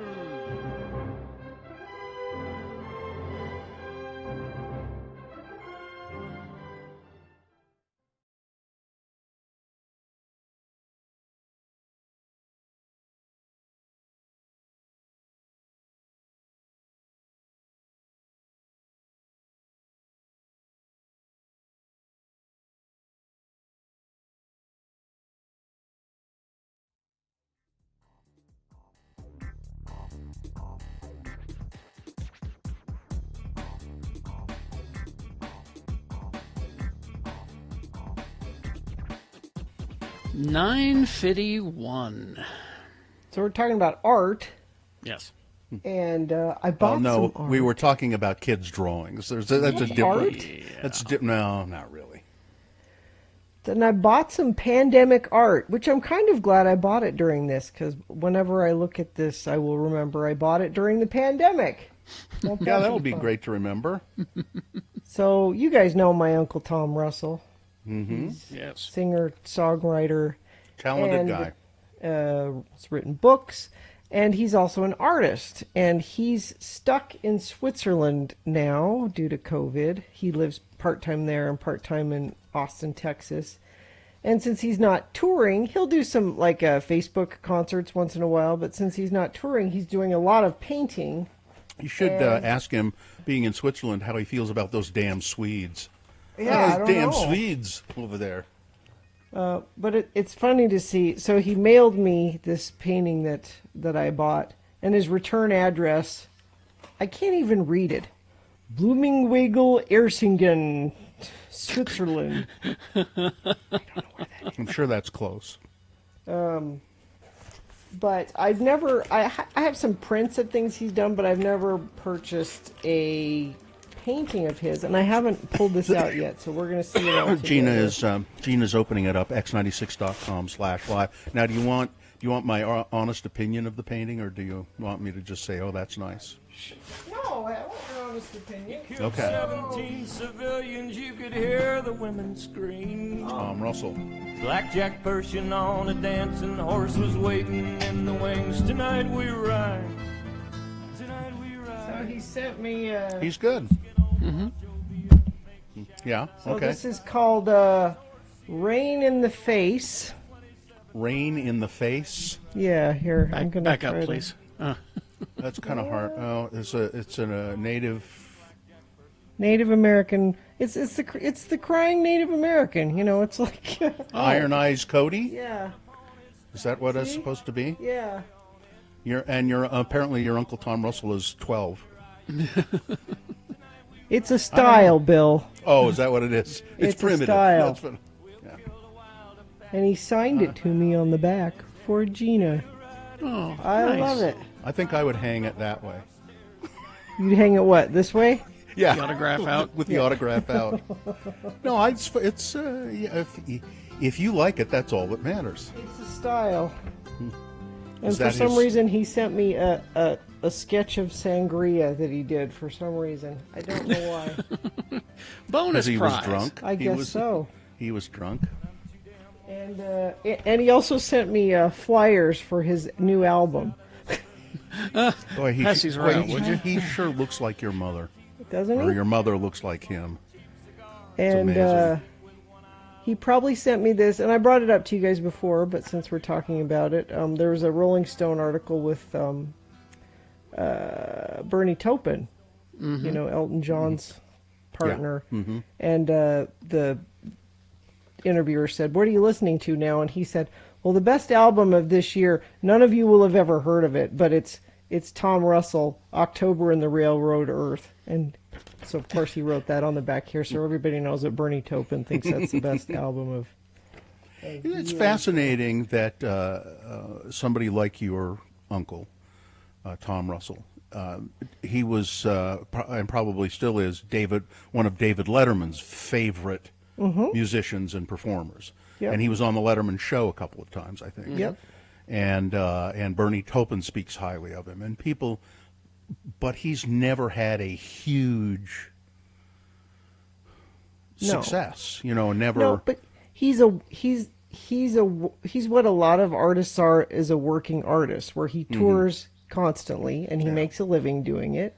Not fabulously wealthy or anything, but I always, and he's- when I was pursuing my idea of being an actor years ago, I didn't really want to be famous. I just wanted to be able to make a living being an actor.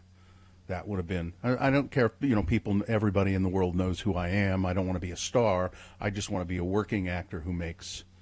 And then I ended up doing radio, so I don't know how that happened, but here it is. it's Let's see, I got the last piece of art that I acquired right here. I'll show you. Carrie's in his basement at Dink Studios at his home, which is full of comic book art and things. What'd you get?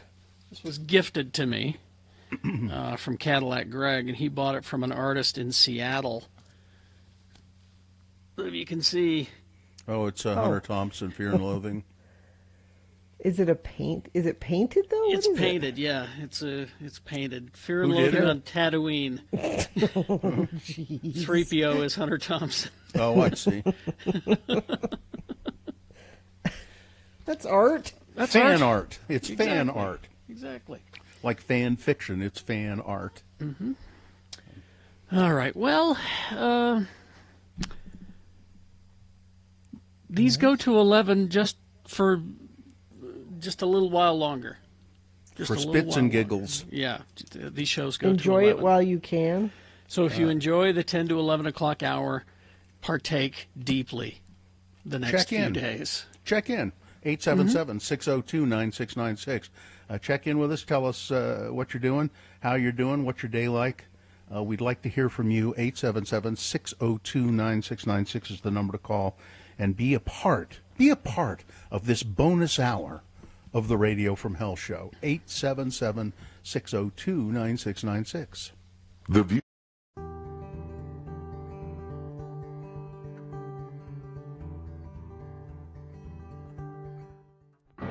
Tonight on Rod Decker, Undercover. Ace reporter Rod Decker goes undercover at the state capitol. What really goes on at the legislature? What are the power brokers up to?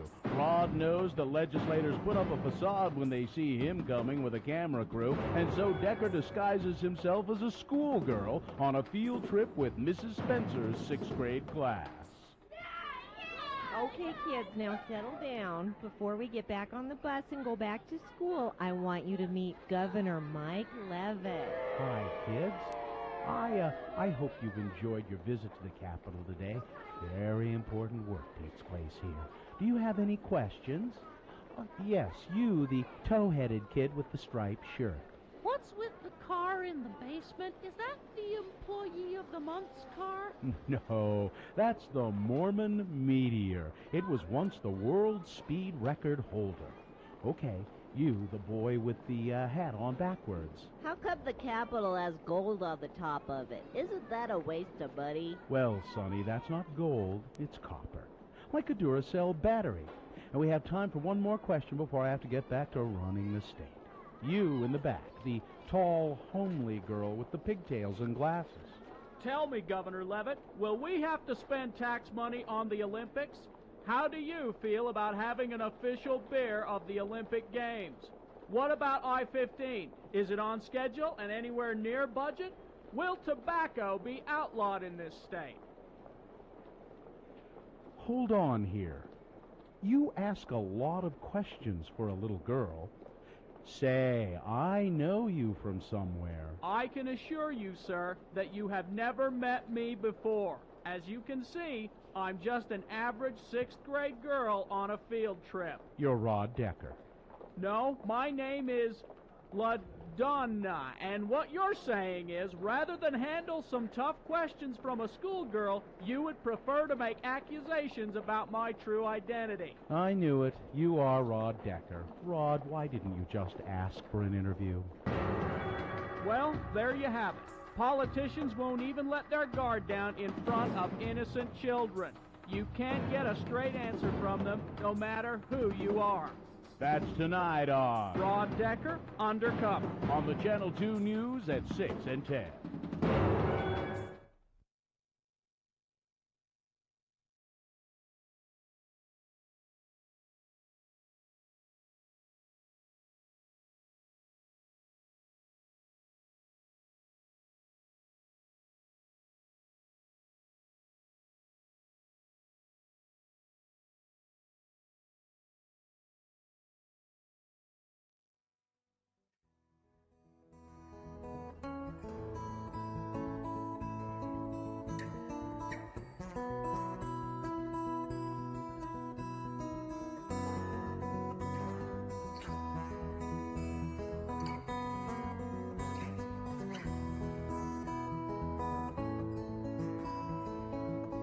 Because on this day, in 1963, Steve Shelley, drummer with American alternative rock band Sonic Youth, was born.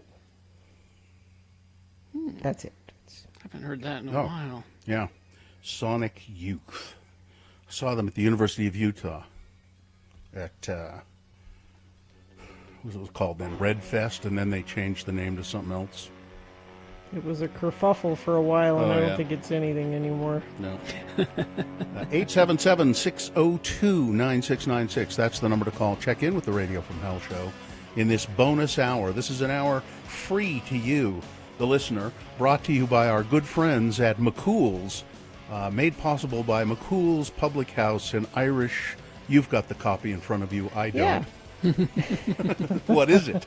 And now Radio from Hell goes to 11. Enjoy a whole extra hour of discontented DJs. Compliments of McCool's Public House. They are now back in business for dine-in or curbside to go. Follow McCool's on Facebook for updates. it's in the Layton area. Mm-hmm. Or not area, it's in Layton. 877-602-9696. That's the number to call. Check in with us. Tell us how you're doing, what you're doing, how you are handling the pandemic. We'd love to know because we need all the help we can get. 877-602-9696. Alexander. Hello. Alexander, Bill, I Hi. thought we had a deal.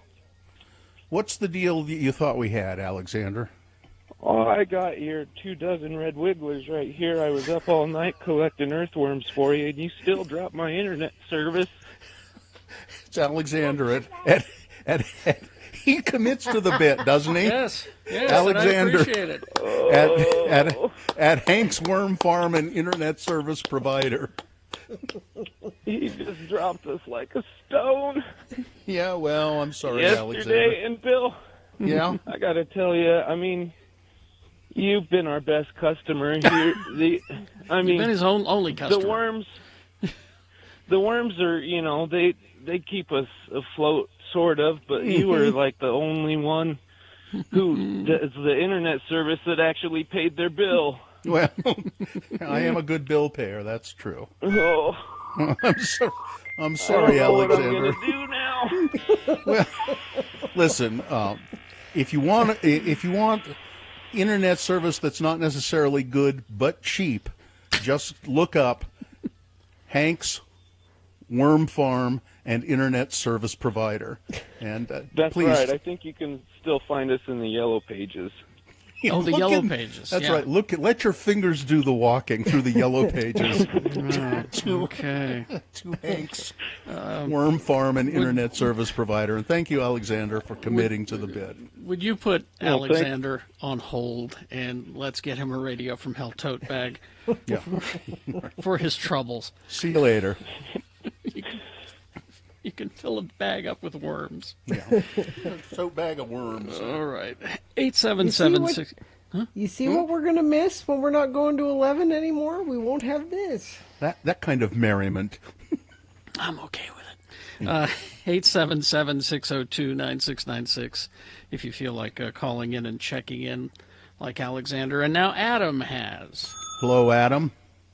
Hello. How you guys doing? We're doing all right. Where are you calling us from? Awesome. I'm actually down the street from Broadway, just at that X-Mission remodel, putting up some lights. Oh. Oh, I didn't know. You mean they're up there, was it between State and Maine? It's 55 east, like 400 south. Yeah. And so what are you doing? I mean, what do you mean you're So remodeling? I'm an electrician, and Mm-hmm. I had a guy call in sick, so I'm kind of flying by my solo today, listening to you guys, enjoying life. Mhm. That's what's getting me through it. Well, good. You guys. I'm glad we can help you there. Yeah. What kind of remodel are they doing there? So I'm not 100% sure what this is. It's got to be some sort of like corporate office for. I'm sure. I don't know. To tell you the Okay. truth, but it's a job, and it's nice that I'm working. So Yeah, it's and been a Pete blessing for me Ashdown and my deserves family. Pete Ashdown deserves a good office. That's what I say. Oh yeah. Yeah. Well, it's good listening to you guys. You guys keep doing what you're doing. It's awesome. You guys Well, are awesome. We'll try. We'll try as long as they will pay us to do it. We'll do it. But when they stop paying I us, still need to send you. Yeah? Sorry, I keep interrupting. That's I still okay. need to send you guys in some music. I called earlier, probably 2 months ago, but God, this pandemic's kind of got things busy with me and my boys and me at work. But we're working on some stuff. We've had some bands actually that I follow on Instagram that they're doing some music videos that they want us to play for them. And it's like, that'd be good. kind of fun. Once in a lifetime thing for me and my boys. Anyways. Okay. So, Well, so I'll just get when you guys some stuff. when you get a minute. Definitely. Okay. All right. Thank you. See ya. All right. Thank you, Adam. 877-602-9696. So people have been working from home. Yes. And so everything's a little weird. But here's my favorite tweet about this. It's very, very subtly written. You just have to be aware of the times that we're living in. And then, Okay. okay. It's from You're Such a Mom on Twitter. Okay. I miss my husband pooping at the office. Jeez. Well, It's very simple. It's very. It's brilliantly. It's just simple, it's brilliant, kind of sad. to the point. I think it's kind of sad. I mean, love that. you know, we all have bodily functions and we all have needs. But I don't want to be aware of them all for everybody. It's Well, nice to pretend they don't happen. Well, I suppose, but I'm a realist about these things. I'm a realist about these things, and, you know, I know that everybody poops. I read the book. I know that everybody does. So. But I know you used to have your after-show constitutional at work, and now wonder if your wife wishes you were still doing that. I don't think she cares. No? No, we have more than one bathroom, so you can have a certain amount of privacy when you do that. That's a good question, though. Do you have a dedicated, like, if I have certain things I have to do, I go in this bathroom? No. Do you think about it that way? No, not too much. I mean, I have bathroom that I prefer, but not for elimination processes. There's a bathroom I prefer that has more light in it, and the mirror is closer to me. Yeah. So for shaving, I like it. So I guess I have a shaving bathroom, but I'll poop in any of them. I'm not. I don't picky when care. it comes Which to one am that. I close to? I'll sit down. You know. So I'm going camping for a week, and I had forgotten until now that we're talking about this. I'm going to be stuck with my family camping for a week. With the bathroom in the trailer. Mm-hmm. You know what that means? That you're not going to poop for a week. Nope. Because it's far. We're talking poop on X96 Radio from Hell. As far as Gina's family is concerned, she's just going to probably in the next 2 or 3 years explode because she doesn't poop ever. I will when I get home. But that's not in a trailer in a small space with people you're sharing space with. Okay, so it's inevitable biologically. You'll have to go sometime this week. So what are everybody out of the trailer? Everybody out of the trailer. Mom's got to poop. Yeah. What are the conditions then? What conditions need to be had? Well, everyone would have to leave. It would be y'all go on a hike kind of thing? Be gone for a while. That's what will happen, isn't it? Probably. Yeah. I can't go and tell you. No, I think I'll just stay behind this one. No, you have to go. I'm ordering you to go because I have to go. You have to go because I have to go. You'd never make it on a houseboat. You know, I read that book that Duff McKagan wrote called How to Be a Gentleman. Duff McKagan from Guns N' Roses. You wouldn't think he would write a book on how to be a gentleman. One of his tips was when you are staying in a hotel room with another guy, like you're traveling for work, doesn't have to be a band thing, but, you know, Carrie, you and Bill have done this before. If you have to poop, the kind thing to do is to go down to the lobby and do it there. Don't do it in your hotel room because you're sharing a small space with somebody. I thought that was a very considerate, gentlemanly poop idea. But I think you have to do it. If you're going to do that, you have to flip for it. Okay? I'll flip you for it. Heads or tails, who gets to use the bathroom in the room and who has to go down to the lobby. You don't You both go down. Neither of you want to live with that. True. Right it does tend to linger, and I've also learned that those fans in the bathrooms, they don't go anywhere. It's just for sound. They just to drown out the sound. It just pushes it up above into the insulation, so it's the stink is essentially staying where you are. You guys think about this stuff way too much. Maybe you should think about it more, Bill. That's right. Maybe it's you don't think about it enough. I'm careful. Well, I mean, sometimes something sneaks out, but basically, I'm careful, and I wait until. But again, I say we have three separate toilets on 3 separate floors, so it's pretty easy to, But I have on occasion had to say, you don't want to go in there for a few minutes.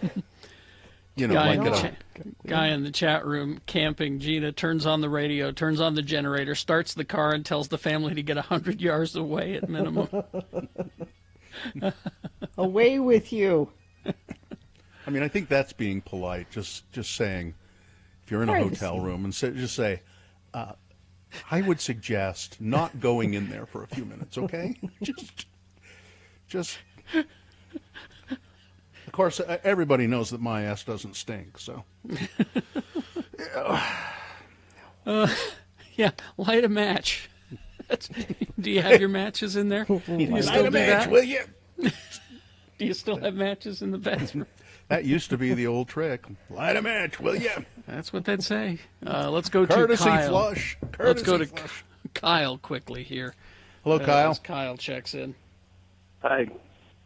Yes. I was just wondering, when everything clears up and we're able to talk or whatever, if I could get a signature from Bill Allred. A signature from Bill Allred. A signature. An autograph? In the I Am Ogden book, for both in the same book. You're in the I Am Ogden book as well, did you say? Uh-huh.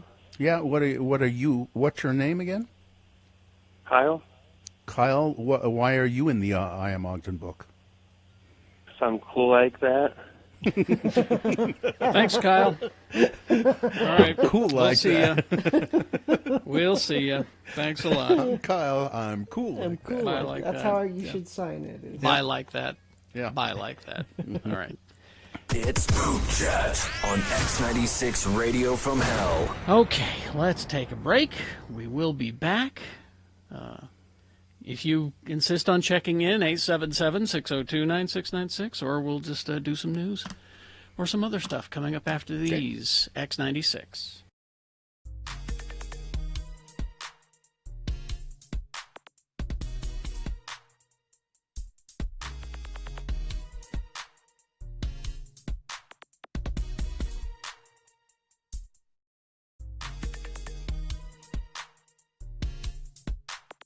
Sentence number 1 in Spanish, please. ¿Qué dijo el pavo de Acción de Gracias después de la cena? Estoy lleno. Wow. ¿Qué dijo el pavo de Acción de Gracias después de la cena? Estoy lleno. Yes, no. Estoy lleno. Ajá. Estoy lleno. Estoy lleno. Estoy lleno. ¿Qué dijo el pavo de Acción de Gracias después? Después. Gracias después de la cena estoy lleno. Wow. Estoy lleno. Wow. All right. Okay, that's good, Gino. All right. And in English, Mario? You know, I was talking to someone, and then they said, how come Gina always said just the last words? She never said the whole sentence. Estoy lleno. How do you say because she's very lazy?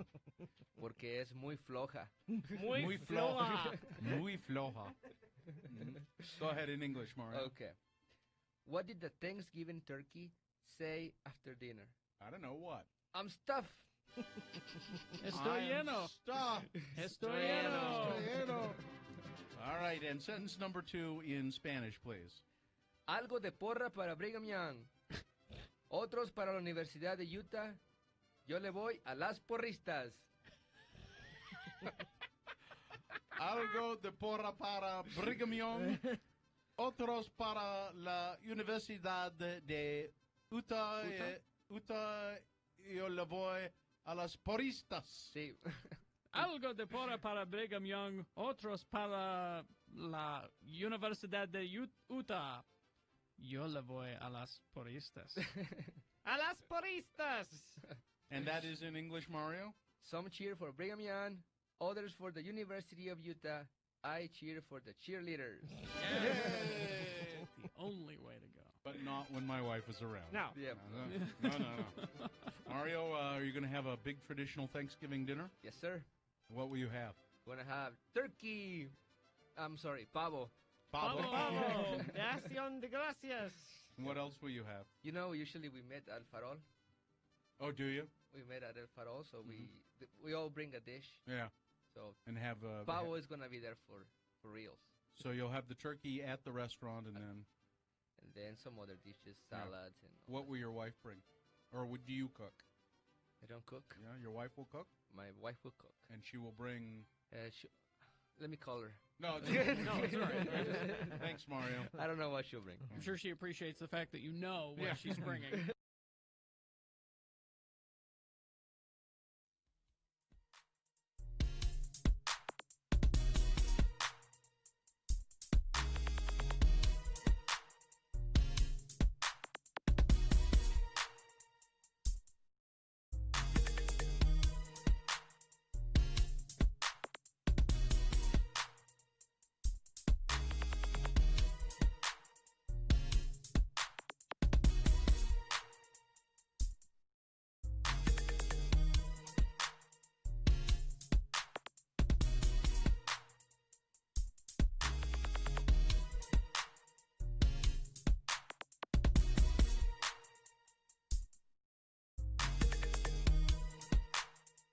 Okay, 10:18 right now. You want to do some leftover news here? I guess or, if nobody wants to talk to us, then we could do some leftover news. Yeah, 877-602-9696 if you want. You can call. Otherwise, let's do some leftover news, brought to you by... Now Radio from Hell goes to 11, but I don't know for how long, so enjoy it while you can. Enjoy a whole extra hour of discontented DJs' compliments of McCool's Public House.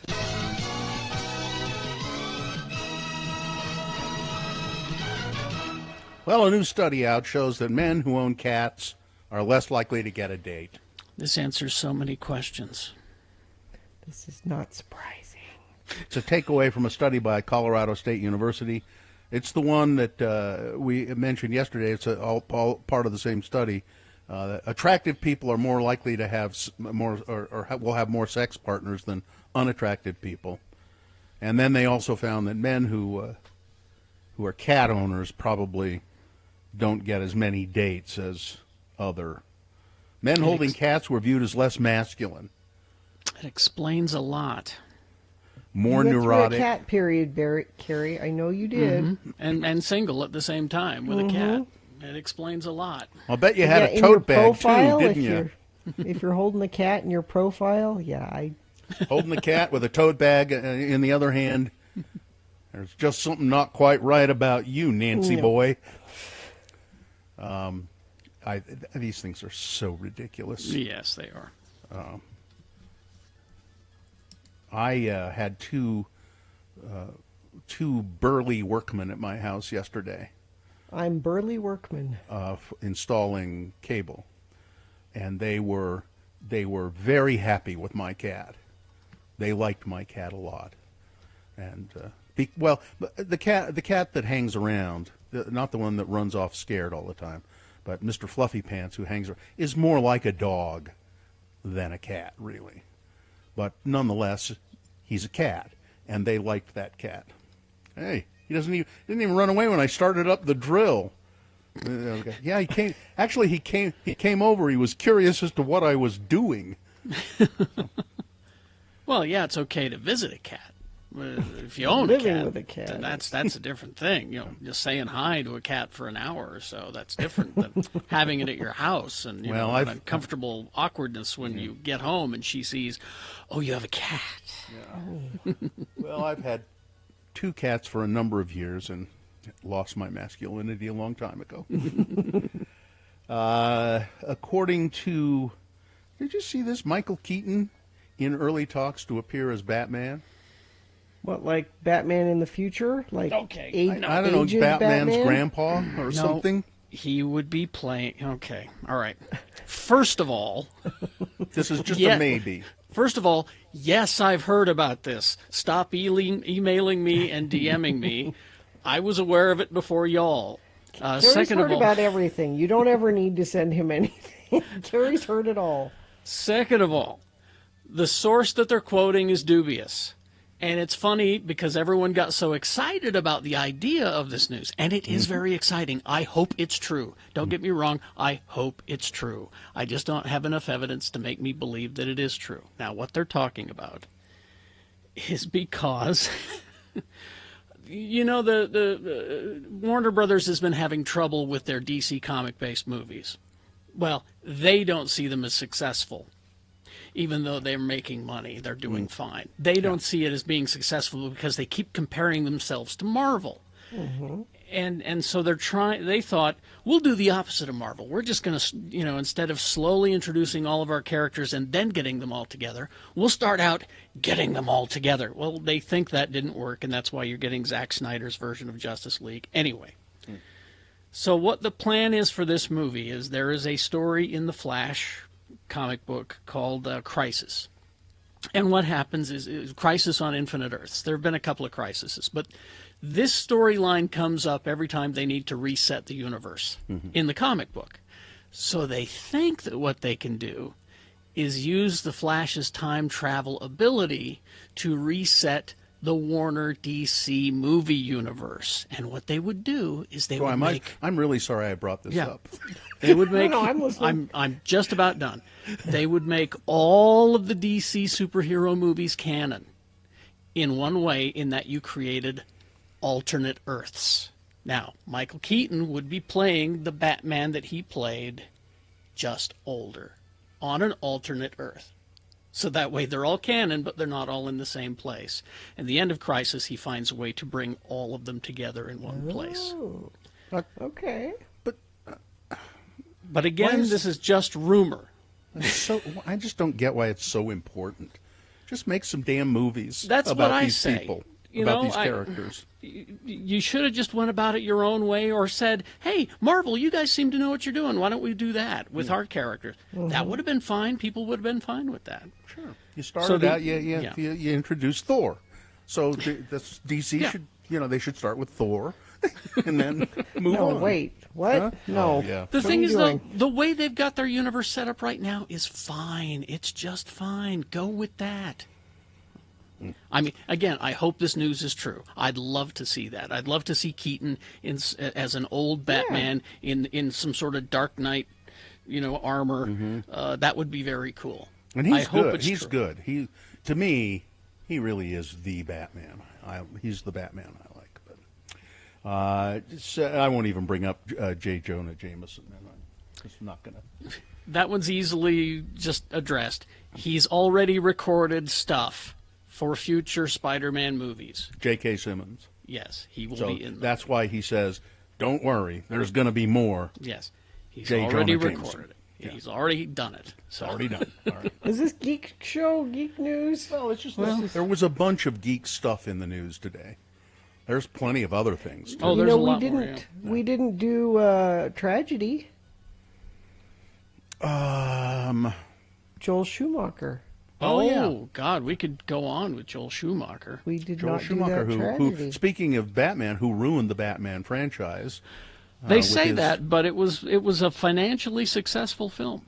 Well, Which one did he do? He did two. He did Batman Returns Batman and Robin and Batman Forever. Batman Forever, yeah. Yes. And they were. So I was reading a little bit about. It's funny. I thought I had him here, and I just. But at any rate, I was reading some about it in the New York Times obituary. They write the very best obituaries, and people have been re-examining those movies. Mm-hmm. And just saying, what he was doing, he just wanted to take it back to its campy, the campy Batman, like with the one that was on TV that was so popular. And so that's kind of what he was doing. Well, he was coming on after two pretty successful Tim Burton, and Tim Burton has a certain look at the world in his aesthetic design.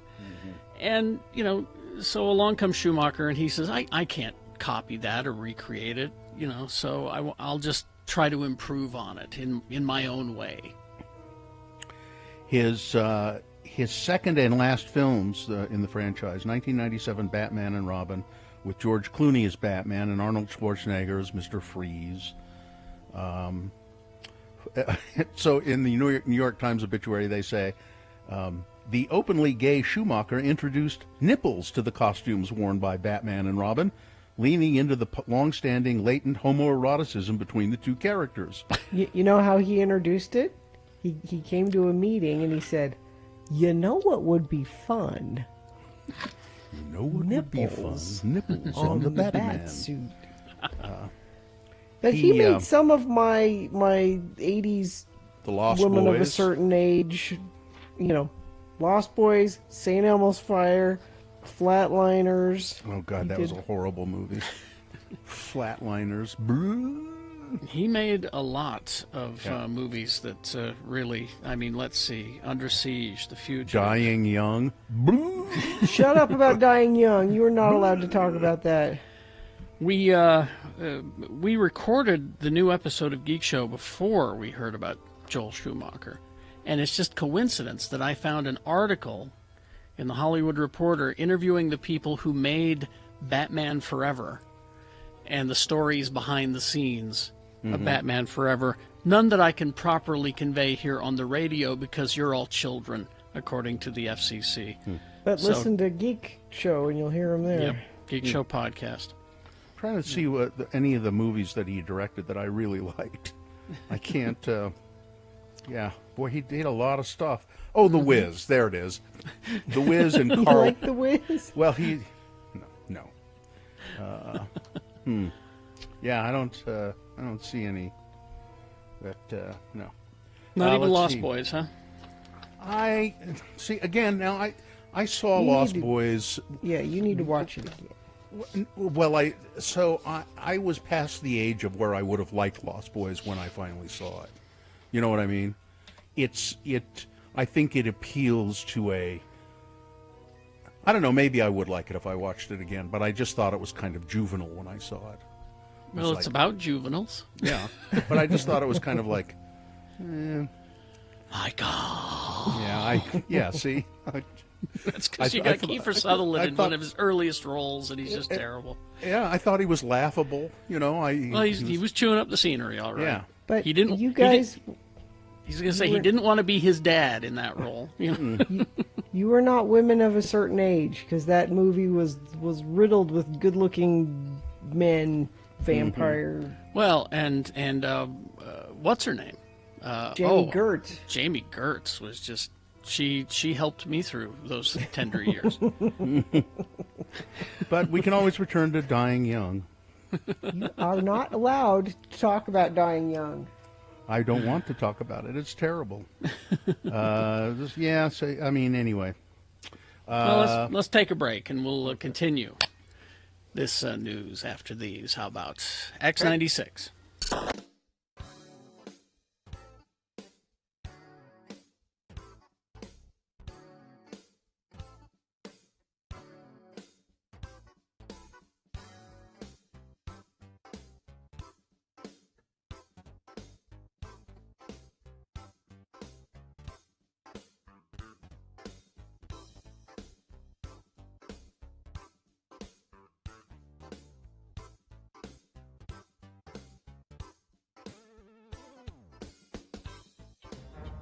It is the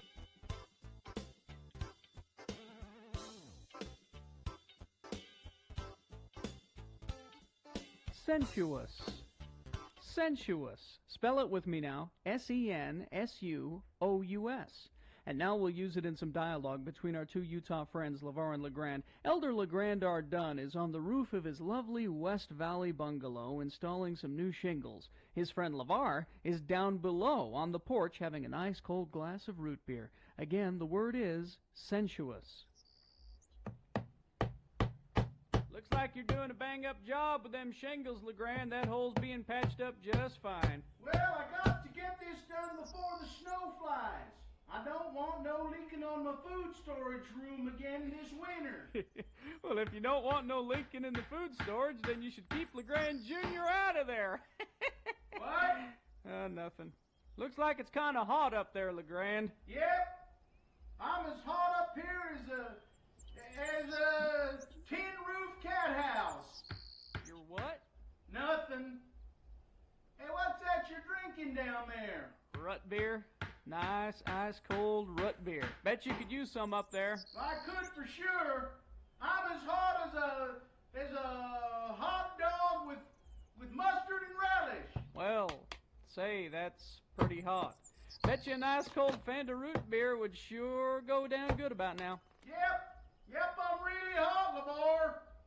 I'm so hot that if you was to, hold an old, dry Christmas tree next to me, it would just go up like a match. What? I'm a hot tamale, LeVar. Well, that's hot. Hot for sure. Bet you could use a cold drink. Some Fanta root beer, maybe. Like the one I'm sitting here in the Shays Lounge drinking right now. Yep. I'm a firecracker, LeVar. Why would you say that, LeGrand? Never mind. I think maybe I'll just get down. You know, climb all the way down the ladder and go all the way into the kitchen and maybe get myself a sandwich and a cold drink. What? Cold drink like a rut beer? Maybe. Well, what kind of sandwich would you get? Pickled egg and tuna. Why? Well, I was thinking that since you was getting down the ladder and going into the house, since you was doing that, maybe you could get me a sandwich as well and another nice cold root beer too? Since you was already thinking about going.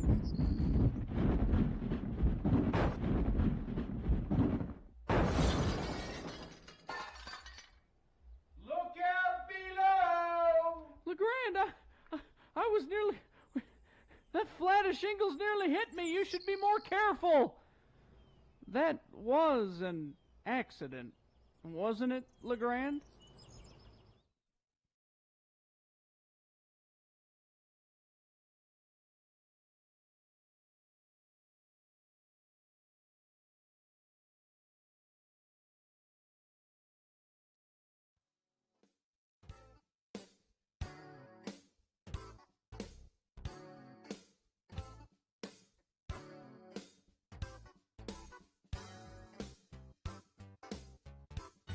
All right, it's 10:34 right now, and we continue with Big Boy News and Opinioendo.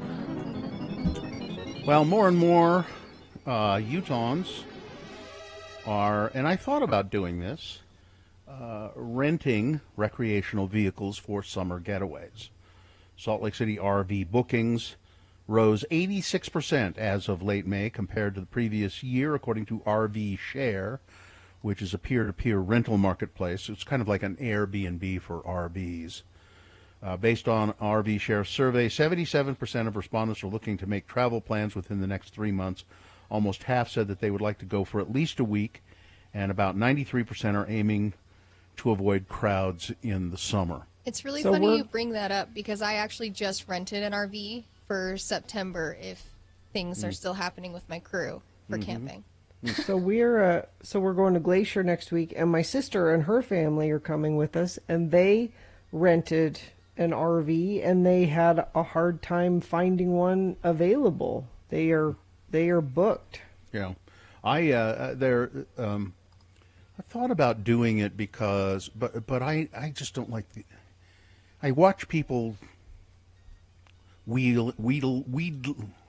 wielding those things around the country in parking lots and narrow roads at campsites and stuff, and it just looks like a pain. It just looks like a hassle.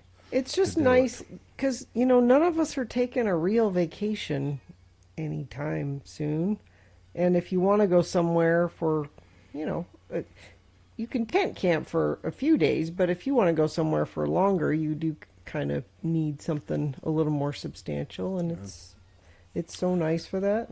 Yeah, I've always wanted to have an Airstream, but they're so expensive. My God, they're expensive.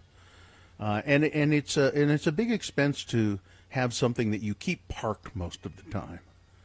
You're paying for it, and you'd use it 4 weeks in a year or something like that. It seems a little outlandish. So it makes sense, I think, to rent them if you can find them.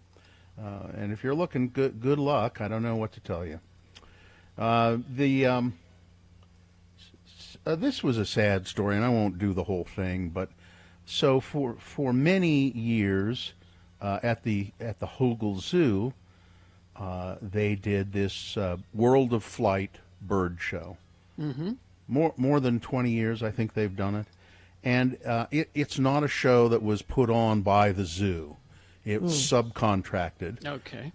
With a guy named Steve Chingren, who had a crew of 8 trainers, and they had about 120 birds, bald eagles, parrots, all kinds of, and if you've ever seen that show at the Hogle Zoo, it was just an amazing, delightful bird show at the zoo.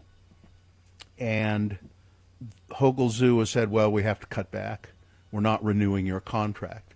So here's this poor guy with his staff with trained parrots, that talk and parrots never die. They live for years. 80, 90 years, yeah. They have 2 or 3 bald eagles that are trained. That are trained and like pets to him. They're very socialized to a human.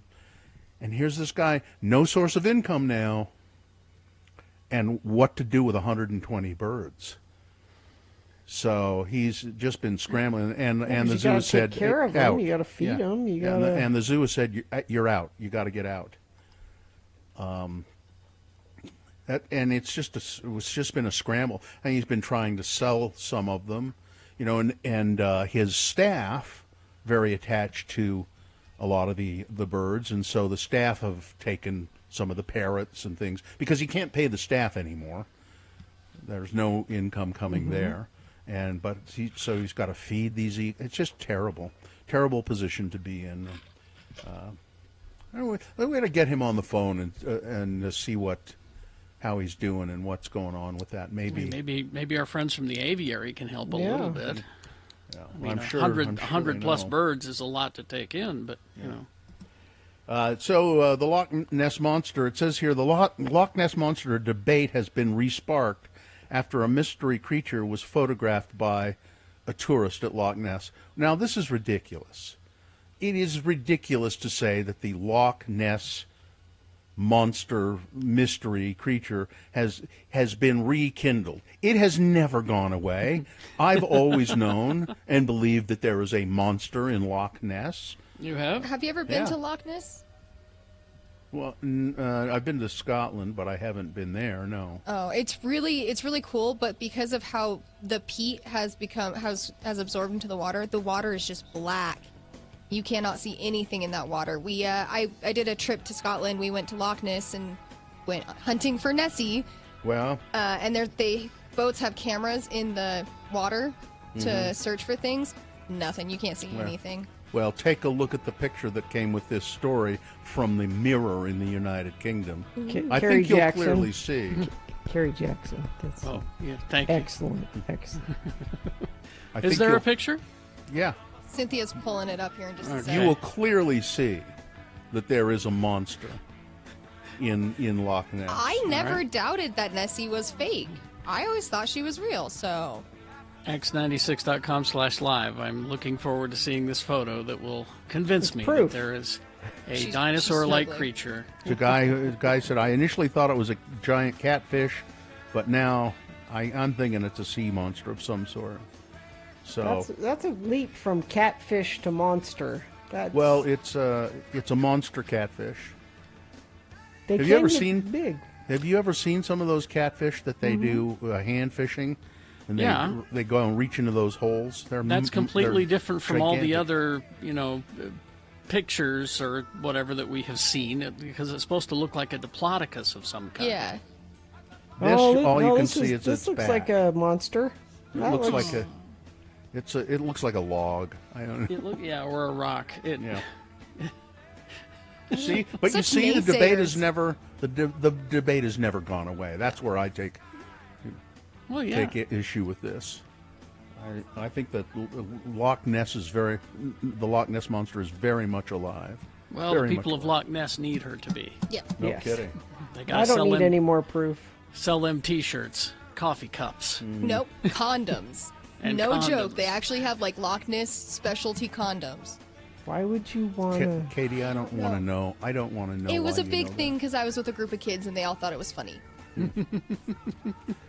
And this is kind of a bizarre story. A Florida woman says she feels a little closer to her late husband after donating a kidney to the man who received 2 of her spouse's organs 16 years earlier. Terry Harrington of Pensacola, Florida, said she struck up a close friendship with Jeffrey Granger of Waukesha after the man received a kidney and a pancreas from her husband, Byron Harrington, when he died after a workplace accident in 2004.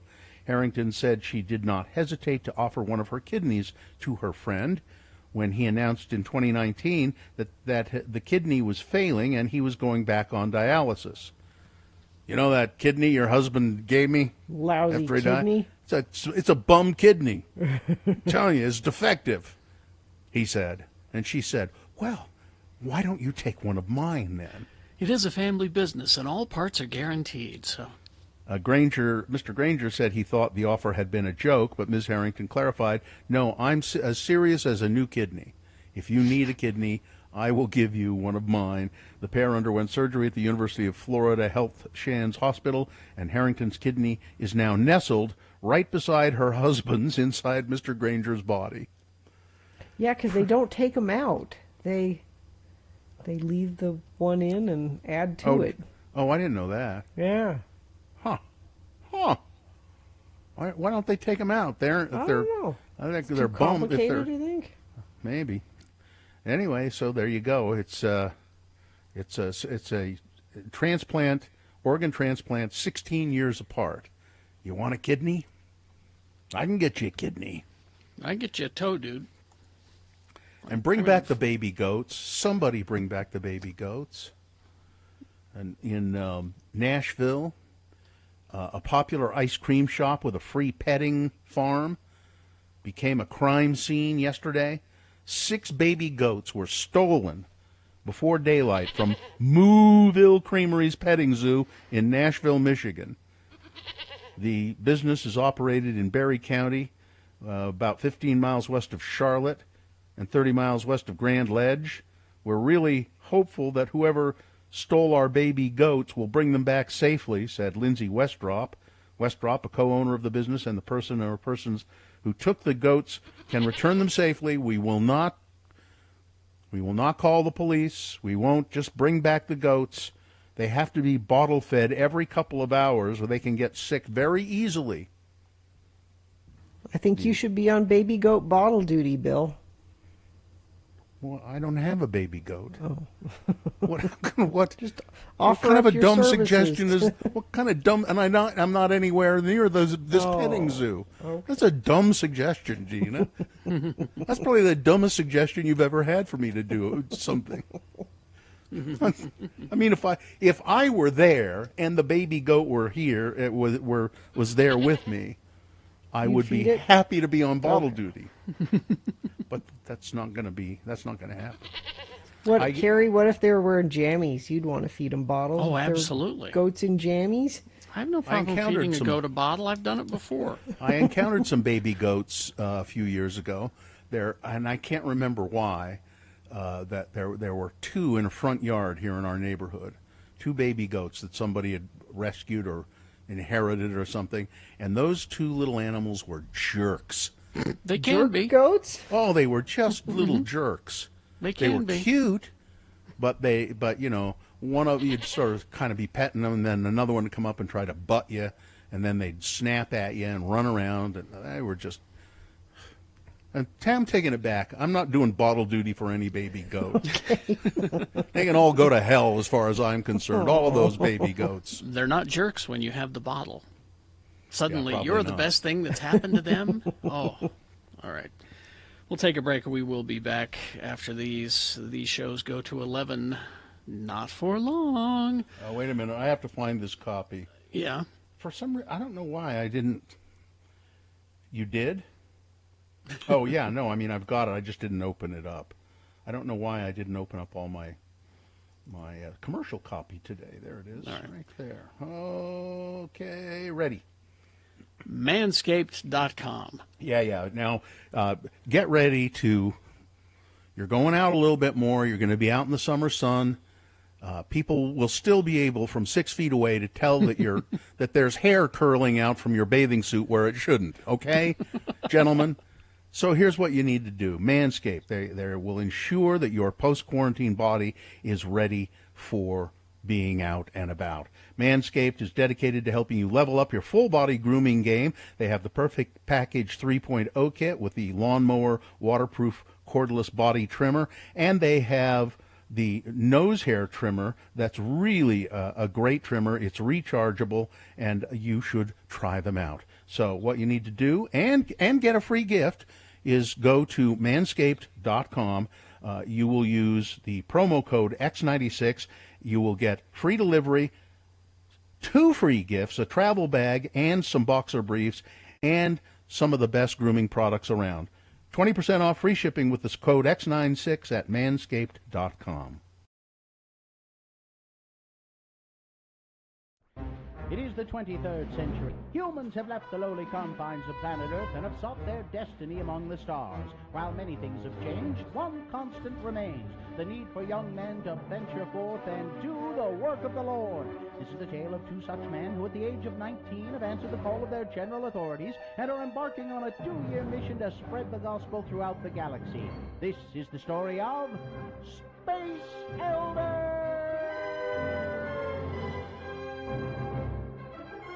Today, we join our elders as they are drawn to a mysterious, uncharted planet.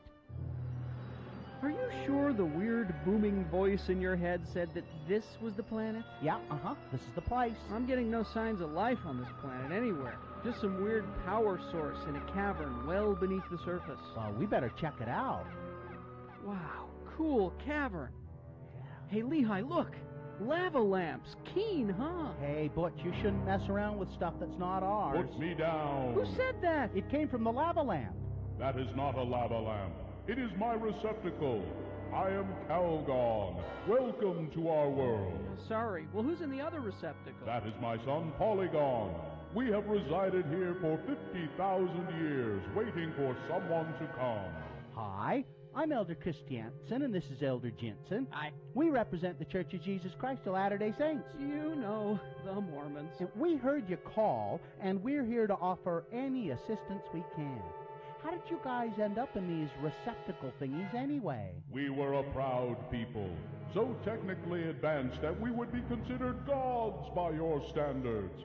We could have made an operational hyperbike the size of a walnut. Oh, that'd be cool. Wouldn't be very useful, though. Centuries ago, our world was ravaged by war. We saw our own destruction and designed this cave to ensure the survival of our species.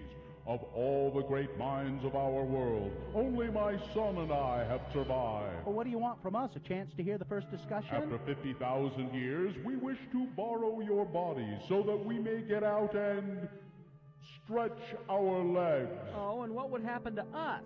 You would occupy our receptacles during our short stay in your bodies. Oh, hey, no way. How do we know you guys even have legs? Come on, Butch, it'll be fun. Besides, we're here to help people. And what guarantee do we have that you won't leave us stranded in these receptacles for the next 50,000 years? I promise. Cross my heart. Well, we'll have to take your word for that. Okay, we'll do it. Oh, Father, I had forgotten what it was like to breathe the air. We have been in the receptacles for far too long. Yes, my son, far too long. I can't wait to have a cup of coffee. Not in my body, you don't. And I want to get a Slurpee and give myself brain freeze. Oh, I hate brain freeze. Hey, time's up. Get back in your receptacles. Have Butch and Lehi been cheated out of their bodies? Could our elders baptize a receptacle? Are they waterproof, or do they float? Will Lehi's body get its first taste of coffee? Can Butch survive a bad case of brain freeze? Tune in next time to hear Calgon say... Well, my son, we gave our word. It is now time to surrender their bodies and return to our receptacle. No way! I haven't even gotten to play Nintendo yet. You just want to give them back their bodies because I got the good-looking one. Oh, how true. On the next hip-dislocating episode of Space Elders!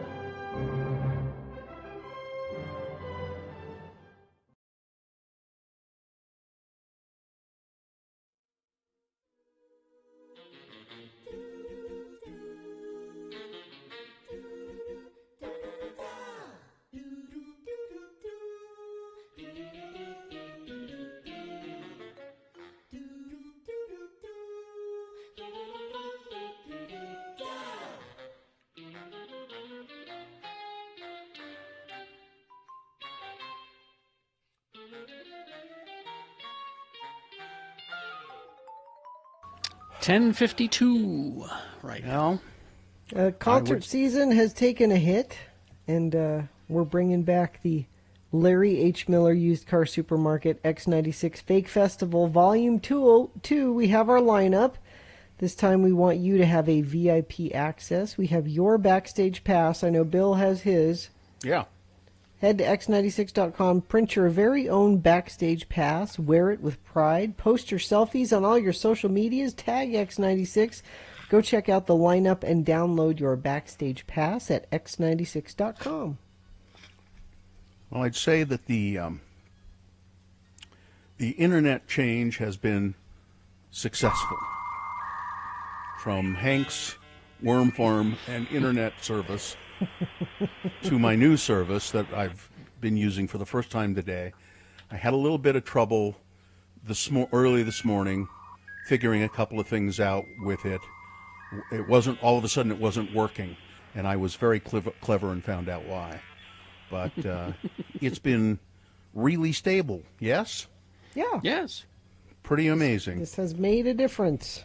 So today I have the unpleasant task of breaking up with my old provider, Hank's Worm Farm and internet service. Well, you just tell him I gave you a chance to fix it, and you couldn't, and I need this for my job. Sorry to say. And I'm afraid I'm going to be. It's just unpleasant, and I'm really afraid I'm going to be threatened. And you think Hank's Worm Farm would take retribution? Well, Some sort of revenge? We'll see. I had not really checked to see, but not that I don't think I would have done anything different. I'm pretty sure I'm not under any kind of contract. I'm pretty sure there's no penalty but I would do it anyway. You have to. Yeah, there's just no way I could have gone on like that, because they came out. I gave them a chance to come out and fix it. And instead of putting in a good line, they tried to use worms to run from the box into my house. And worms are, just as it turns out, not the best way to conduct internet data. A worm will conduct electricity. Sure. Just not enough. Not enough. Yeah. So that's Lionel says if you hear from them, just tell them that you ran out of AOL free 30-hour dial-up discs, and they will understand. My friend Jerry James, who lives in Tucson, still has an AOL email address. Mm-hmm. Really? He was one of the very first people to use AOL back in the day. He jumped on it really quick and started doing email, and he still has. There are some internet nerds who still have them and are proud of them. Yeah, I mean, and they'll even tell you, I have an AOL. Yeah, and I think there's even some kind of a hierarchy of he's in some group of first adopters or something like that of AOL. Early adopters. Early adopters, yeah. And it's I should ask him about that, but it's still at AOL.com. America Online. Yes, we are. I got my first computer. It was a little MacBook, a little iMac computer, Apple computer, that I could. You brought it to work. We didn't have computers at work. In the station at X96, Bill would bring his little MacBook from home. That was our only computer. And it was really, compared to, it was slow and it was dial-up. And now technology has taken us beyond where we ever thought we could go, and everyone's dying. So what do you... Is that what we're ending on? Is that the end of the show? Well, listen, it's kind of funny if you think about it. No, it's not. If you think about it. And everyone's dying. And that's... We've come so far, and technology... And we are more divided than ever, and people are dying. So it's kind of not how we. It's kind of amusing, isn't it? This is not. No. Carrie, help! Bye, Radio Man. See ya.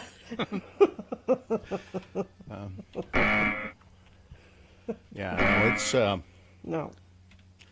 It was a little odd. I mean, there were installers in my house yesterday, and I had to try and keep my distance. And they were wearing masks and booties, and I was wearing a mask. And I said to my family, "You might want to go out of the house or into other rooms, or Yeah. Stay away. I have to be around them a little bit, but they were very nice. But well, let's do the promo and get out of here. Okay, well, and thank you for listening, because we've got to Yes. go enjoy our first drink of the day, courtesy of McCool's Public House in Layton. Now that I am looking forward to. By the powers vested in me by the Federal Communications Commission, I command you to get on the microphone in a serious manner and continue this broadcast. Is that Larry David? I can't remember. It's from the Howard Stern movie. I can't remember who said it. All right. Here we go. So we're still dealing with, the troubles, but don't fret. Radio from Hell is still here to get you going. Good thing it's Wednesday, because that means Things That Must Go will be happening at 6:45, and with everything that's continuing to happen, the troubles. Well, we know you have some things that must go. Send your must-goes to radiofromhell@x96.com. Then at 7:45, Dr. Cobble will join us to answer the COVID-19 questions that you may have, so be ready to call in. And at 10:30, Nurse Nicole Lamb will join us for more discussion of the troubles on the wellness check, and we'll talk about the benefits of nutrition. So don't miss everything happening on Wednesday's Radio from Hell show on X96. All right. What are we, Irish all of a sudden? I don't know. We're talking about the troubles. That's what I'm they just call tired of saying these times. these unprecedented times.